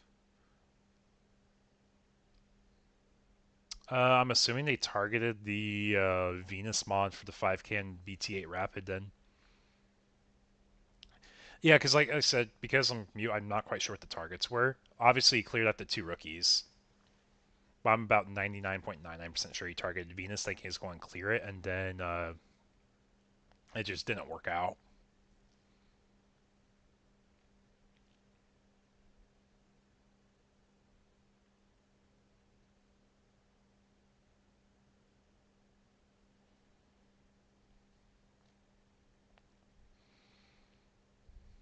It might have been like a Heavens angle, maybe?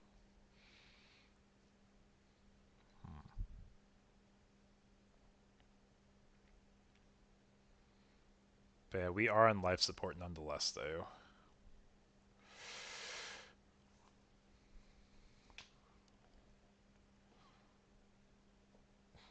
Angi's on play, we're going to trash that Rapid we placed there earlier from our Pada effect.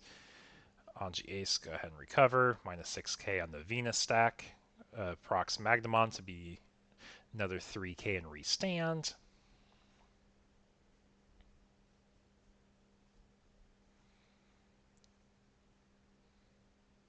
Yep, and we clear the Venus stack now. Armor vaccine caught up on the board.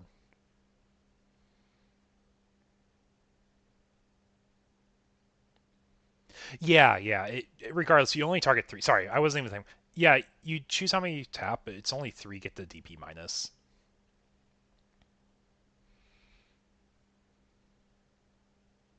Yeah, it is really good. It is really good.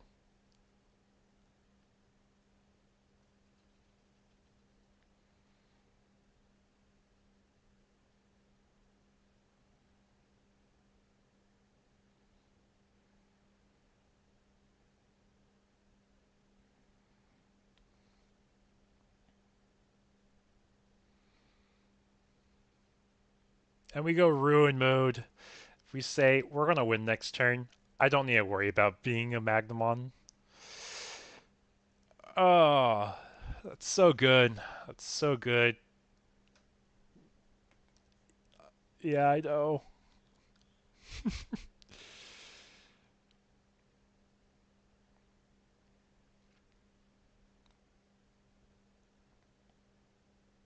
Yeah, we're pretty much stuck only being able to Monza here. No, there is Chumon in the back. There's a Chumon in the back, an Uko in the front, Monze in the front, and a Venus in the front. He chose to pop the rookies and then do a 5k drain on one of the stacks. I'm assuming it was the Venus stack he did the 5k on. Not in the Ruin mode. You can't be worried about it. Ruin mode's a 5k blanket for the entire turn.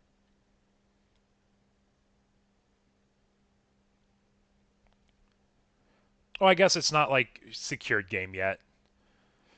Because like they still got all the security to work through, but Ruin mode recovery is going to be really nice.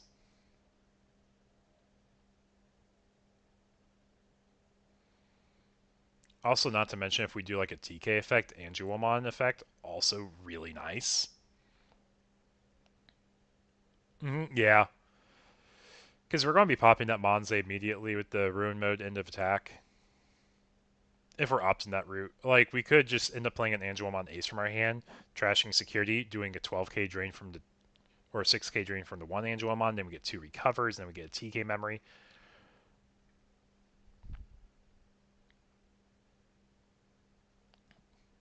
Okay, we did the Monze effect on the Angie Ace then. And then we could choose to proc TK if we want to gain a memory.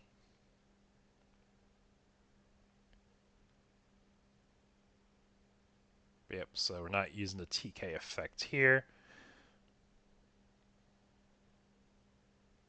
I think you probably just go for the Rapid, right?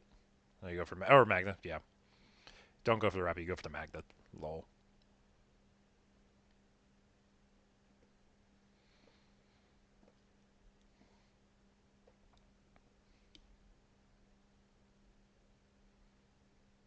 Get the gold V for 3, and draw for Evo.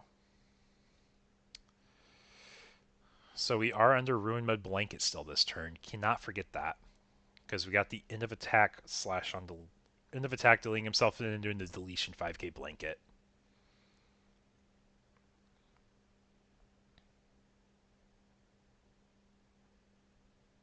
It's a close game. It's a close game. I thought it was over, honestly, but we were able to stabilize, get something going. Oh, we got the Edamon combo going with Valk Ace. This is going to deny the Patamon, right? Effectively. Well, they're both starting main triggers. You choose which one as turn player. So you can choose the Pada first. So if you go to a Rapid, you'd be safe. But then you get the 5k drain from Valk. But the Angie Ace is going regardless.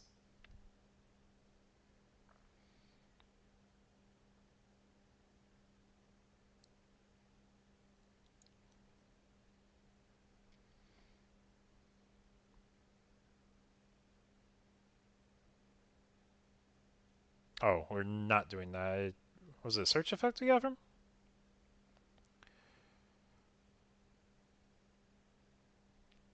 Not quite sure. I'm assuming the players have their board state maintained, though.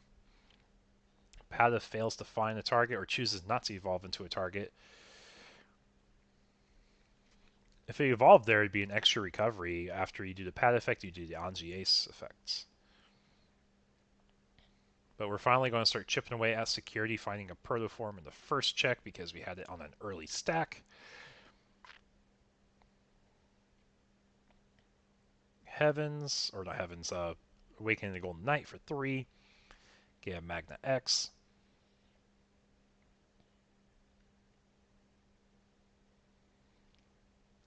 Yeah, I'm not quite sure exactly what the line happened there. I'm assuming it's just like, kind of take back, and they said, it's locals, man, go for it.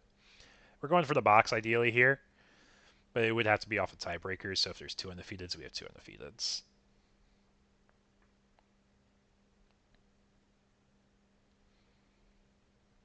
But yeah, 4 security to 2 security. We're just going. We're trying to close out game.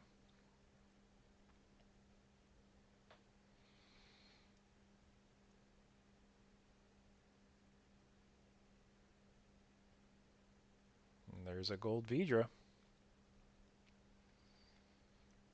So we got a level 4 setup that we could potentially ace our opponent.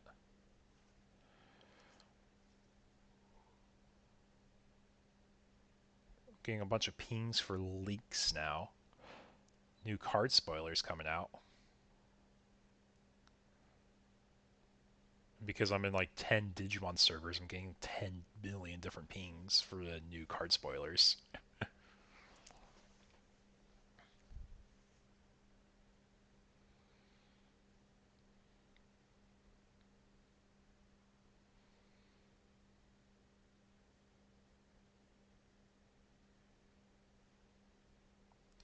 So we can rush Nume this turn. Rush Nume, Protoform, Manzai X, play out a body, 6k drain, get rid of the gold Vidra.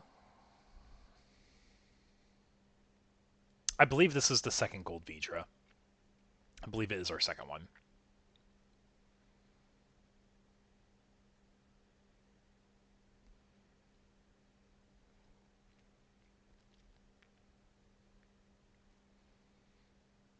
Okay, so there's the Rush Nume. Do we have the Satsuki to go with it?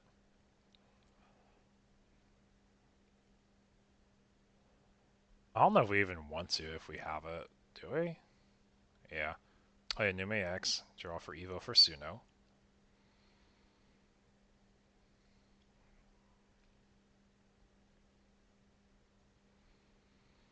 Protoform. So there's the line I was kind of thinking of. Let's go to Manzai X for 2.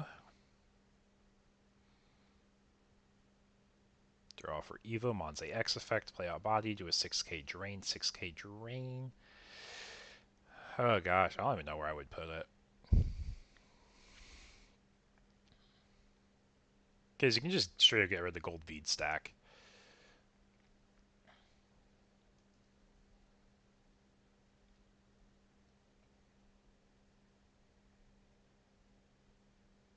Yeah, we're going for the gold Veed stack. So we could be going for an Edamon and then force the ace. I think that's what we're doing.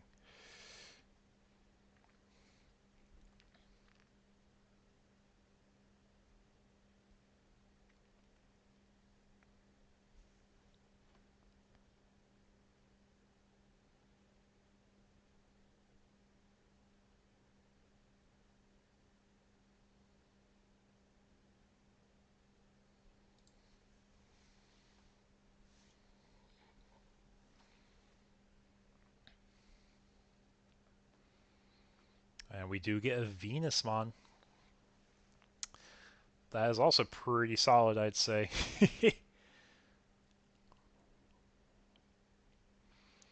I would say Venus has definitely been like an emphasized top end that's carried really hard in a lot of these matchups tonight. The only thing we can see is Heaven's Judgment coming out here.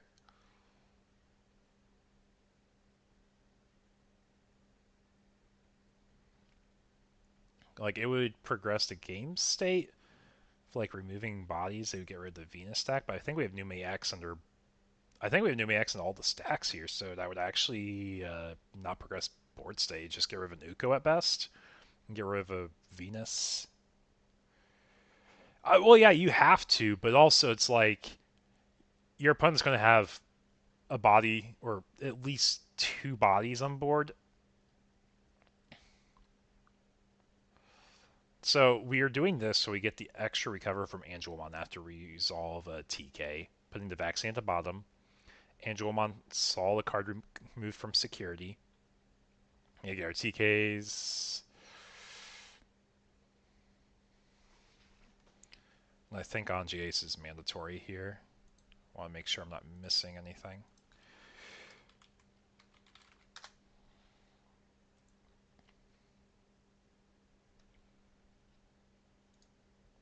Real quickly, we had the card removed from security, right? Anji Ace will proc. Yep. Yep, I was just going to say, Anji Ace will recover an extra one.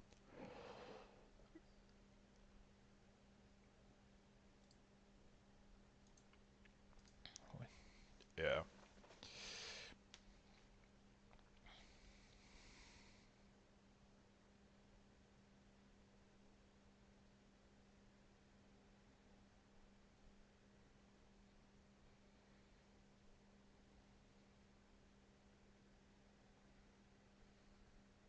There's a plat.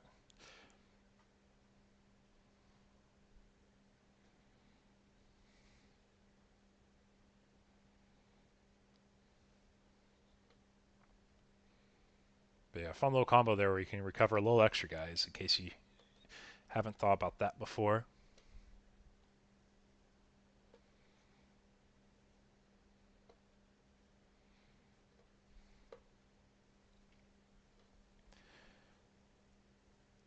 But who would have thunk that we would have had a, like, 4-hour Digimon stream? Was Venus from this turn or the previous turn?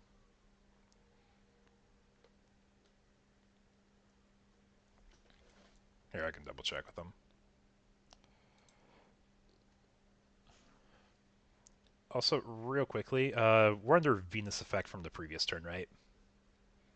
So Magnamon wouldn't have the immunity from the 3K, because it's a Digivolving effect you'd be activating. And it...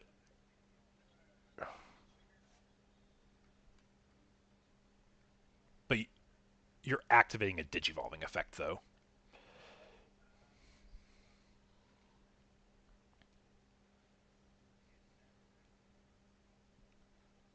Yeah, so yep, exactly, security goes back. Yeah. Mm-hmm. Okay. Yeah, we double checked, yeah. Yeah, it was fixed. It was fixed.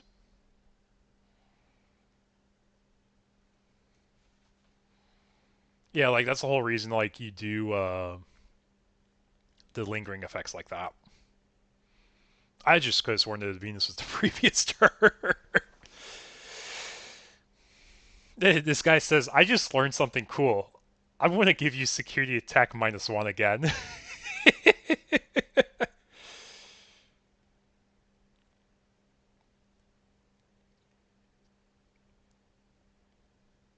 Yeah, appreciate the catch there. Appreciate the catch there.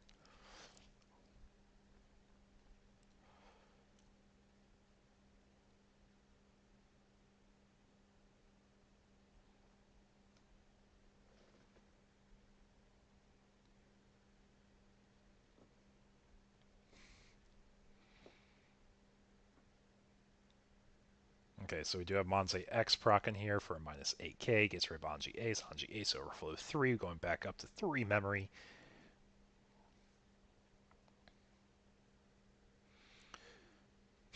Hey guys, I learned this cool trick with Monzemon. It gets scary attack -1, and Venus one's really good.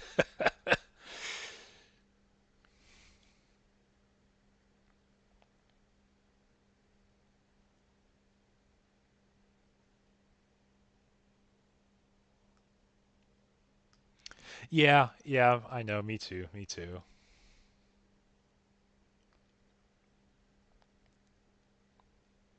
I mean, nonetheless, top table is playing really well.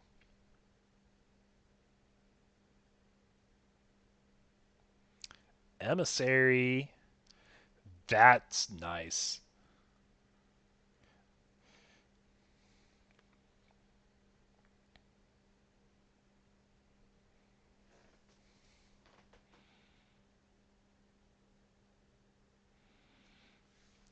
But yeah, like I said though, I'm still figuring out what I'm doing with the whole battle pass thing. I know, kind of going back to early conversation.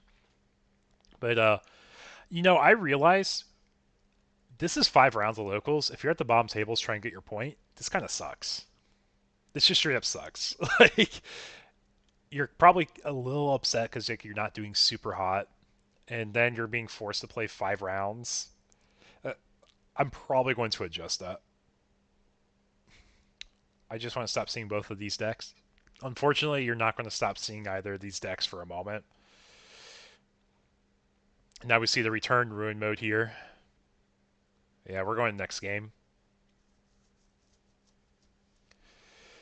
Yeah, it's pretty similar, my locals. I'm trying to brew up a Sakuya deck right now, so once the sim gets BT16 added, I will be playing Sakuya a bit, see if I can brew a rogue deck there. Because I have some ideas that I'm really inspired to try out.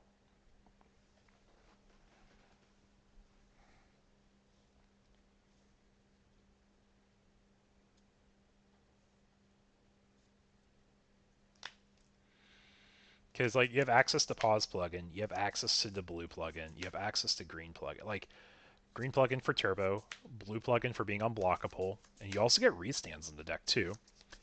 You have maid mode, which can play the pause plugin and recover it. So it means you get multiple turns of denying Magna X effects.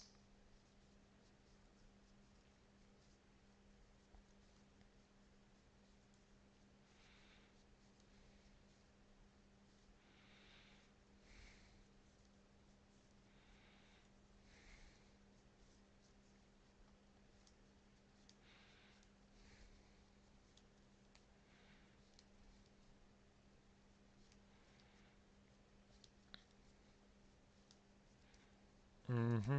Yep, that's why the promo spiked a bit. It's like $20 in Japan, but it's also harder to get in Japan. They didn't have like a power up pack local thing like we had over here.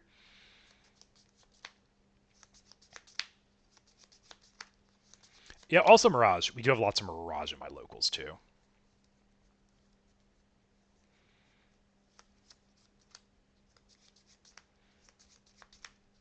But we're going to see Vaccine go first here. They open a Pada. First game I think we've watched them open with a Pada on turn 1. Or their turn 1. And they play a second Pada. They say, bro, we're going up. What are you going to do about it?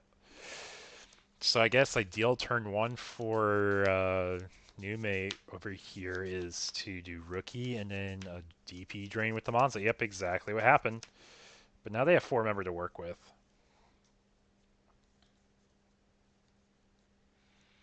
It's Pada versus the world, folks. Pada versus the world.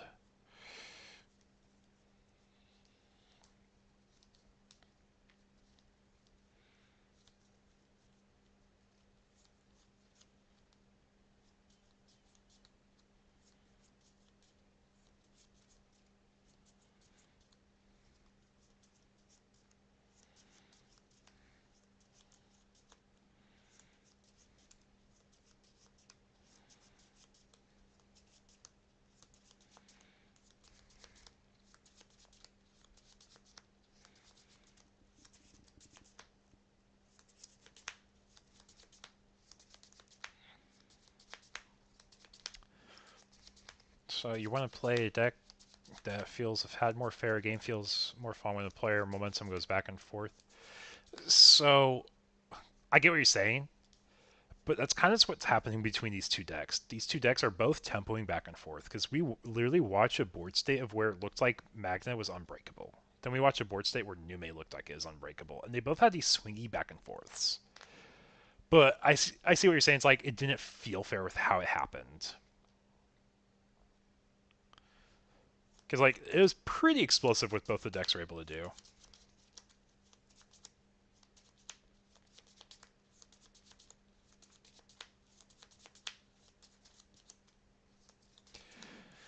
But it's like there's a different power level of how it happens.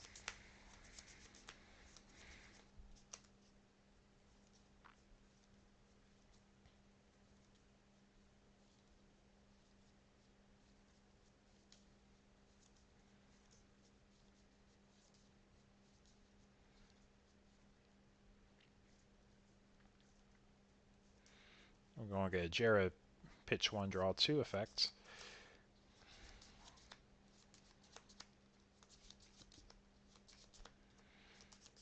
Just straight up Monzai X for 3, Suno, draw also.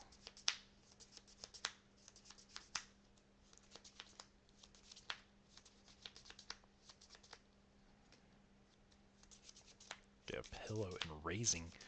Honestly, Pillow and Raising is not a bad play because it's going to start denying future plays, and we just want to make sure it's safe when we're really needing it to come out. So Magnamon can start swinging if it wants.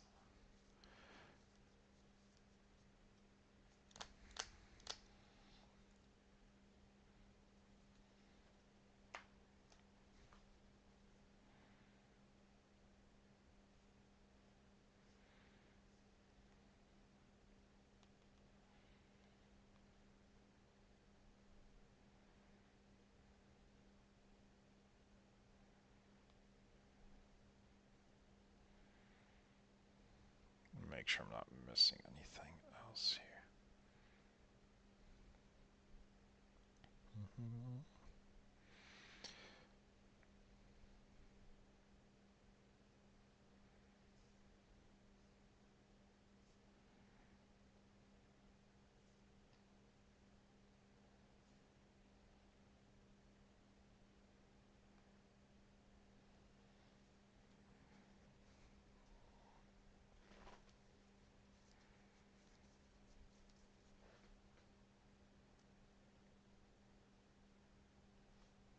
It looks like table 2 already finished too.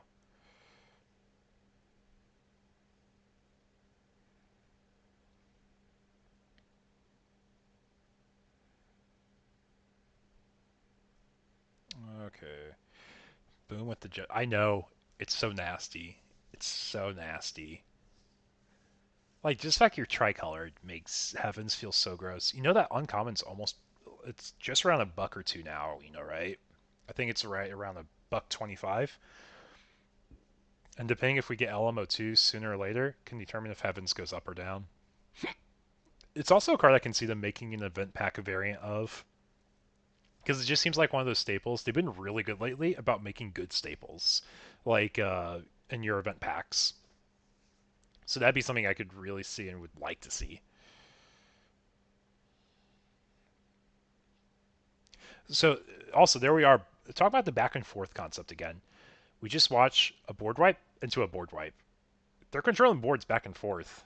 It's just which deck has the longer grind potential. Oh yeah, I wanted to see what deck won at table 2. Was it our other tied / undefeated person, or was it the down pair that won? It was our tied person. So we will have 2 people that are 4-0-1, unless this table... Well, actually, we can't tie because it's untimed in the final round. Those are my rules. Those are my rules. Top table is untimed in the final round. Because I want to discourage there being draws. So we will have 2 people at 4-0-1, and it comes down to breakers for those folks.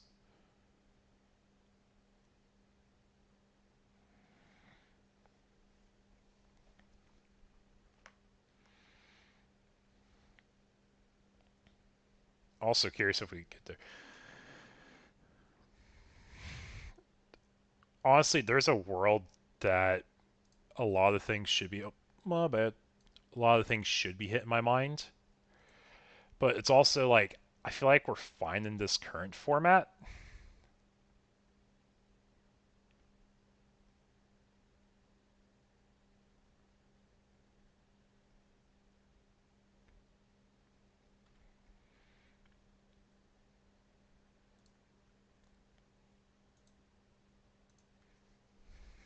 You know what's funny? Wukong and Kaizen had the exact same tiebreaker percentages before this round started.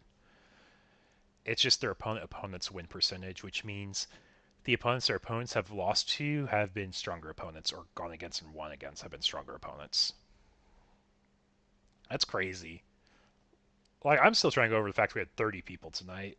Like, that blows my mind. Also, to be fair, a black X antibody main, so I just want my Doragor deck to have a good time. Oh yeah, for sure, for sure. I think Doragora is a really cool deck concept. You know, that card single-handedly won me a pre-release event. Doragora Collision is not once per turn. You know that? Collision is not once per turn. So you just force 2 bodies to block. It's hilarious. It's actually hilarious. You'll be playing next week? That's exciting, man. Can't wait to have you. I'll be posting next week's signups at the conclusion of this tournament. And after seeing how tonight went, there's a chance we probably can cap out. So if you're very invested into it, I would probably sign up as soon as I post it. That's exciting. I love to hear that. I love to hear that. By the way, if you referred any of them yourself, go ahead and shoot me a DM. And have them shoot me a DM saying they were referred to by you, and you get 3 points in the Battle Pass for it. So try to encourage people to bring out some of their friends, try out the events. So don't forget that. We're missing our Monzes this game. That's rough. But yeah, there's a world this Magna X just takes game next turn.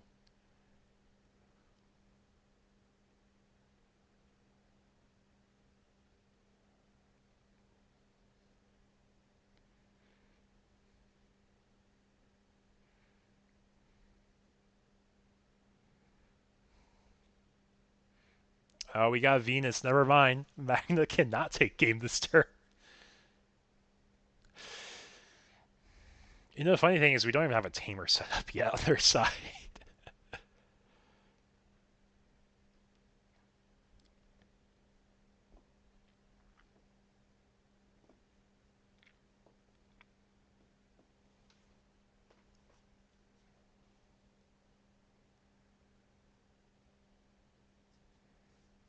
Hey guys, isn't that a cool card? Isn't Heaven's a cool card? Clear both of the bodies, and we get Overflow 4. We took out 1, and we just board wiped. You Venus me? Sure, I'm not immune. So if you somehow math it out, cool. It's probably going to be a plat we play out here if I had to guess.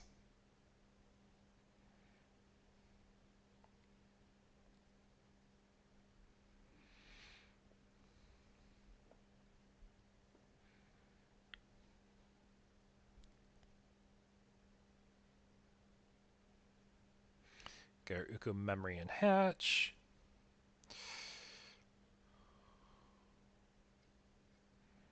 Also Louis Memory. Got Uko Train going again. You know, there's actually a world we might be decking out as the new May player. I don't think we'll get there with the Magna deck, but we possibly could get there with new May.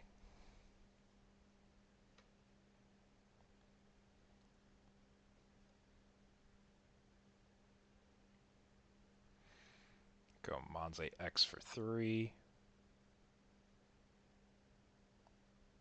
I feel like these Monze X's have all whiffed this game. But yeah, those Heaven Judgments are really coming in clutch here in this set. And there's a 6K lingering.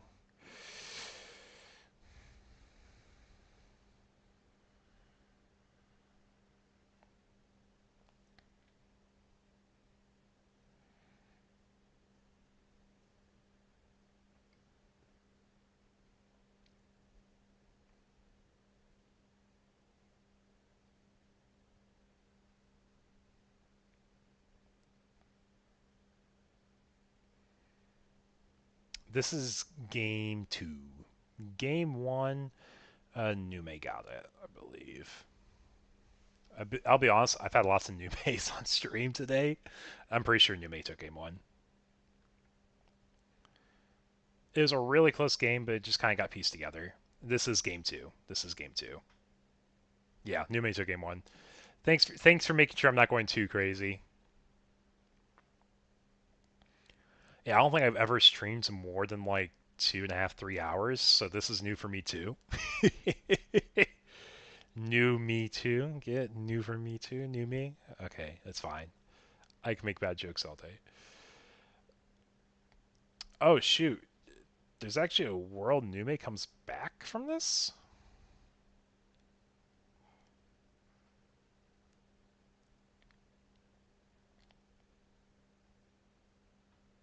We don't even have the rookie for raising for the armor player. Okay, well, thanks for coming out. Definitely enjoyed having you on the stream, man. I know it's getting really late for some folks. So if Nume takes it here, it's just the end of the night.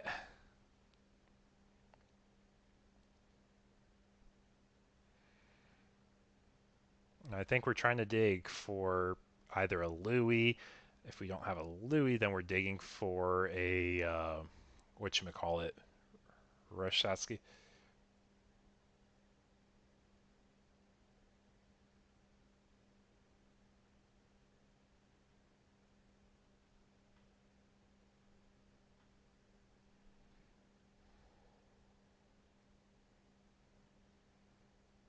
Delay ruins that joke. Oh yeah, because I have the like 20-some second delay. I'm sorry. Sorry, folks. Leaving from the bad pun. Oh, I see. I see what you're saying. Oh, you're saying what happened, what destroyed the board. Oh, okay.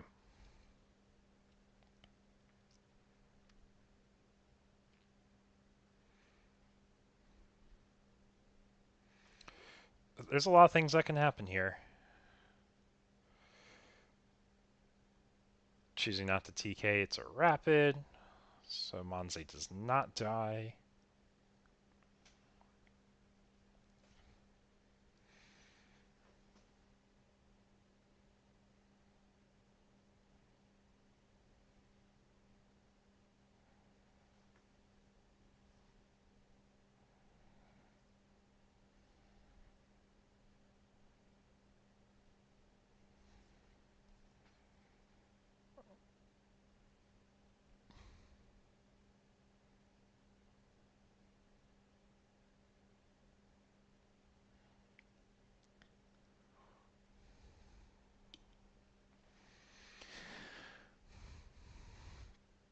So I'm just trying to think of the world. You can't be Deathx. You do pop that.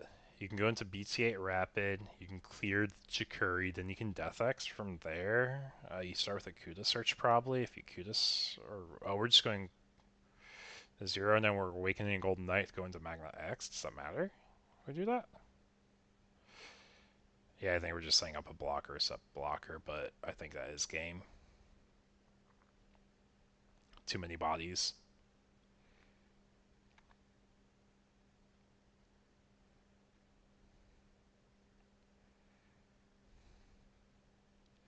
Yeah, that is it for tonight, folks. Thank you so much for hanging out. It's been a long night. I hope you all enjoyed it. That being said, I want to end the stream now because that should be it. Thanks again, folks, and take care.